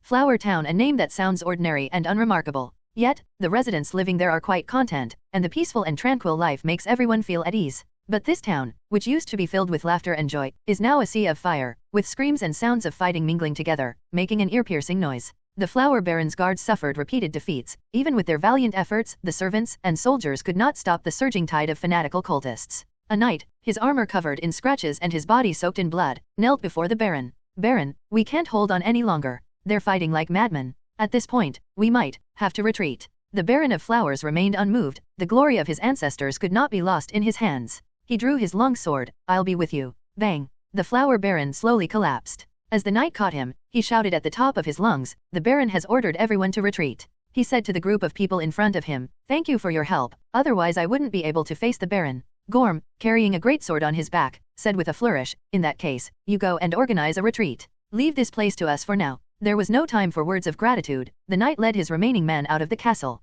Now, under the influence of the hunter class, Gorm has become exceptionally tall and muscular, exuding a strong aura of male hormones with every move he makes. Their hunter squad consisted of a Tier 2 Greatsword Hunter, a Tier 2 Shadow Assassin, and Tier 1 Knights and Rangers. Gorm stretched his limbs. "Everyone, don't linger in the fight. The main purpose of this is to buy time for the others to retreat." He drew his 2-meter-long broadsword. "But to be honest, in our hunter's tradition, pointing a weapon at a human will get you stripped of your status." Ziyun comforted her. "It's all right. Cultists who worship the Demon King are no longer human. You don't need to blame yourself." Sigh, why doesn't Miss Ziyun ever comfort me like this? I'm pitiful too, and we elves never harm animals. Marin patted him on the shoulder. "Stop talking nonsense, hurry up and finish this job. I need to go home and breastfeed my baby." Marin, who was once a school teacher, has become a seasoned knight, while still retaining his status as a specially appointed instructor at the school. He still couldn't bear to part with those lovely children, and whenever he had free time while resting in the city, he would go and teach them. At this moment, the noise outside grew louder and louder, as the cultists broke through the defensive barrier and gradually poured in. Gorm, standing at the front with his back to his teammates, gave a thumbs up. "Same as always, I'll go up first and test the waters with these bastards. Be careful." Gorm strode forward and with a single sweeping slash, he took the lives of 5 or 6 people. The bloody scene did not frighten him, instead, it fueled his hunter's fighting spirit. Powerful charged slash. Using the residual force of his previous strike, he instantly charged up his power and unleashed a spinning slash, inflicting damage while simultaneously using the momentum to retreat. Even the most reckless cultists were stunned by this ferocious fighting style. The dozen or so corpses lying on the ground, cut in two, testified to the enemy's strength. Cultists are nothing special. Generally speaking, when the protagonist says this, the villainous boss will immediately come along and slap him in the face. Although Gorm is not the main character, but just like that, dealing with his cult members is something he can do himself. After a period of stalemate, a group of muscular, crazed cultists rushed forward. Gorm held his greatsword horizontally in front of him, while simultaneously wrestling with 5 or 6 cultists. "Sigh, I really envy you hunters for having such strong physiques," Riel said, his arrows never stopping. The ranger class, known for its ability to easily defeat weaker opponents, is quite adept at dealing with those who possess strength but lack skill. Combined with his passable archery skills among wandering knights, his destructive power was terrifying. Before anyone knew it, Ziyun had vanished from the spot. Marin was responsible for looking after Riel, since a ranger was difficult to deal with if he got into close combat. Seeing that the number of cult members was increasing and that they had bought enough time, Riel shouted, "Our mission is almost complete, shall we continue? Hang in there a little longer? I don't want to just get the basic salary." Gorm roared and swung his great sword, smashing several more poor fellows into a bloody pulp. Ziyun didn't keep them waiting long, she returned shortly afterward carrying a head. The cultist in front of Gom lost his power and was pushed away by him. Additional objective achieved, retreat. Before the cultists, as numerous as mountains and seas, could surge forward, they successfully mounted their horses and rode away from this once beautiful town. Phew. Riel let out a deep breath. Now we're going to get a huge bounty again. The cult leader's head is worth a full 5 gold coins. It's just a pity we can't capture a few alive this time. With so many cultists still trying to capture you alive, you should really be left there. I was just saying it offhand. Marin looked up at the beautiful sunset, its fiery red hue painting the entire land. He suddenly sighed, I wonder when this chaos will end. War, from beginning to end, never has a winner. Riel, however, disagreed. Waving his whistle, he exclaimed, my travelogue was missing a war to depict its devastation, and now this has perfectly filled that gap. This elf was always optimistic. He said, if we're really scared, we can just run away. Or we can hide in Northwind City, the Viscount's army can defeat any scoundrel. Gom coughed, and the usually carefree young man adopted a mature demeanor and tone. We're quite tired from the journey, so after this mission, we'll rest in Northwind City for a while. Ziyun raised the head in her hand, and even through the cloak, Gom could still feel her disgust. This is not the only leader. Gorm took it and, upon closer inspection, realized that the guy's eyes weren't actually that red. Riel leaned closer. How much is the bounty? Gorm pondered for a moment. Given the Viscount's character, he shouldn't withhold this small amount of bounty. After all, he's a genuine cult leader. Ziyun saw him praying to the Demon King. That's 5 gold coins, Gorm thought. Each person received 125 taels of silver, a reward for their deep infiltration of enemy lines and capture of the enemy's head. With this money, everything he had always wanted to do was now a certainty. However, just to be on the safe side, it's best to be more prepared. He had been preparing for this day for a long time, and he couldn't be too careful. They outpaced the remnants of the Flower Baron's army, leaving the rest of the troops far behind on the wide new road. Taking advantage of Ziyun's absence, Gom finally had time to discuss things with his 2 good brothers. He scratched his head and, with a thick skin, told his 2 good brothers, with whom he had fought side by side for many years, about his plan. When he looked at Marin and Riel expectantly, their reaction was more subdued than he had imagined. Oh, is that all? Aren't you surprised at all? Gom asked, holding his head in his hands. What's surprising? Marin asked. Are you surprised you like Ziyun? Riel added. Come on. You've been wearing this on your sleeve for years. The 2 spoke in unison, like a pair of storytelling partners who had been performing together for many years. In disbelief, Gorm knelt down. Did she know all of this? Well, we probably don't know as much as we do. After all, she was wearing a cloak the whole time and couldn't see your expression. Marin hesitated for a moment, but ultimately decided to offer some words of advice. After all, he was an experienced person when it came to marriage and knew its importance. But you'd better think this through. Confessing your feelings is a two-way street, not a one-sided act by a clown. And have you even seen what she really looks like? Without. Gorm quickly rallied. I don't care what she looks like under her veil. After all, I love her for who she is. Marin and Riel shook their heads. Such matters were naturally beyond their control. As longtime friends, I'll help if I can. If it really doesn't work, we'll disband the team. Anyway, one of them is a bard and the other is a school teacher, so they won't have to worry about food. So, I'm counting on you. Gom handed them a small package containing his savings from many years of work. Honestly, aren't you afraid we'll run off with all that money? Marin took the small package and sighed inwardly. It's not just about helping Gom, the key is that I also have to spend money myself. The task is simple, help Gorm buy a suitable jewelry gift.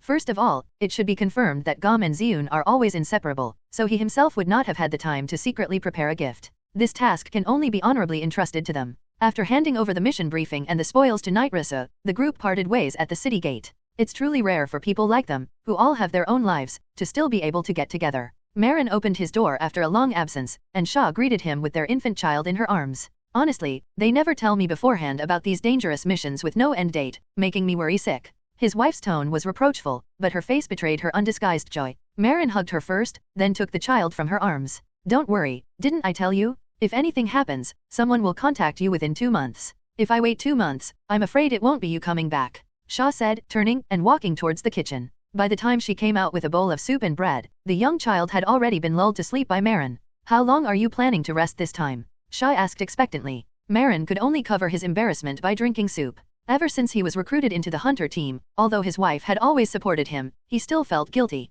He wasn't one to run away. After carefully choosing his words, he slowly said, after all, the cult's affairs have only just begun. Even if our team doesn't take on any missions, I'm still a knight loyal to the Lord. So you still want to go out, right? Yes. Let's not talk about this anymore. We've got a good show to watch in a few days. That guy named Gom seems to be. Marin whispered in Shaw's ear, revealing the entire plan. Shaw's expression remained unchanged. She simply asked quietly, and, what about mine? Of course you get a share. I got quite a bit of the bounty this time. That's more like it. Actually, she wasn't someone who necessarily wanted gifts, she simply didn't want to waste the precious time she had with her husband on other things. So they pretended to be buying a gift for their wife and ordered a set of fine amethyst jewelry. The design was decided by Riel, as elves are always blessed with an artistic flair. A new commission came down quickly, with the same content as before, to investigate the cult's movements. In fact, this commission was also requested by Gom from Ethan, and the timing was just before Ziyun's birthday. There's always a meal before we set off to fill our stomachs. Unlike the usual bustling restaurant, business was slow tonight, with hardly any customers.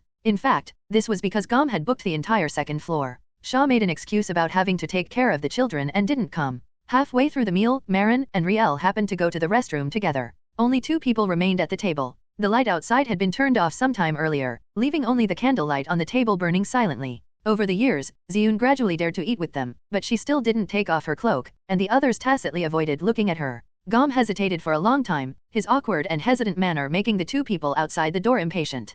Ziyun asked directly, "Is something the matter?" "Ah, it's nothing." "Oh." Ziyun didn't say anything and continued eating her meal in silence. Actually, Ziyun put down her chopsticks. She couldn't stand mothers-in-law's fussing and nagging. Just treat this like reciting the hunter's handbook, say what you want to say directly. Gom took a deep breath. "I've liked you for a long time. How about we start dating after we wipe out the cult and all the demons?" He spoke so quickly that he stumbled over a few words. The boy, who had once dreamed of becoming a hero, looked nervously at his companion. Ziyun paused for a moment, then picked up her chopsticks again. "Not good." Gom visibly withered away. "What I mean is, you've never even seen what I look like. How dare you confess your feelings to me? I don't care about your appearance." "Really? Actually, I'm very ugly." "Really, I don't care if you never let me see it for the rest of my life." Ziyun put down her chopsticks. She suddenly didn't want to eat anymore. "It still doesn't work." For the first time, she spoke in a coy, girlish voice. "You just said you wanted to kill all the cults and demons, right?" Before he could answer, Ziyun lifted her cloak. A cold, aloof face appeared before Gom. "And now, Mr. Gorm's brain has shut down, it is recommended to cool him down with ice." Ziyun followed closely to Gom and cupped his face in her hands. "If you date me, it would be considered colluding with the demons, Mr. Hunter." Although the 2 people in the private room were happily embracing each other, the elf ranger and the night teacher had already silently squatted down on the spot. Why would it be a demon?" Riel asked, his face serious and his expression helpless. How could Miss Ziyun be a demon? Marin was speechless. They wish they could strangle their past selves from 3 minutes ago. Just listen and that's enough, why keep thinking about peeking? Now things are really messed up. Ziyun took off her cloak, and the trouble shifted to them through the crack in the window. "This matter, shouldn't we just keep it from getting out?" Marin hesitated for a long time, but finally shook his head. No, I have to answer to the master. He's still my brother-in-law, and I'm not this concerned about him. What if he wants to kill Ziyun? Riel added, "Besides, we know Ziyun's character perfectly well, she's definitely not a demon who enjoys killing. Even if something really happens in the end, let us deal with her." Marin didn't even glance at him. "You think you can beat him?" "Forrid." That one sentence left Riel speechless. Just as she was wondering what to do, Ziyun pushed open the door. "Come in and let's talk about it." Since they were all companions she'd spent years with, Ziyun didn't hold back and said bluntly, "What you think doesn't matter. Even if the Viscount really wants to deal with me, I can just run away." And so it was decided. Marin went to report to Lord Ethan and, if things went wrong, to signal Riel. In the end, Gom and Ziyun became an ill-fated couple and fled the border to another place. This is the best approach to getting close to both sides' bottom lines. The following day, Marin went to see Ethan. Without even drinking any tea, he nervously told Ziyun the truth about her demonic identity. However, Ethan's reaction exceeded Marin's expectations. "Oh, I can probably guess. There are essentially 2 possibilities for hiding one's face. One is that they feel they are too ugly or too beautiful and are worried about causing trouble. The other is due to racial differences. If it's the former, after all these years of adventures together, I should at least show you what I look like, but I'm still keeping it completely hidden. So it must be the latter. As for the latter, after eliminating the common races and the orcs, only the demons remain, the ones that can't be brought to light." Marin seemed to see a glimmer of hope. "So, sir, what do you intend to do with her? You've been working for me for years, let's keep things the same." Ethan interrupted Marin before she could cheer. "There are just some questions I need to ask her in person." Confident in her skills and daring, Ziyun entered the manor's living room alone, believing she could escape no matter the risks. But this time, she was wrong. A sharp aura emanated from the Viscount, who sat high in the main seat. The overwhelming pressure from the powerful swordsman almost suffocated her. Her inner warning reached its peak. Just like that day, if she didn't run, she would die. Just as she was about to lose control of herself. In an instant, the aura dissipated into the air. "This isn't our first meeting, Miss Ziyun. Could you please tell me your real name?" Ethan greeted guests and subordinates with the same warm smile as always, but Ziyun dared not underestimate him. "Ziyun is Ziyun, the female demon, Ziyun." Ethan nodded slightly. "All right, since you consider yourself Ziyun, let's make a trade. In exchange for information about the demon clan, you'll gain the right to walk openly and legitimately on this land. What do you mean by that? There has never been a city in the world that could tolerate demons. Moreover, humans are the most xenophobic race.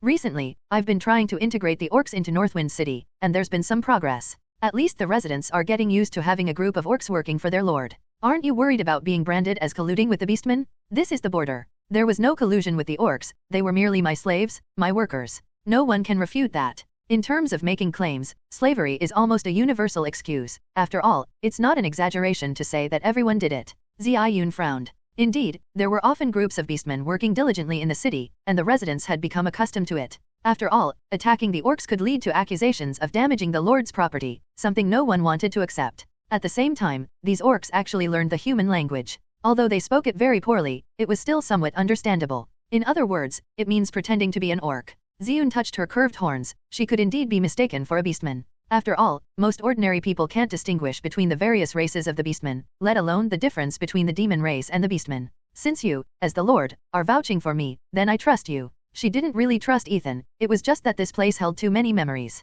Unless absolutely necessary, maintaining the status quo was best. Ethan went straight to the point. What is your background, and do you know anything about the Demon King's cult? The demon clan of Banshees was hunted down and driven out of the demon realm 3 years ago. As for the Demon King's cult, I've never heard of it. A Banshee. It seems things aren't peaceful even within your demon race. His Highness the Demon King remains asleep, and the various tribes under his command are not at peace, having been at war for over a century. In other words, the demon race started fighting each other again not long after losing the racial war? Ethan is hard to judge. No wonder history books always praise the demons' extraordinary strength while simultaneously belittling their intelligence. So who do you think created the Demon King's church? The Demon King cult couldn't possibly be the product of any powerful force. They don't need to curry favor with your highness, and your highness doesn't need their appeasement. So, it's probably just some overconfident fools trying to use his highness the Demon King's name to do some outlandish things. Among them, there are probably no 5th-tier beings. Yes, that's well said. Don't say it again next time. In her words, 5th-tier heroes were as common as cabbages. Were demon heroes mass-produced? There are no 5th-tier heroes, so there must be 4th-tier ones. Otherwise, according to her description, even 3rd-tier beings probably wouldn't be able to meet the Demon King. Ethan stood up from his chair. In that case, we'll have to rely more on your team for intelligence gathering in the future. As for the cultists who destroyed Flower Town, Ethan twisted his neck. It's time to show them what a real army is like. Shuiyang Town is just ahead. Viscount Nignan looked at the town still shrouded in black smoke, a stark contrast to the tranquility he remembered. As he wallowed in his past, scouts at the front reported, Viscount, many cultists are still hiding in the town, and a mysterious ritual is currently underway. We haven't seen any ordinary residents. Viscount Nignan turned and asked, do the warriors still have the strength? Several knights declared that the warriors' morale was high and they were ready to attack at any moment. Pass down the order, rest in place for 3 hours. After that, my troops will lead the charge. The reason why an allied force is that it is a means of several armies coming together to increase their strength and power. In reality, when a war actually breaks out, each side usually commands its own army. However, they were not fighting alone. The various armies were essentially small coalitions, with the Baron leading a few trusted knights or a coalition of knights. Because of their small size, they were relatively easy to command. This time, they assembled a total of 3,000 allied troops. For a border region with a sparse population and abundant land, this is already an unstoppable force. Aside from the necessary troops for defending their home, they practically emptied their entire coffers. This demonstrates the immense influence of Viscount Nignan. Of these 3,000 soldiers, 1,000 were Viscount Guang Nignan's elite troops. He was determined to achieve victory in one fell swoop and wipe out the main force of the cult. After all, the spread of cults is like a snowball effect. The more people involved, the faster they expand, and the threat level increases exponentially. Once their main force is eliminated, the remaining rabble won't even be able to defeat the garrison of their territory. On the borders where productivity has been lost, they are unable to occupy other areas to plunder food, and will only disappear into the wilderness. Along the way, they encountered many rampant cultists, who fled in panic towards Chuiyang Town upon meeting the army. Therefore, in Viscount Nignan's judgment, this was definitely the headquarters of a cult. It is estimated that approximately 3,000 to 5,000 cult members rested here. He was always a cautious man, and his assessment of the enemy was based on the highest standard of 5,000 men. Even so, he still had absolute confidence in the allied forces. They were just ordinary people. After being blessed by the Demon King, they would at most have the strength of ordinary soldiers, and could not possibly be a match for a proper army. The only difficulty lies in the devout members of the cult. Based on the analysis of multiple intelligence reports, devout believers, those with light red eyes, can generally acquire the strength to contend with a second-tier knight, and this level of faith usually only requires time. At first, there was usually only one in a village, but as time went on, nobody knew how many of these guys would appear. Therefore, we must act quickly. Viscount Nan Yan had made up his mind. The soldiers, who had been fighting the orcs for years, maintained their usual discipline. When the time came, they lined up and awaited orders. Trek, it's ready. Put. The towering city walls that were once used to defend against the orcs have now become an obstacle for humans, but in front of the giant stones tied with oil ropes, they are no different from fences. As the city walls collapsed, Viscount Nanyan's knights, accompanied by their squires, charged in first. Standing with the soldiers is the best way to boost morale. The cultists wisely avoided positional warfare. Instead, they hid in houses and used the intricate terrain to wage guerrilla warfare against the soldiers. Even so, they continued to suffer defeats. Under the combined attacks of various forces, the cultists retreated with almost no resistance. Their collapse was so rapid it was almost boring. It was better to watch the orcs bare their teeth. Viscount Nanyan rode his horse over a field of corpses, the carnage even surpassing the scale of his battles with the beastmen. As a 50-year-old veteran, he has a very keen sense of the battlefield. This group of guys, who only have numbers but lack weapons and quality, are only worth his serious attention because of their sheer numbers and contagiousness. He looked up at the sky, anticipating that the battle would end that night. As for subsequent actions, perhaps they will divide their forces to wipe out the remaining rebels? A knight squire ran over and knelt on one knee, saying, "Viscount, the enemy seems to have used a prayer ritual. Our losses are steadily increasing. How many tough nuts are there? Have you located the enemy leader yet?" There are quite a few tough nuts to crack. There are approximately 80 cultists with first-tier strength, and 2 second-tier leaders have already emerged. This is troublesome, Viscount Nanyan thought to himself. I'll send my heavily armed guards to the front first. You get the other team's knights and elite squires to assemble quickly. After saying this, Viscount Nanyan spurred his horse, and it galloped towards the front lines. When he arrived at the scene, he found that the situation was even more dire than reported. Many soldiers lay on the ground groaning helplessly after losing their fighting ability, while the logistics guys were so busy they barely had time to breathe, running around in a panic. Just as he was observing, a gap was torn in the already retreating defensive line, and several believers with first-tier strength rushed over. Viscount Nanyan was still wearing his ancestors' heavy armor. Facing these scum, he didn't even need to draw his sword. He simply lifted these skinny fellows up with one hand and made them make intimate contact with the already red-stained floor. He channeled his ancestral earth attribute battle chi and roared, "Reinforcements have arrived. Hold on." The powerful battle aura, carrying sound waves, reverberated throughout the entire battlefield, giving everyone a jolt. The heavy infantry later withstood the counterattack of the fanatical believers, and holding their large shields bought their comrades behind them considerable time and opportunity. For a time, the two sides were deadlocked. In this stalemate, the cult members were the first to give out. No matter how powerful they become, they are still mortals, and steel weapons and armor are an insurmountable barrier for them. If the first wave of attacks is held back, they will be met with countless weapons from all sides. At the highest point of this town stands the former castle of Baron Hibernation. The sorcerer looked at the kneeling cultists below, and his joy was evident on his face. Those guys who can't stand the sun still have quite a few good things. 4th-tier blood sacrifice spell, Blood Rain. This spell is in its final stages. The sorcerer revealed a cruel smile. "It's time to offer your lives to His Highness. Please, do your work." As soon as they finished speaking, the group of devout believers slit their own throats without hesitation. Blood gushed out and flowed eerily on the ground. The sorcerer nodded in satisfaction. 5,000 lives and the lives of 100 believers were exchanged for a single spell from the Demon King. Although it's a simplified version, it should be sufficient for most users. The spell is now complete. All that remains is for the number of deaths to reach the target. At that time, blood rain will engulf this town, and no one will survive. I've already given the majority of the believers in the Nanyan region the order to fight to the death. I'm sure this will give Viscount Nanyan a pleasant surprise. Comments. Previous the war did not go as smoothly as the nobles had anticipated, but the enemy's resistance only fueled their fighting spirit. No matter how frenzied the enemy was, they never wavered, never feared. Despite the increasing number of wounded soldiers following the prayer rituals, the border guards have always held fast to one truth. As long as there's a breath left in your lungs, you can still roar. The enemy's fierce resistance will only excite them more, making them even stronger. The melee involving thousands continued into the early hours of the next day, and even with the adrenaline rush, the soldiers felt extremely exhausted. However, it was all worth it. More and more nobles gathered around Nanyan. They had arrived at the last stronghold of the cultists. The town had been breached, and amidst countless bloodshed and screams of agony, only the last line of defense of the cultists remained. A mill located on the very edge of town was once one of Baron Rising Sun's most important properties.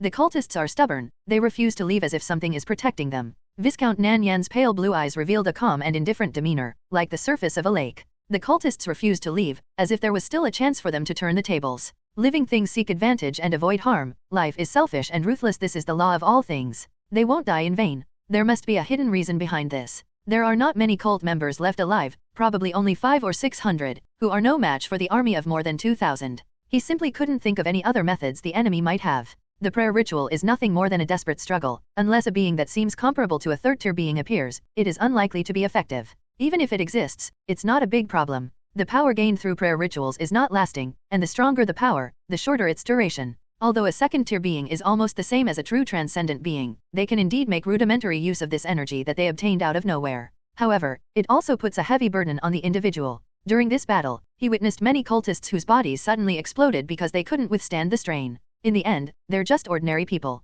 At this moment, a baron arrived and asked, "Viscount, when will we launch the offensive?" Nan Yan glanced around, full of ambition. The nobles, eager to try their luck, were itching to make their move. On the battlefield, these supposedly shrewd border nobles lost their usual cunning and, like pure warriors, yearned to kill the enemy. This reckless, fighting-first mentality caused them considerable losses when they clashed with other nobles, but they never changed it. Perhaps this is the unique spirit of the border region. Perhaps he was influenced by the atmosphere, or perhaps he didn't want to show any weakness or cowardice in front of others. Viscount Nan Yan silently closed the visor of his helmet. He was about to lead the charge. An army composed entirely of extraordinary beings is something that any lordly power would absolutely crave. At this moment, the charging nobles demonstrated the strength that made such a force so desirable. They had never trained together, brought their own weapons and armor, and were only vaguely familiar with each other. Even so, the cult's flesh and blood defenses were easily torn apart and crushed like tofu in front of them. Although they were called knights, they were truly skilled in foot combat. The sorcerer watched the spectacle unfolding in the distance, a sense of unease creeping into his heart.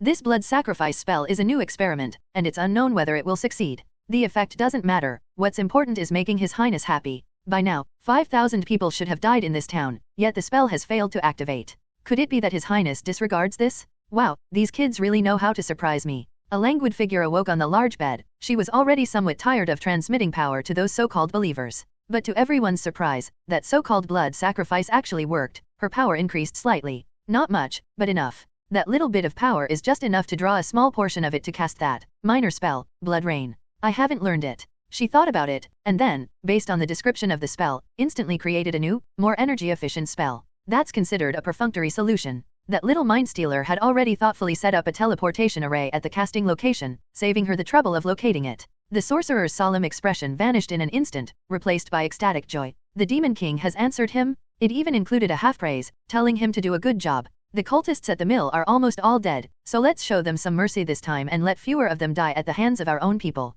As for now, the sorcerer looked up at the sky, which was gradually turning red. It's best to run away as soon as possible. With a casual flick of his sword, Nan Yan cleaved several cultists in two. As he watched the enemy crumble, his vigilance remained high. There were no hidden cards, just a one-sided massacre. This doesn't make sense, nor does it align with his previous assessment. The sky suddenly darkened, followed by a splash of red across the earth. Nan Yan suddenly looked up, and the entire sky had turned blood red. Dusk? No, it's only noon at most. And the sunset clouds couldn't possibly be this eerie red. He didn't understand what this was, but he knew one thing: he had to leave. Everyone, leave the town area. As more and more people realized what was happening, the noise and sounds of fighting mingled together, and the scene turned into a crowded stampede.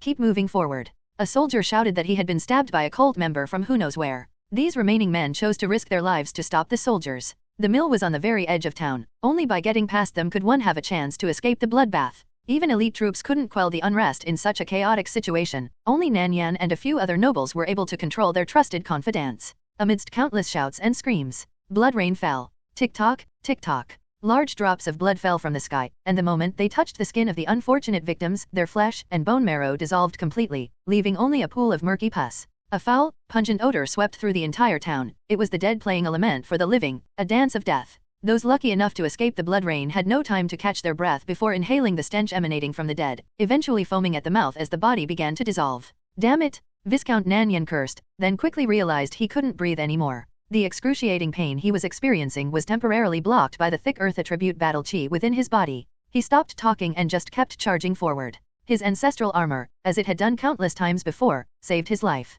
However, even this near-epic level full-body armor gradually corroded under the rain of blood, emitting a painful wail. Countless comrades and subordinates fell around him, gradually turning into a pool of pus on the blood-stained ground. But he couldn't stop. Nyan couldn't live without him. Merry Christmas Eve to all readers. May you be happy and blessed.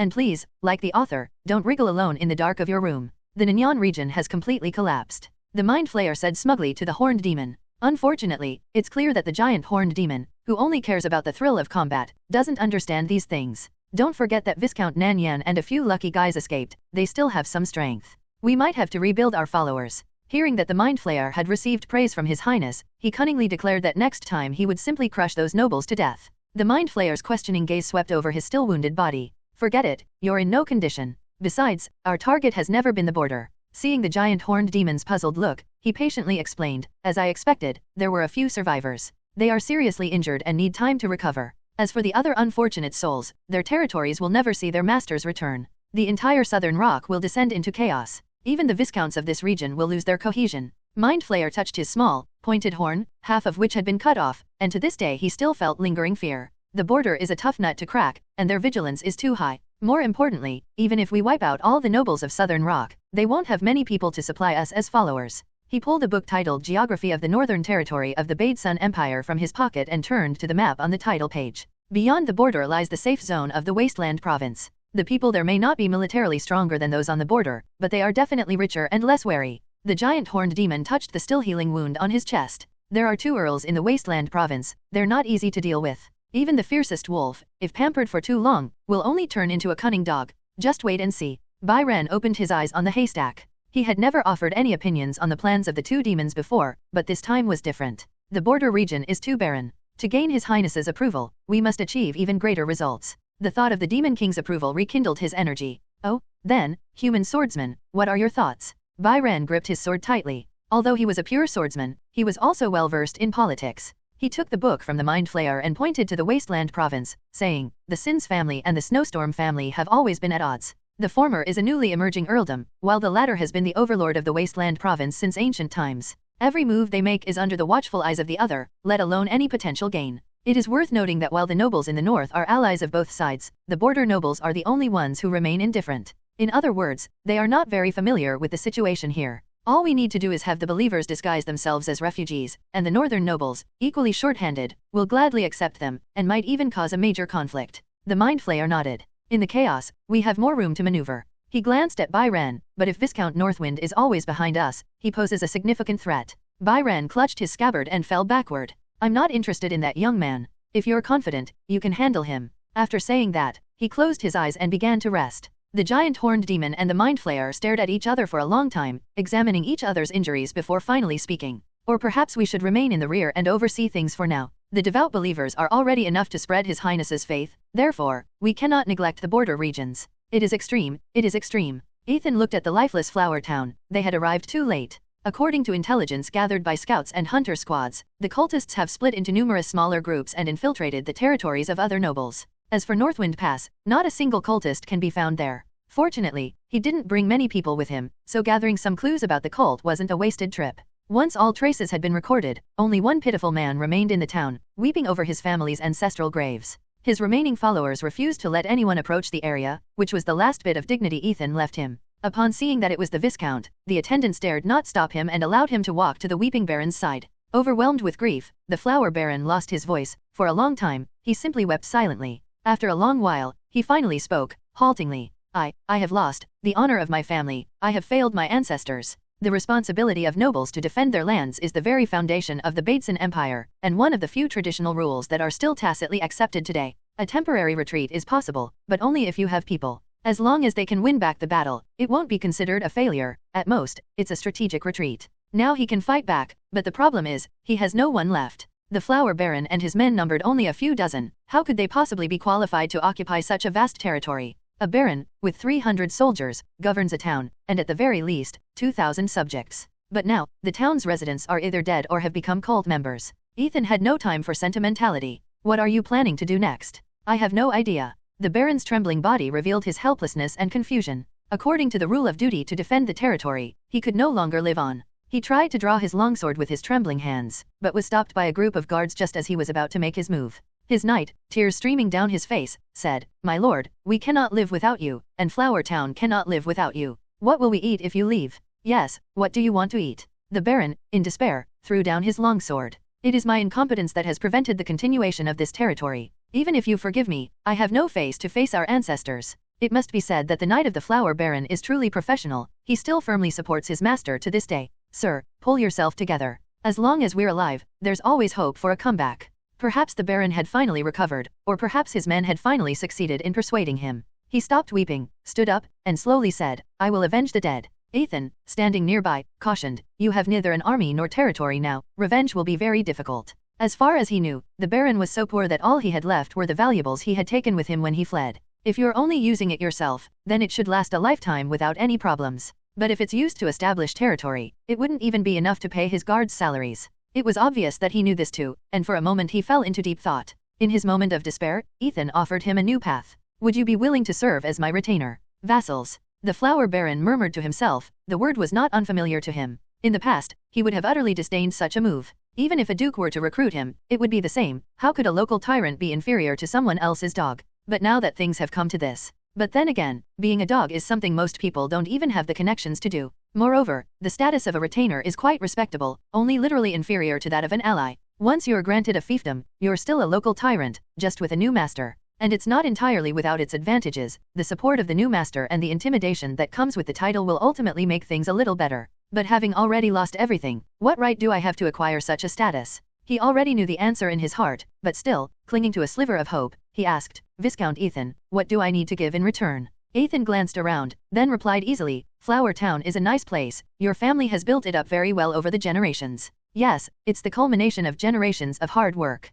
Even after the ravages of war, those key facilities have remained remarkably intact. The key point is that it's very close to the Northwind Rift. After a fierce internal struggle, the Baron ultimately chose to comply. Regardless, this was an opportunity Ethan had given him. But he still pleaded, "Viscount, the honor of our family must not end in my hands." Ethan said calmly, 30 years. You can sign a contract if you don't believe me. Will I be able to reclaim this territory by then? It won't be smaller than it is now. Good. There was no haggling, which saved Ethan a lot of trouble. His original plan was to let him and his men work for 20 years first. 30 years later, if he is granted another barony, it's hard to say who will win or lose in this deal. After all, even a group of level 5 squires, plus a few knights, couldn't possibly exchange for a baronial territory. For Ethan, however, the more manpower and territory he had, the better. Ultimately, development and expansion is a snowballing game. Even if he achieves nothing in 30 years, he can simply return the territory and still gain the loyalty of a family. A win-win situation. Ethan wins twice. However, while cults are always a hidden danger and must be eliminated, this unrest has indeed brought him some benefits. Those 2 demons helped him refine his sword domain, and he's now close to reaching the 4th tier. When they meet again, he'll be confident of victory. 3 days later, in the absence of any bystanders, the Flower Baron signed a contract. The content is as follows. Baron Flower and his family and subordinates will serve Viscount Northwind and the Ethan family for 30 years. During this time, they must not betray each other, no matter what happens. After 30 years, the Ethan family will grant a barony to the Flower family as their territory. During this period, the Flower territory will be managed by the Ethan family, and their status as vassals will remain unchanged thereafter. The inscription is signed by the contemporary Baron of Flowers and the Viscount of the North Wind. As for the punishment for breaking the contract, no one will do that. Ethan not only gained a highly developed territory, but also the loyalty of a group of warriors. I feel like I took advantage of someone's vulnerability. However, while Ethan has some conscience, it's not much. A few days later, the Baron, along with his knights and a group of squires, was sent to train the reserve troops. Northwind commands 3,000 troops, this is the official count. It's quite typical for a border viscount's territory. After all, it's necessary to guard against orcs, so a higher proportion of soldiers in the army is to be expected. Aside from the army's excessively high quality, even considering a standard tier 5 unit like a knight or squire, every soldier in the army is no weaker than a squire, and each has its own strengths and weaknesses. The squire, a type of reserve knight, is 2 hexagonal, that is, balanced. In terms of both potential and cost effectiveness, it's not as worthwhile as training them into knights. Heavy infantry are more durable than them, sword dancers have higher damage output, and even their prized horsemanship, or mobility, is only slightly better than wolf riders, and they don't even outnumber them. After all, compared to war horses, steppenwolves are now as numerous as stray dogs on the roadside. Not to mention their archery skills, which were also inferior to those of the longbowmen. I know a little bit of everything, but not much. Only when they break through to the knight class can they avoid being reassigned to another class. With the improved quality, the knight becomes the perfect representative, capable of both offense and defense, a complete all-rounder, plug and play, and a highly sought-after asset in the eyes of all factions. Therefore, even knights squires had no place in Ethan's army, let alone ordinary soldiers. Their only purpose was to farm, and incidentally serve as the armed force for the local villages. However, thanks to the extensive development of the Eye Valley, their weapons and equipment still meet standards, and they have sufficiently good instructors to train them. Besides needing to farm, these reserve forces, scattered and disorganized, numbered approximately 1,000 people, serving as a supplement to the current army. In June, cult activities in the Northwind region became increasingly frequent, especially after they became more cunning. Based on the constant stream of intelligence, it can be deduced that a considerable number of devout believers who could spread their faith have gone into hiding, surviving in the wilderness on food stolen from villages. Their existence is only proven by the occasional village cult riots. Cautious as they are, they only send out a few people at a time, and after spreading their faith, they quickly flee without ever lingering. If the anomaly is detected at the very beginning, that's fine, but after a few days of adjustment, it becomes very difficult to detect anything unusual. Many villages have reported abnormalities, but the remaining villages are not necessarily clean either. As for organizing a crackdown, it's simply impossible for them with their manpower. Even though it's summer, the perfect time for activity, the rugged terrain of the wilderness doesn't allow them to clear the area. Only cavalrymen with sufficient speed possess this ability. So they approached Ethan. It's not that they didn't have cavalry, but rather that their numbers were too small and they weren't very agile in the mountains and forests. Requesting support from above is perfectly normal. After all, the border nobles are already annoying enough. If they don't unite, they'll be finished soon. And they had their reasons. Every year, to prevent orc attacks, they paid Ethan a considerable amount of protection money to help them clear the land. Now that they are facing an attack that cannot be resolved, it is both morally and logically appropriate for the local leader to step in. So, on a sunny day, people from all walks of life gathered together once again. Comments. Previous Viscount, please help us this time. Thor looked at Ethan pleadingly. Yes, these bastards, whoever they are, have used despicable magic to brainwash and control our people. Even the best hounds can't find them. Now we can only rely on you. Ethan leaned back in his chair, completely at ease, as he always had. They're just a bunch of hiding rats, they bring us no benefit other than wasting our time. Viscount, even a mere rat in the house can cause harm to its master. And their threat goes far beyond that of a rat. These rats wouldn't dare come into my house. Several people looked displeased. Weren't these words a blatant mockery of their incompetence? Viscount, these cults are extremely well hidden, they're difficult to find except by your wolf riders. Therefore, another person said, Viscount, given the influence of cults these days, I'm afraid we can no longer pay you for your actions. If we wait until next year, that's enough. It makes me sound like some greedy, petty person. Ethan said slowly, but my wolf cubs can't have come all this way for nothing, right? At the very least, you have to provide them with food, right? The nobles below had no problem with it, but they could hardly imagine how much meat hundreds of wild wolves could eat if they ate freely. After receiving a satisfactory reply, Ethan immediately began his operation. The Grey Wolf Pack, like a tidal wave, covered the sky. Working in coordination with ordinary cavalry, they dragged out and killed the cultists hiding in the wilderness and forests one by one. Even if they launched some counterattacks, they quickly exhausted their strength due to the cavalry's pulling and restraining tactics. July, Nanyang area. The cultists organized a desperate and overconfident final battle. A cultist whose level of piety reaches that of a fanatic has sworn to offer more lambs to his highness. Such a level of existence is enough to earn him respect. With the refinement of magic, even a demon king can now gain power simply from the faith of his followers. For this, his highness the demon king specially rewarded him. This serf, formerly known as the Dung Fork, now possessed power surpassing that of most nobles. He was now a third-tier strongman. He was intoxicated by the power of the elite class, which further fueled his ambition. As a defensively specialized class, his body is practically impervious to blades and spears, and he possesses immense strength. He can lift half a mountain single-handedly. He was always at the forefront of the cult's attacks, slaughtering countless enemies. Even the giant horned demon exclaimed that no one was as reckless as him.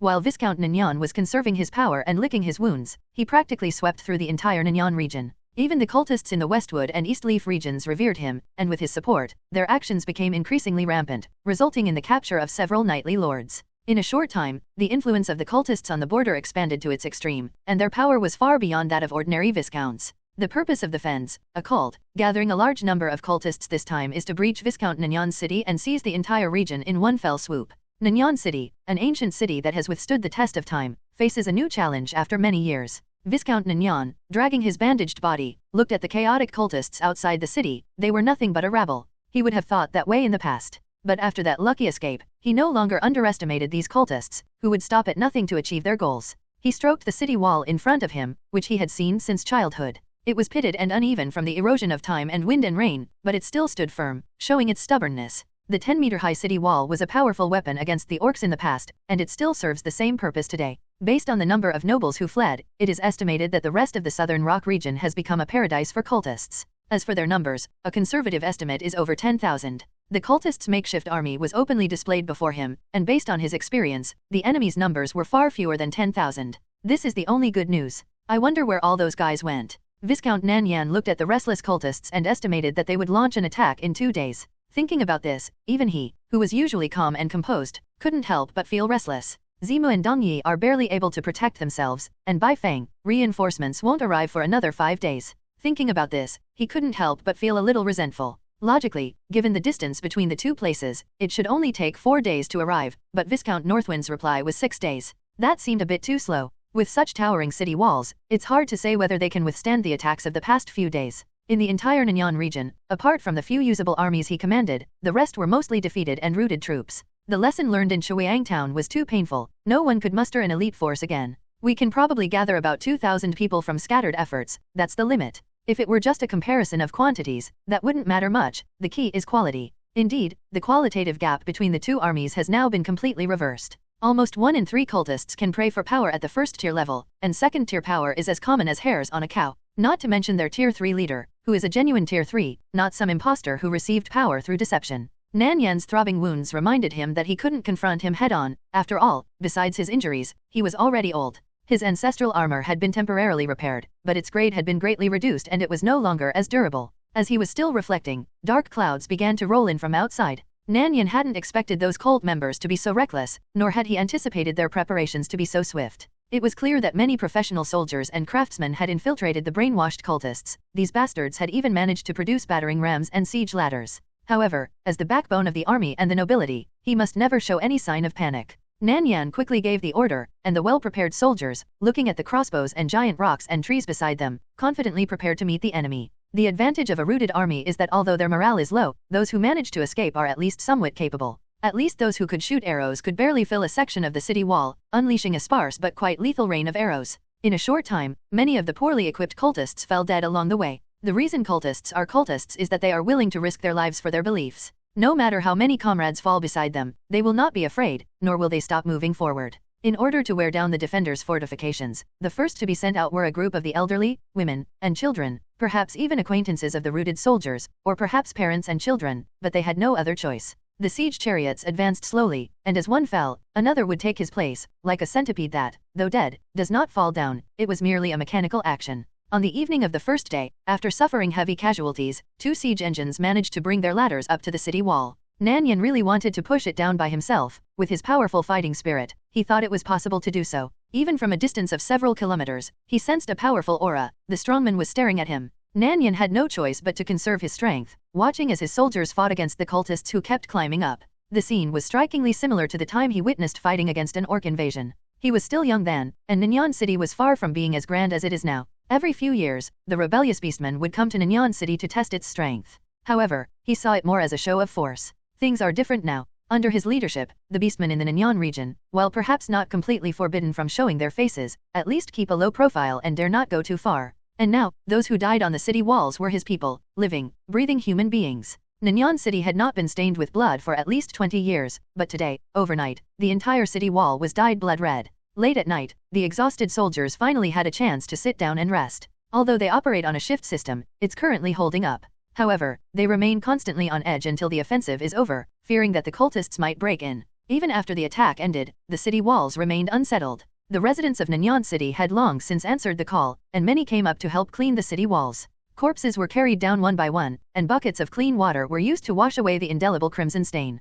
Nanyan stood on the city wall, not moving an inch from beginning to end. He wanted to watch the entire battlefield. Several capable barons wanted to take over for him so he could rest, but he refused them without hesitation. He had a premonition that he probably wouldn't survive the war, and there was no need to worry about a dead man. His son was an excellent knight who wanted to fight alongside his father, which made him very happy. However, for a war of this magnitude, the presence of a knight is dispensable, and certainly not worth risking one's life for. When the defenses truly crumble, his captain of the guard will take his son away. Almost everyone knew about this order except for his son, and everyone tacitly accepted it. Since the father is already fighting to the death, there's no need for the son to rush in. Nanyan was lost in thought during the night filled with the sounds of snoring when a sudden cry drew his attention. That's how it is during wartime. Some young people will inevitably succumb to the immense pressure and cry. Nanyan walked over, intending to comfort him. Suddenly, he froze. A soldier is weeping while holding a corpse. He didn't recognize the soldier. He was probably a rooted soldier who had run away. And the corpse had no equipment or defenses on it, a cultist.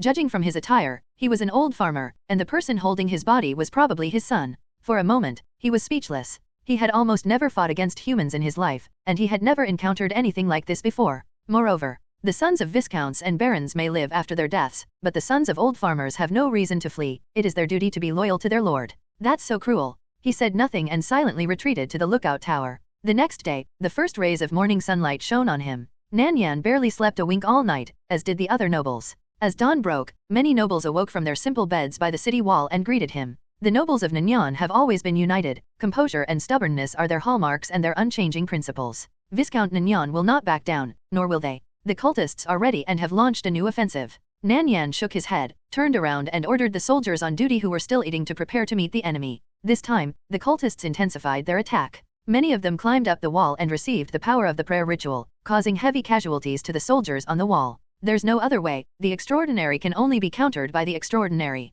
In terms of numbers, they are at a disadvantage. Every soldier is precious now. The knights, who had been preparing for a day, joined the battle. Genuine extraordinary beings could easily defeat such powerful but powerless beings, and the number of casualties was quickly suppressed. Today's battle situation is still within acceptable limits, just like yesterday, except that there are 3 more siege ladders leaning against the city wall. The number of dead and wounded soldiers increased significantly, with approximately 400 men lost in just 2 days. The cultists suffered even greater losses, leaving at least 1,000 corpses on and in front of the city walls. However, from above, the cultists still swarmed in as large a mass as before, like an endless dark cloud. 400 men may not sound like much, but they severely impacted the fighting strength and morale of the defending troops. The noble officers could only repeat the news of reinforcements over and over again, and with nowhere else to retreat, they barely managed to maintain their morale. Nan Yan gritted his teeth and ordered 20 cattle and sheep from the manor to be slaughtered so that the soldiers could replenish their strength. Even the residents who helped out had unlimited flour. On the 3rd day, the offensive was even more intense, almost breaking through the defenses right away.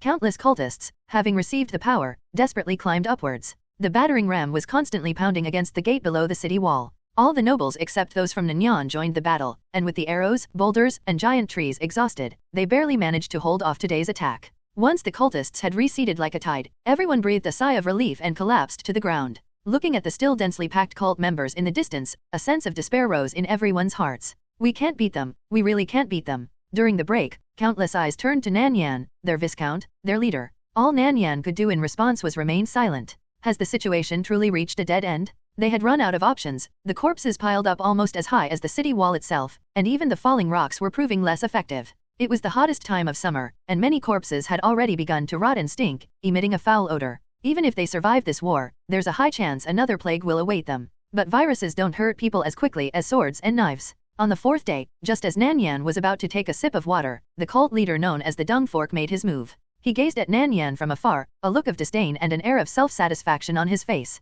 He could tell that the garrison was exhausted, and next up was the absolute elite of the cult, a force composed of former soldiers. With the Demon King's power, they were invincible, devoid of pain and any superfluous emotions. He himself will also make an appearance. Today is the 4th day, Nan Yan murmured to himself, a mixture of despair and a sliver of hope. They were desperate because they might not survive the 4th day, but fortunately, reinforcements were on their way. If the reinforcements are strong enough, then perhaps the people of Nanyang City can still be saved. This was the foundation of their family business, and he didn't want to see that glory tarnished on his own shoulders. Nor did he want his son to have to start from scratch. Seeing the vast number of cultists rushing towards him, Nan Yan gripped his longsword tightly. Their troops had gone from a routed army to a grieving army, but the difference was that they no longer had much fighting power. Those who still had fighting power did nothing but mechanically wave their weapons. They had heard news of reinforcements so many times that they were somewhat annoyed. The enemy has only about 2,000 men left, while the defending forces have about 1,000 still capable of fighting. Theoretically, the defending forces have the advantage. This was merely theoretical. In reality, they were inferior to their enemies in both physical strength and raw mass.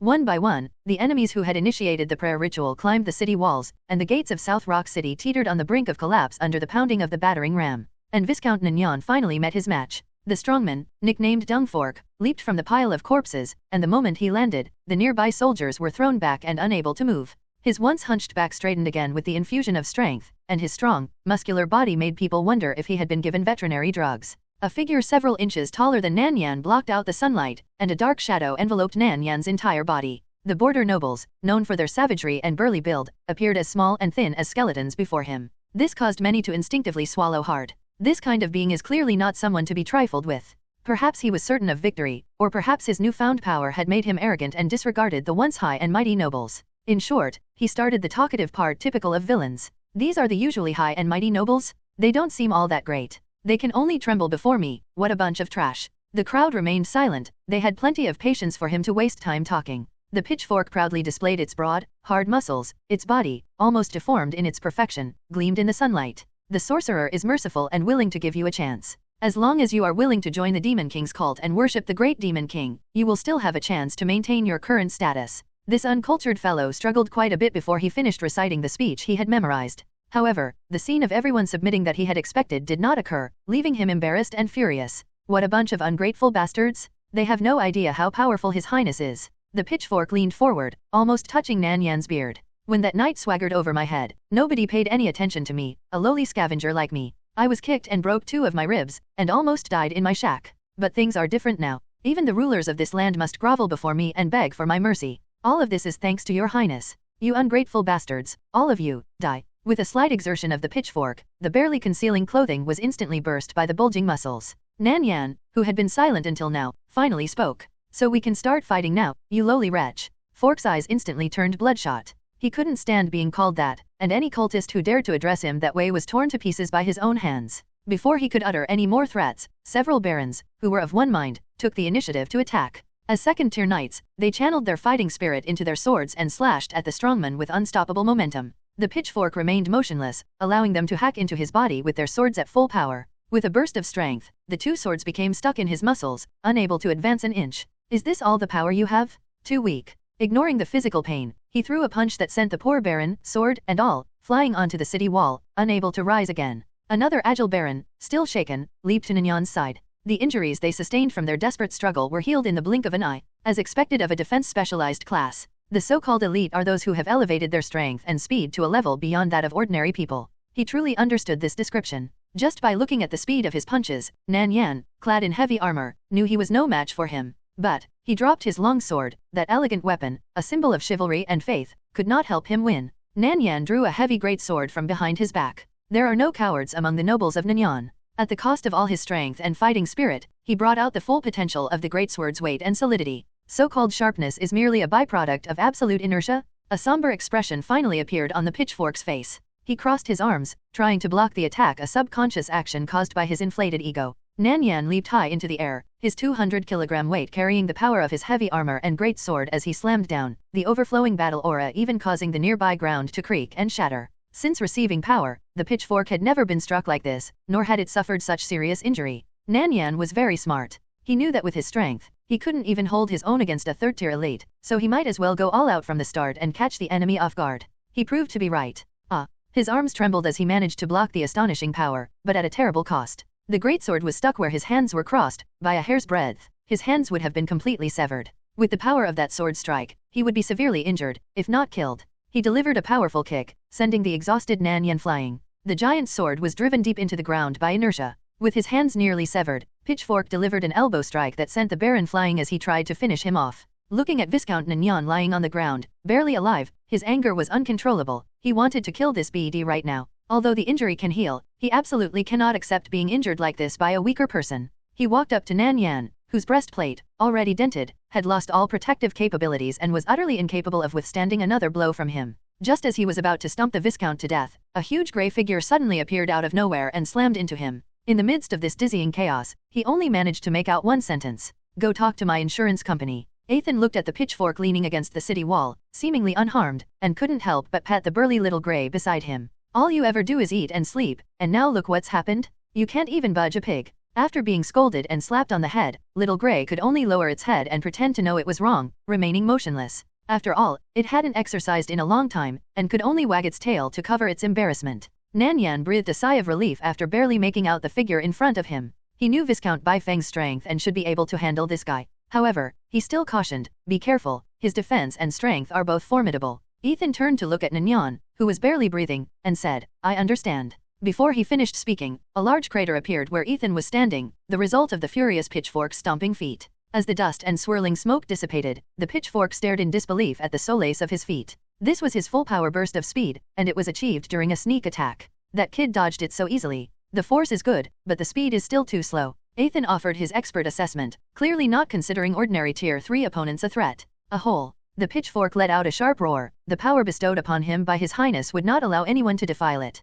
As a fanatical believer, he possesses a unique trump card, the ability to unleash the power bestowed upon him by His Highness at a deeper level, at the cost of his physical potential. Even if they lose their lives after using it, it doesn't matter. The loyalty and fanaticism of a fanatic for their faith is unimaginable to ordinary people. With just a little verbal provocation, they are willing to risk their lives to prove the perfection of their faith. Ethan tilted his head and looked at him. The villain's characteristic last-ditch effort was quite interesting. Northwind? We must not underestimate him, he is an elite soldier. Nan Yan shouted it out with all his might. He was terrified that this young man would be caught off guard and make a mess of things. Everyone has their moments of youthful impetuosity. Elite troops. Ethan sighed. He was genuinely terrified. The pitchfork's speed doubled again. At this moment, disregarding any injuries, he risked ruining his fist to throw a punch at Ethan. That's a truly frightening aura. Since that's the case, I'll be a little more serious too. Domain expanded, sword domain. In an instant, all the creatures on half of the city wall, whether soldiers or cultists, felt a chilling sense of crisis looming over their backs. The sheer scale of the battle even startled the spectator sorcerer, who thought to himself, this guy's progress is too fast.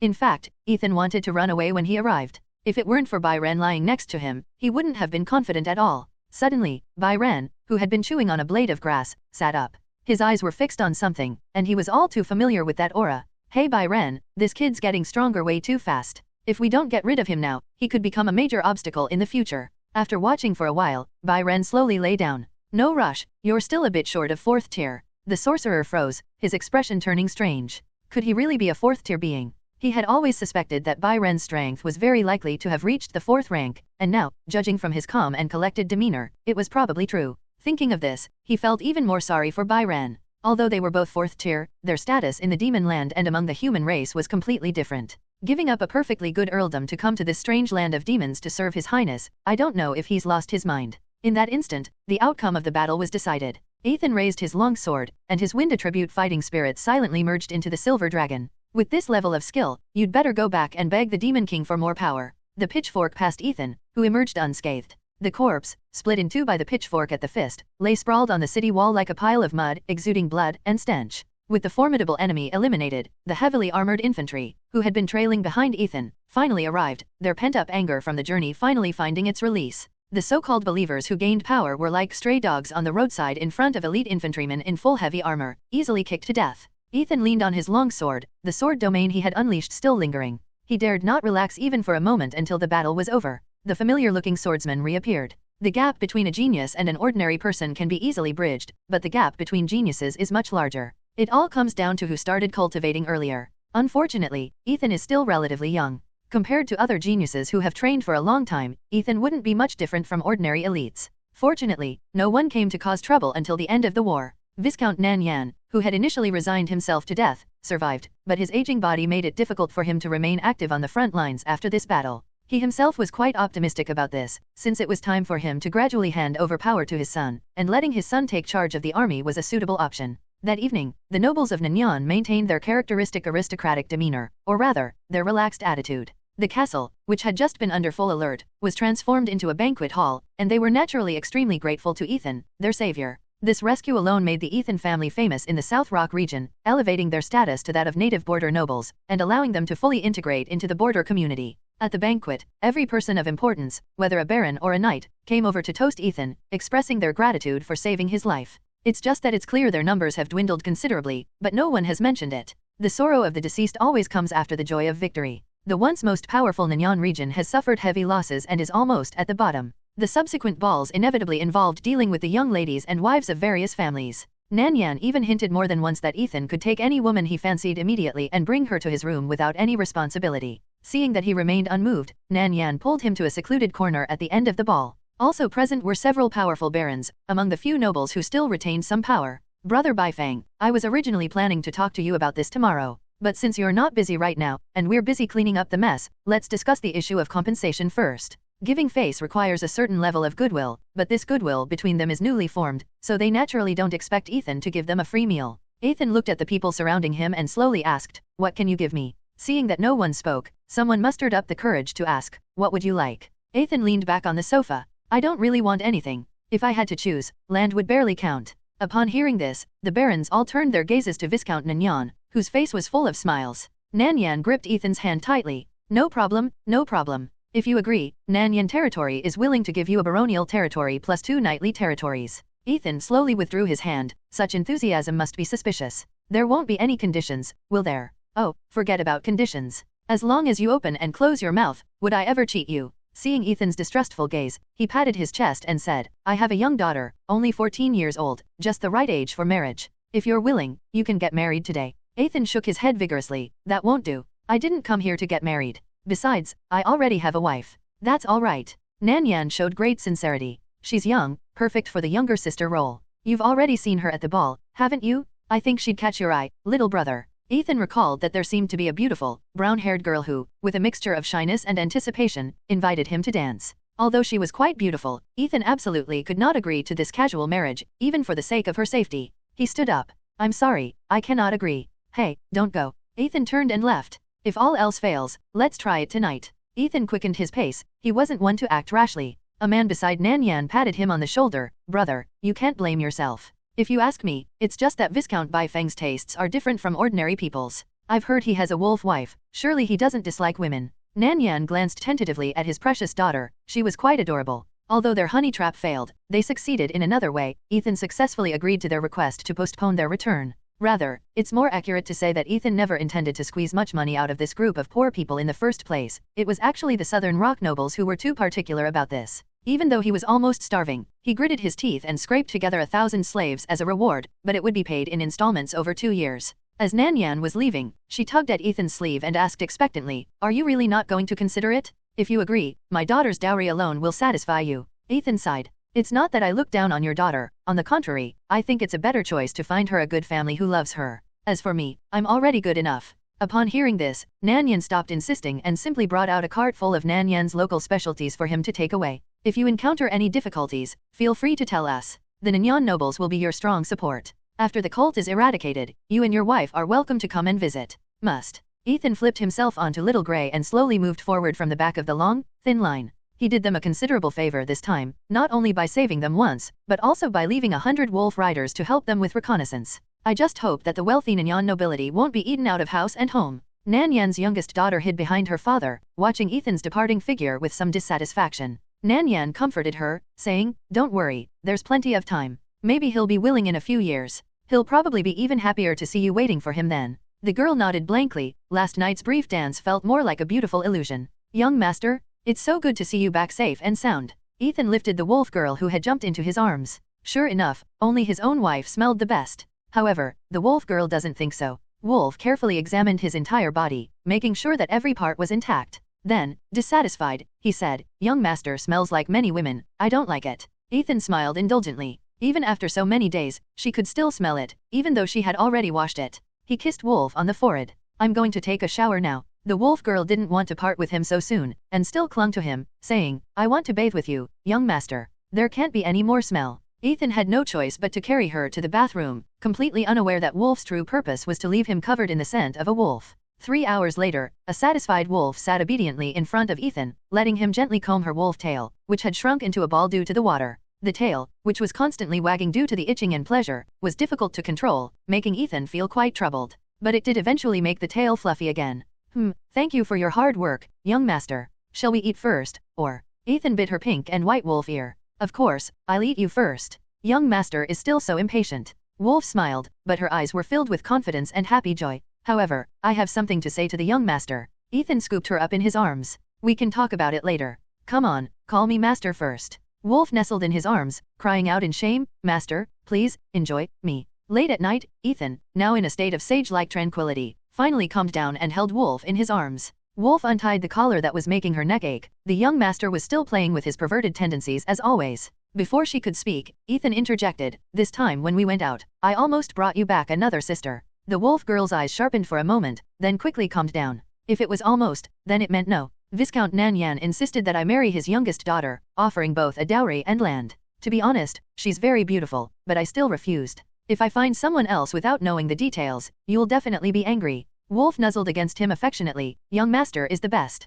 However, I also have something to say to the young master. What is it? Wolf blinked, and said hesitantly, I've already checked with Alice and Sister Catherine. I think I already have one. What does have mean? Wolf touched her lower abdomen. It means I'm pregnant. Ethan's face lit up with joy. Are you serious? It's been about 2 weeks. Seeing Ethan's surprised expression, she finally relaxed. Young master, would you like a boy or a girl? Ethan stroked it tenderly, his voice filled with undisguised joy. Regardless of gender, as long as the baby is born safely, that's all that matters. After a while, Ethan finally calmed down, holding his wife in his arms. Too much had happened these past few days, and thankfully he hadn't succumbed to temptation. Otherwise, there will be a lot of trouble at home. Pregnant women need to be well cared for. Wolf suddenly asked, after I get pregnant, will the young master still like me? How could that be? Of course I love you. Oh, after the child is born, will the young master still like me? Ethan patted her cheek. Don't overthink it. You're my wife. Wolf's anxious heart finally calmed down, and she silently nestled her head into Ethan's arms. Although Ethan appeared calm on the surface, his heart was actually in turmoil. Those are children, whether they are the eldest son or the eldest daughter, they are all very precious. Filled with the joy of becoming a father for the first time and a touch of worry, he slowly drifted off to sleep. In his dazed state, he heard a whisper in his ear. I like you too, young master. Good morning, young master. Ethan slowly woke up, and Wolf, who had been waiting for a long time, immediately offered her morning greetings. Good morning, honey, Ethan said, still rubbing his sleepy eyes. Next up is a good morning kiss. Wolf greedily sucked on Ethan's lips, their tongues intertwining almost in a knot. She was always so greedy, wanting to possess everything about her husband. For a wife, this is perfectly understandable. When they parted, her face was already flushed and her eyes were glazed. Next comes the final step of the morning rituals, the morning flight. Just as she sat on Ethan's lap, preparing to get intimate, Ethan stuck a finger into her mouth. It's best to take care of your health. She pouted, dissatisfied. I can do it, and Wolf twisted her waist and pressed her head close to Ethan's neck. Young master looks quite energetic. I've told you so many times this is normal, it's uncontrollable. Stop rubbing against it. Wolf's ears drooped, and she cried out in a wronged tone, does master not like me anymore? It has to be said that acting cute really works. As long as she has a forlorn and aggrieved expression, Ethan will agree to anything she asks for. It wasn't until the sun was high in the sky that Wolf got up to wash up. As she made gurgling noises with water in her mouth, Ethan hugged her from behind and said, it's about time you changed your tune. Wolf pressed her finger against a sharp canine tooth in front of the bronze mirror and mumbled, what change of address? To prevent the child from being led astray by you, you can't call me young master anymore. Wolf pouted, hesitated for a long time before asking, then what should I shout? The young master is clearly the young master. Ethan gently rubbed her drooping wolf ears. By the time the baby is born, I won't be young anymore, and I'll still be the head of the family. Calling me young master won't be quite appropriate anymore. Okay, she replied reluctantly. Ethan continued, according to custom, the wife should also call him master. However, while a nobleman's given name should not be spoken lightly, it is permissible for spouses to call each other by their names to show intimacy. Should I call him Ethan? Wolf's hesitation deepened. She had always placed Ethan above herself. But this title of equal made her waver. It's all right, after all, we're husband and wife. Therefore, please continue to act like a noblewoman. Ethan knew she didn't want to call him master because so many people used that title, which made her feel like she wasn't special anymore. But calling her by her first name is different, it's a unique privilege reserved exclusively for her. Although Miss Elf could also call out to her, she usually wouldn't do so directly to show intimacy. All right then. Ethan, she called out tentatively. Hey, honey, what do you want? Wolf turned around and pressed her slightly flushed face against his chest. I want you to stay with me. Today's official duties were put aside, and under the warm summer sun, the two snuggled together on a long rocking chair in the garden. Wolf lay on his lap, gently stroking his unchanging lower abdomen. A few days after you left, I felt nauseous. At first, I thought it was just a cold or something, but it got worse, and I had no choice but to go see Alice. Alice and Sister Catherine confirmed with me many times before they were certain I was pregnant. She pointed a finger at Ethan's chin. I'm asking you, would you rather have a daughter or a son? Don't lie. Is there a difference? Ethan posed the question to her. Of course there is. Wolf felt a surge of anger. He couldn't possibly not know the difference between a daughter and a son. If it were a daughter, as the eldest daughter, she wouldn't be bad off. But, she wouldn't be considered an heir. What if I were to designate my daughter as my heir? They won't accept this. Wolf shifted her position, finding a more comfortable one. Ethan naturally knew who these so-called them were. If he doesn't have a son in the future, then it's fine. But if he does, both the son himself and subordinates who want to take sides will have ample reason to seize this power. The Bade Son Empire was a traditional primogeniture system, where the eldest son inherited all the family property, while the second sons often only had three paths to success. Firstly, she went out to manage the family business. Secondly, she served as her elder brother's deputy, which can be considered a result of their good relationship. The best third option is simply to acquire a fiefdom and become an offshoot of the family. The Bateson Empire did not have a decree of enfeoffment, nor did it force nobles to grant fiefs to their sons, which led to the expansion of the power of the nobility. Ethan originally intended to take the second path. If it weren't for the circumstances, the hardships of pioneering new lands would be unbearable for most.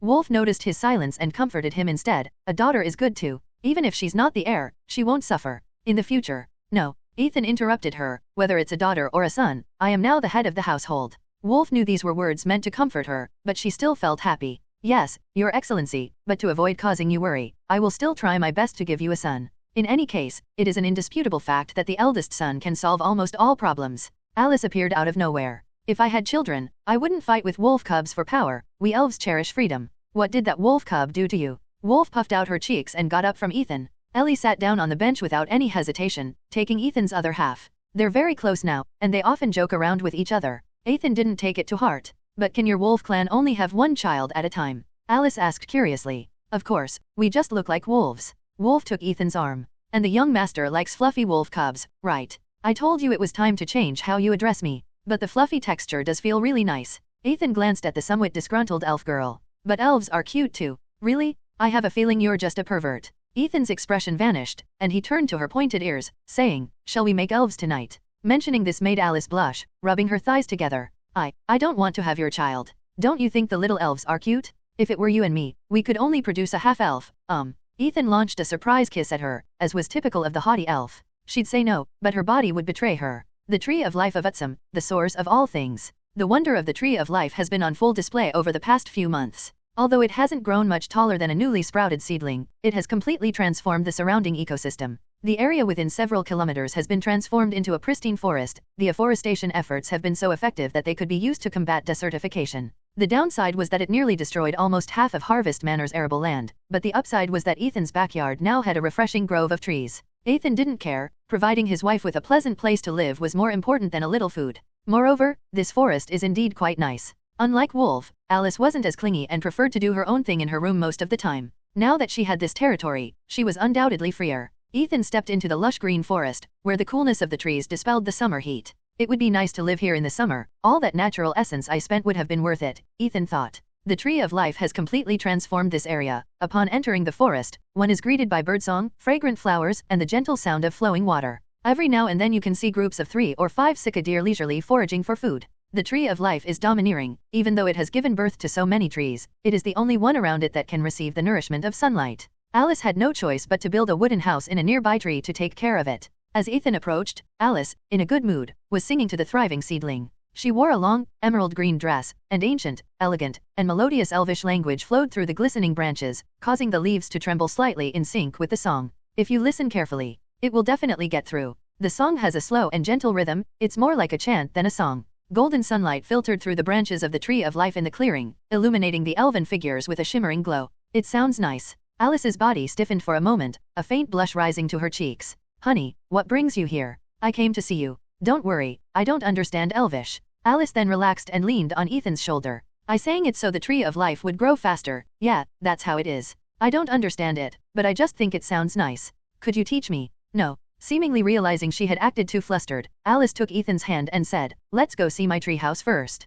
In the land some distance from the Tree of Life, other life forms were allowed to grow, and they benefited greatly from the factors emanating from the Tree of Life, growing as tall as ancient trees. For example, this towering tree in front of him, if Ethan didn't know it was only 3 months old, he would definitely think it belonged to some primeval forest. On the thickest branch sits a dwelling of moderate size, constructed primarily from naturally fallen branches secured by vines and hand-polished wood. As for how to get up there are rattan ropes as safety ropes and woven rattan ladders. Alice is indeed very capable. She created such a presentable residence in a short period of time. Ethan strolled into the small house, which was filled with the fragrance of trees. It was small but perfectly formed. This wooden house is something countless people dreamed of owning as children. Looking out the window, Ethan could see the small Tree of Life swaying in the wind, growing slowly and forlornly in the open space. The Tree of Life can understand your singing. Ethan still wouldn't let Alice off the hook. Of course, as the mother of all things, its wisdom is extremely high. It's just that it's newly born and appears quite ignorant. So, you've been taking care of it for so long, haven't you gotten any benefits from it?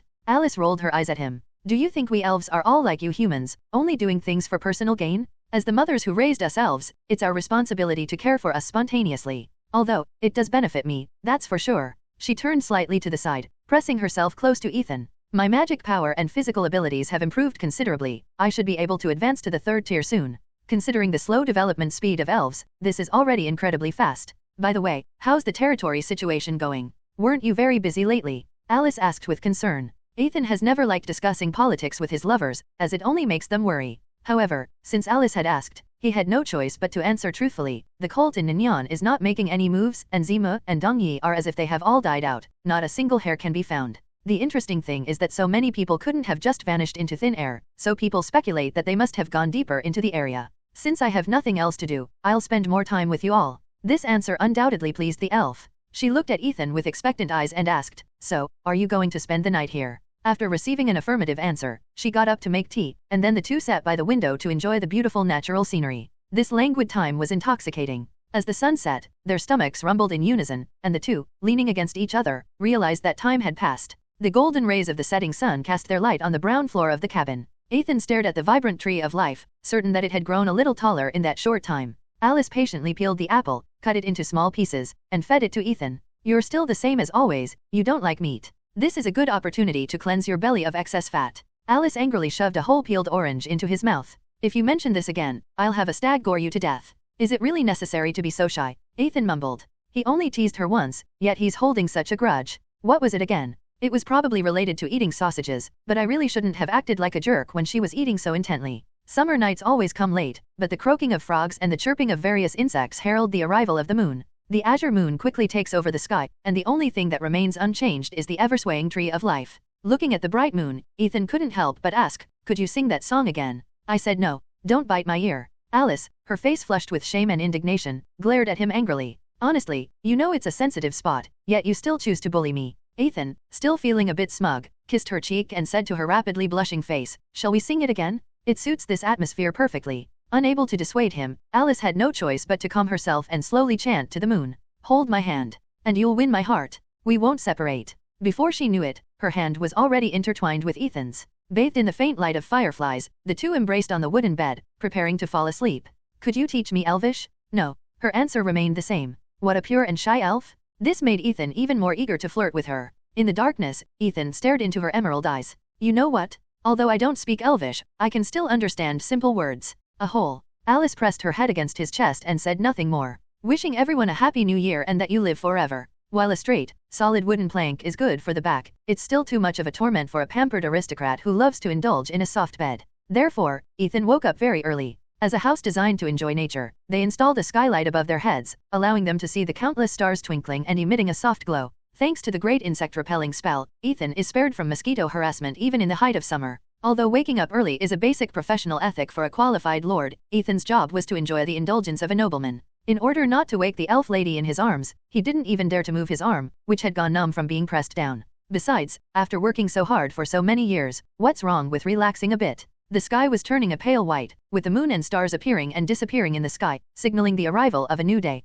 By the dim light, Ethan turned to look at Alice, who was sleeping peacefully with her head resting on his arm. In terms of sleeping face alone, she is very different from the wolf girl, who always looks cute. As for Alice herself, as a uniquely gifted elf, Ethan can only be described in one word: pure beauty. People are always drawn to disrupting things that are perfect, and Ethan is no exception. He kissed Alice's face recklessly, causing the sleeping elf to frown slightly and turn away. Ethan had no choice but to stop for the time being and enjoy Alice's flawless body. Although elves are known for their slow development, it has to be said, well, Alice's development is a little too good. With the idea that he could touch his wife however he wanted, Ethan immediately started kneading dough. The large, white dough gradually turned a rosy hue. Just as he was about to make a further move, Alice, who had been biting her lip, finally opened her eyes, her beautiful eyes filled with shyness and slight anger. "Since you like kneading this stuff so much, why don't you go raise a sow and knead it?" To be honest, she quite enjoyed being kissed at first, and even crossing the line wasn't unacceptable to her. The key question is, which dough kneader would eat raw dough? Faced with her angry gaze, Ethan silently raised his head, his mind racing, already devising a response.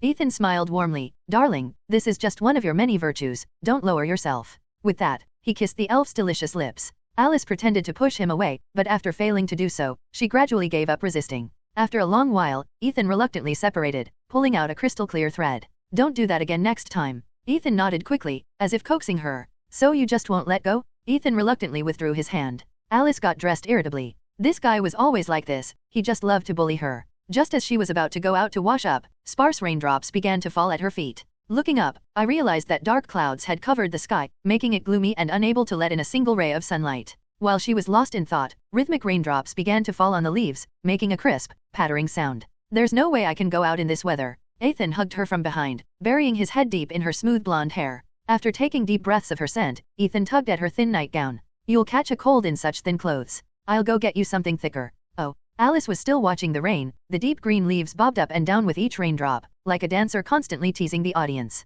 Hearing the creaking sound of Ethan opening the cabinet, she seemed to remember something and immediately turned around, shouting, "Wait." Unfortunately, it was too late. With a surprised look, Ethan took a neatly hung garment from the closet. He turned around and showed the clothes to Alice, causing the elf to close her eyes and turn her head away, pretending not to see them. Ethan whistled, the sound jarring against the noise of the rain. "Hehe, look what I found. A maid outfit that would be perfect for an elf lady. Why does it look so familiar? Give it back to me?" Alice lunged at her, baring her teeth and claws, trying to stuff the clothes back into the closet. The result was that he was like a lamb entering a tiger's den, held tightly in Ethan's arms and unable to move. Ethan nibbled on her long, pointed ear. "Hey, Miss Elf, you like this dress so much, do you actually wear it yourself?" "Of course not." "Really? It still smells noticeably clean." "I said I don't have it. Give it back to me." Her struggles intensified. "I can give it back to you, but you have to wear it again for me to see." The elf in her arms gradually calmed down. She was actually considering this seemingly joking condition. "Just this once, and you're not allowed to tell anyone else. Of course, that's a secret between us." Alice snatched the clothes from his hands, stumped her foot, and headed towards the small compartment in the treehouse. Before long, the elf, looking disgusted, came out carrying her maid outfit skirt with both hands. "That's it, that's the expression. You BD, all you ever think about is this kind of thing." Ethan blinked. "Really? I think you're enjoying it too." The shame she felt was reaching its limit, and Alice made a move to go back to the cubicle to change her clothes. "Don't rush, let's at least eat first, shall we?" Although she was dressed as a maid, Ethan didn't expect her to cook. His wife's job was simply to be pretty and cute. He also didn't want to eat fruit salad anymore. If he hadn't politely declined, Alice would have even tried to feed him the greenery. I must say, listening to Xiao cooking in the woods has a unique charm. Especially since his wife, dressed in a maid outfit, was curiously helping him out. Inside the wooden house was a stove made of earth and stones, which, although only big enough to hold a small pot, was sufficient. Knead, stretch, pull, knead. Snow White flour transforms into warm noodles. The only problem is, do you elves consider eggs to be meat? A good bowl of noodles must have an egg, otherwise, it's not a good meal. Seeing his expectant gaze, Alice gave an affirmative answer. Once the noodles were served, Alice, who had been watching him intently, finally spoke. "You're only likable when you're serious about what you're doing." Ethan ruffled her hair, making a mess of her smooth blonde hair. "Have a meal." After they finished eating, the bowls and chopsticks were left outside to be washed by the rain, and Alice obediently nestled in Ethan's arms. "Do you want me to brush your fur too?" Ethan asked with a smile. Alice remained silent, only snuggling closer to him. Ethan then actually combed her hair. Rainwater sprinkled on the roof of the treehouse, flowing down to the bamboo drain pipes and making a gurgling sound. In the chilly rain, Alice drifted off to sleep in her lover's warm embrace.